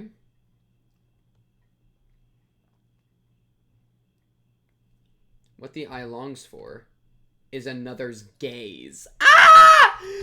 Oh, okay, bro. They gotta calm down, bro. He was trying to figure out what the desire of the thing was, and then all it wants is another's gaze. And so now if we can interrupt that, then we win the game for free, no? That's crazy. I feel like I'm almost certain this was a LobCorp entity. I almost want to look up it, but I'm scared of spoiling myself, so I'm not going to. Ooh, okay. Last chapter. Charon and Garnet. Frick. Okay, so. Final book of Leviathan. I close my eyes.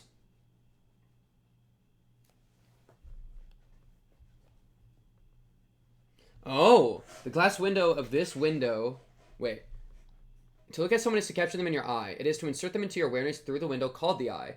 The glass window of this window is so clear in appearance that it seems to allow no distortion, but in truth it creates a biased sight. Yep. Subjective sense. Which is denting into heart above everything else. That is to say, even though I must look at it, I must not insert it into my gaze. It's so funny because you're the red gaze. It showed... That's so funny. He's like the gazer, bro. Ming, I saw it. I no longer decided to care about what it was. Even if it killed what was once the children, even if its original form was the man who made Garnet enter the cocoon, I would not put any emotion to my strike. I would move it just as I would block a stone, a hurdle placed along my path.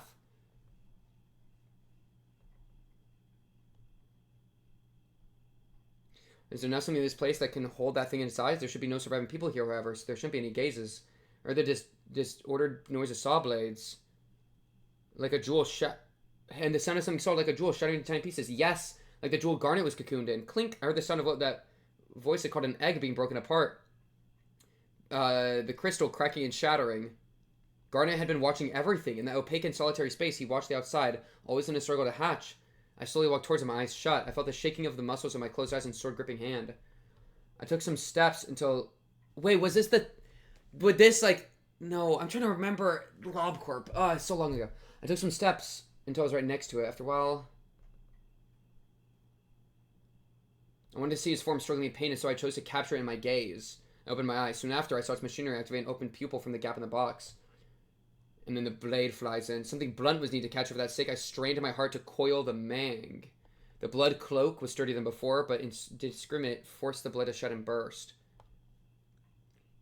It's so funny. This is literally just... Back in the day, this was just a Tuesday in Lobotomy Corporation. Somebody doing all this shit. Literally just a normal day on the streets, bro. And he doesn't even look half as fucked up as they ended up looking at the end of things.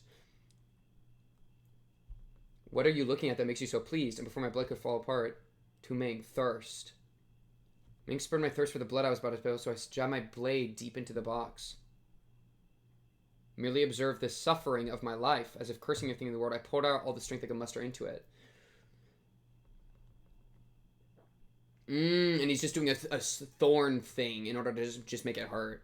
That's crazy. As if something broke in my head, I ceaselessly thrust the stake-like thorn sword into its eye socket. I couldn't protect anything, and I may never be able to. That eye peered as if it could see my whole life from past to present, dryly yet interestingly. It was as if I, who even let Garnet die, the one I could have saved, could only see my own impatience and naivete beyond that pupil. The box, as if trying to release itself from the agony, shook violently at the same time, fiercely pulled it down its blade in an attempt to cleave me. My undying rage was directed at this thing that does not pay the price for appearing at tragedy only for pleasure. Are the fruits of what I experienced in the dots only ripening now? No, this wrath is towards myself for having forgotten about Garnet, even though I surpassed those dots. But also towards that thing which constantly appeared without forgetting about Garnet. Whoa. Two eyes that shed blood and tears looked at the single eye in that hole, also shedding blood and tears. Now I'm the one who peers. The box, as if screaming, should unceasingly. I drove the blood-woven blade deeper into the gap in order to engrave the pain until the end. Clang. As the knife burrowed into a deeper place in the box, I felt it caught on something. Thought my mind, I excruciatingly played the blade upwards, cutting it apart. Boom! Got the kill. So now he reclaimed gazing, bro. I'm the one who peers. Lol. Get chopped. But also had to, like, look into his lack of thinking about Garnet during the last time, which is crazy. Wow. This is insane. This entire situation is just so, like, we're so deep. We're so in deep right now. Purple Tear literally smoking a cigar. All according to plan. Like, please, dude. String of blood felt like a broken hope that I couldn't place to rest.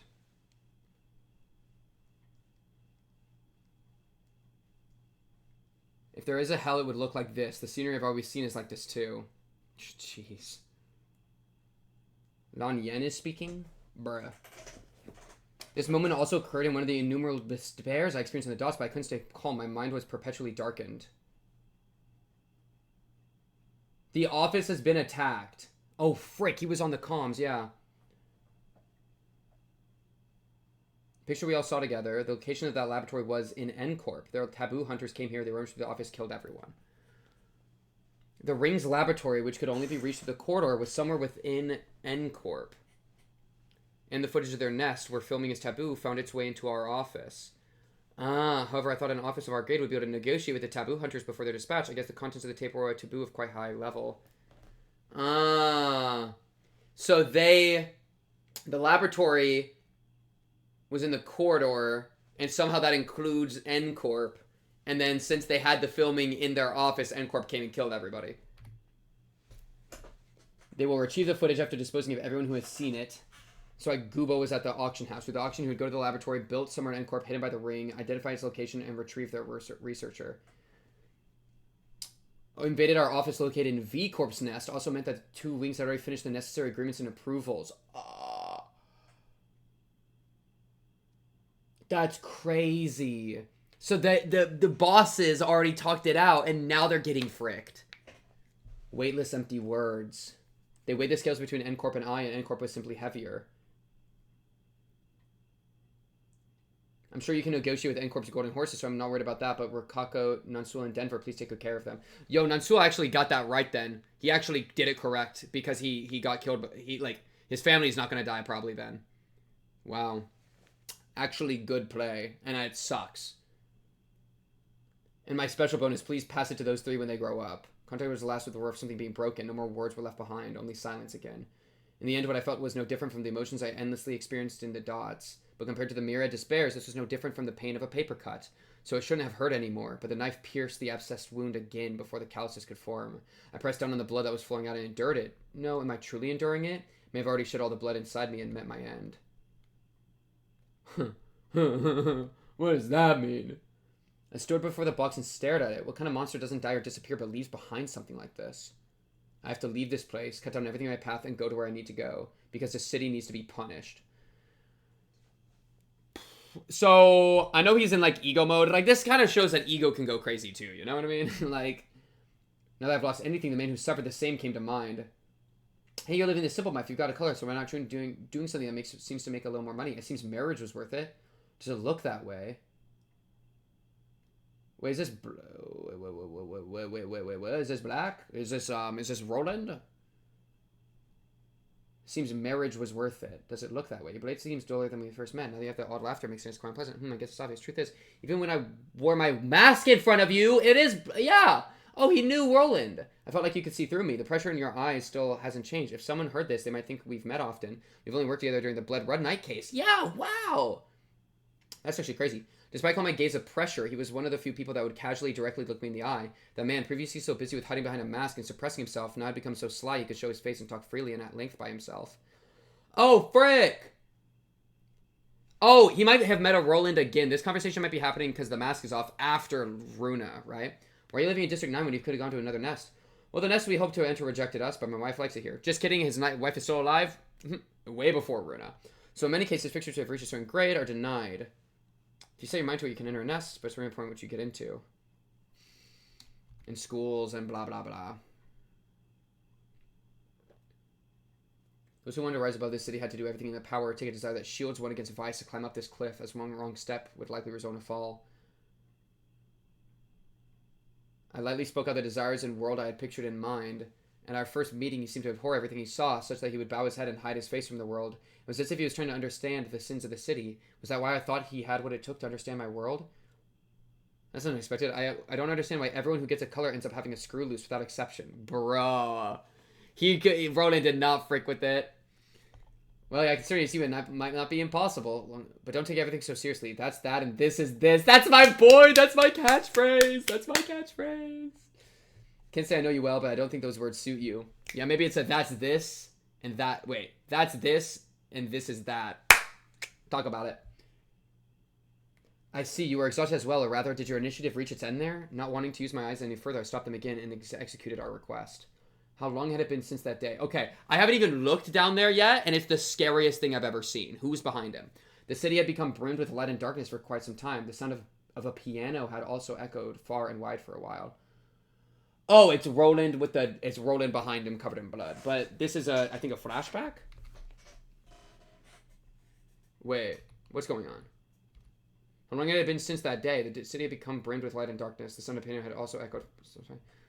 Something was already speaking to me. Red Gaze, were you involved in this incident? Oh, it's just him showing up all pissed. Black Silence, you didn't ask for permission as usual?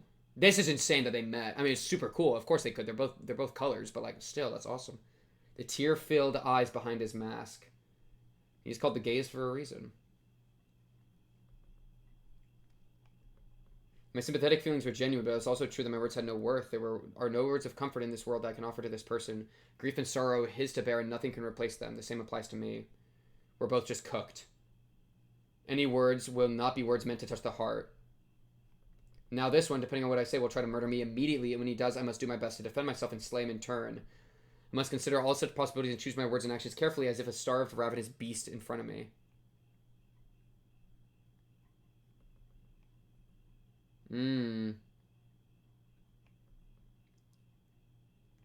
He does not frick with the world. It's because of that conversation we had in the past. I'll point out that you've got it completely wrong. That was nothing more than a dream I once had. I can't even put it into practice. It's merely an ideal. The black masked someone calmly opened the door and left, disappearing in the darkness and quiet, never to be seen again. So whatever the dream was one that he was going to come kill him for. And then when he said I can't even begin to put into practice, he backed off.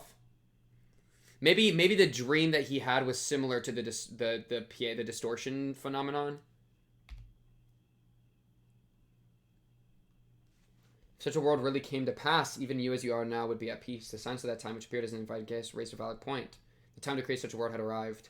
Shing! Oh, Lapis! I saw a face I thought I would never see again. The face quietly and expressionally looking at me was that of Lapis. I ran straight to Lapis. She's alive! She had no external wounds, however, she didn't reply, for her pupils no longer looked at the light, like in the past. Her eyes, no longer bound to the wheel of time, saw a different world beyond this one. Lapis? I'm not Lapis. My name, Charon. Oh, she's trying to aura farm. Lapis, stop trying to aura farm and lock in. My name's not Lapis. It's Charon. Charon? Isn't that like a god's name? What are you the god of again? Charon. I feel like a Charon is like a... Is it time? I'm looking it up. God damn it, Lapis. What are you doing? Charon. Oh, no, I'm completely wrong. In Greek mythology, Charon is the ferryman of the underworld who transport the souls of the deceased across the river Styx. Frick. The ferryman of the Greek underworld. Now Lapis is the ferryman of the underworld. Lapis, what happened? The ring's last window experiment was successful. With the success of Jumsoon's experiment, Lapis no longer exists. Expelled and overwritten by Charon, Lapis is effectively dead. Or overwritten by herself, right?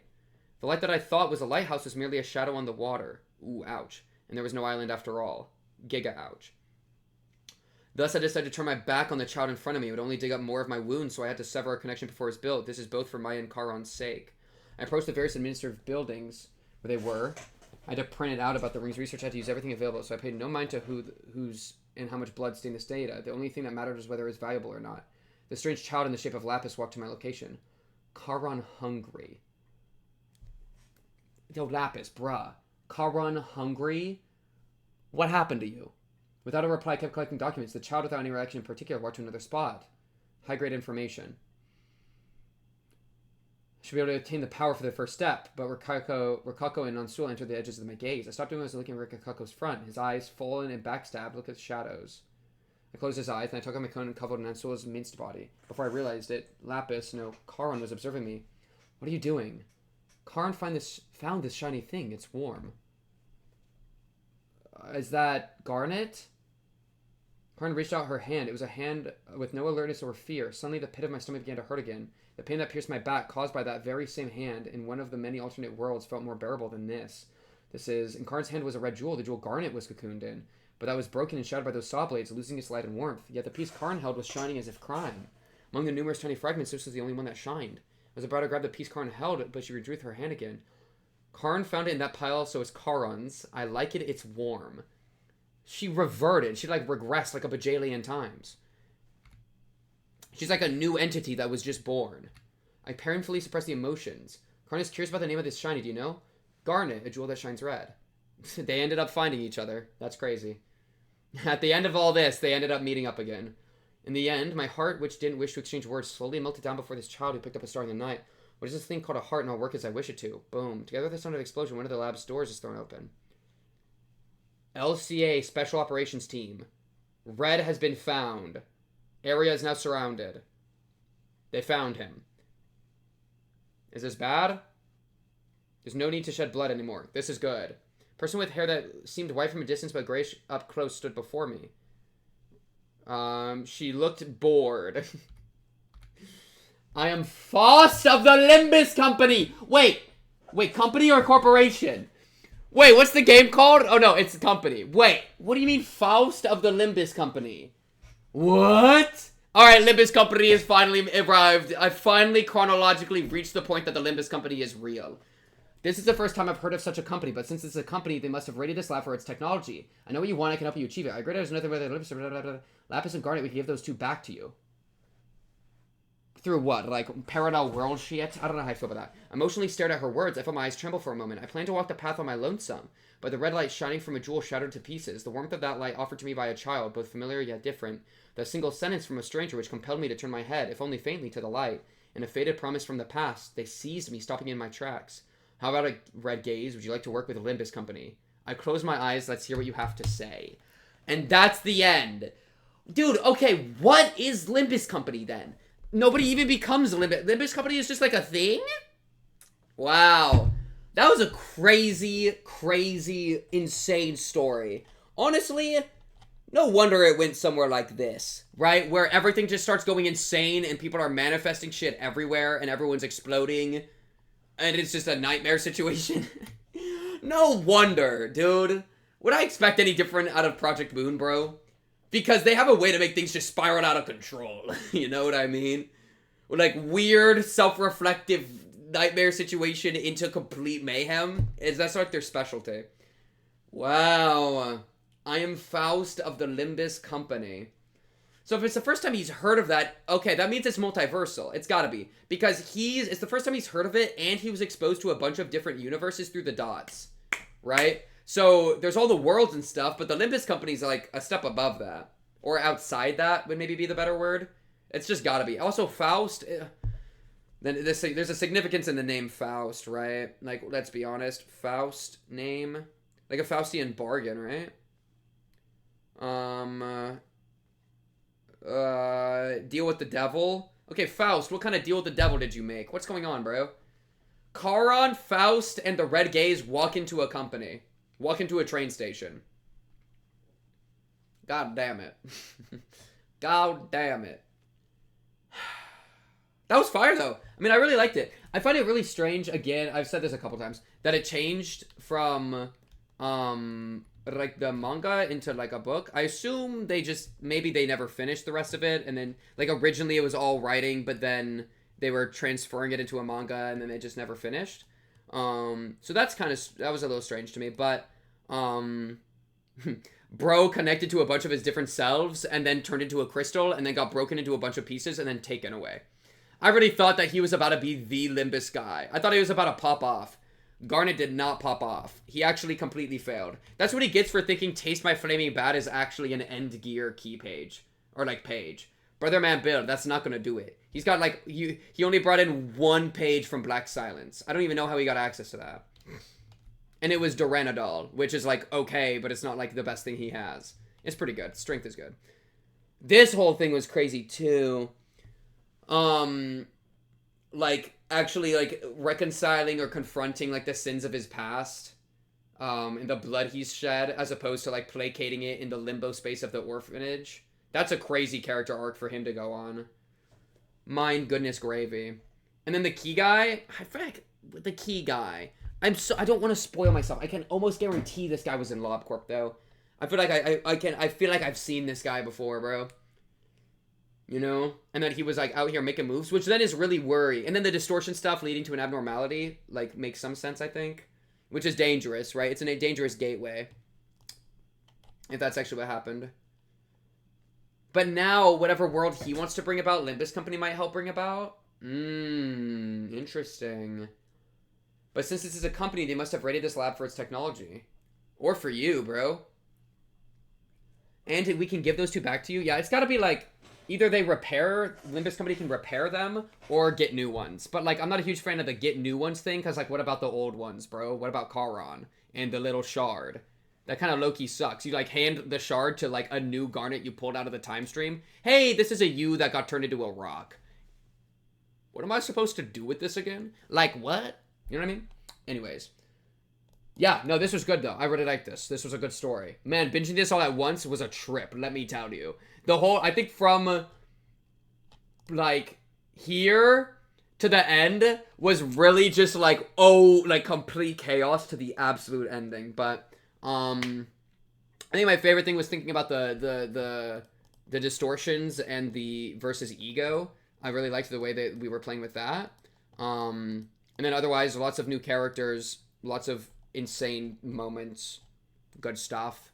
Guys, speaking of Limbus Company, I gotta play that shit tomorrow, which means I gotta get this video out, like, tonight, which means I gotta get out of here, man! So, go catch that on twitch.tv/ping_cubed, or subscribe to my YouTube. I stream to both platforms. Check out the LobCorp and Runa playlist. Hopefully I'll remember to put that in the description or something, so you can watch the full LobCorp and Runa playthroughs. Limbus, we're going to play on Thursdays for at least a little while, see how we like it. Maybe continue to the future, but, you know, it'll depend on if it can grab me. But until then, chat, until the next stream or recording or whatnot, that's been the Leviathan. An absolutely insane ride the entire way through. And I will be seeing you then. Peace.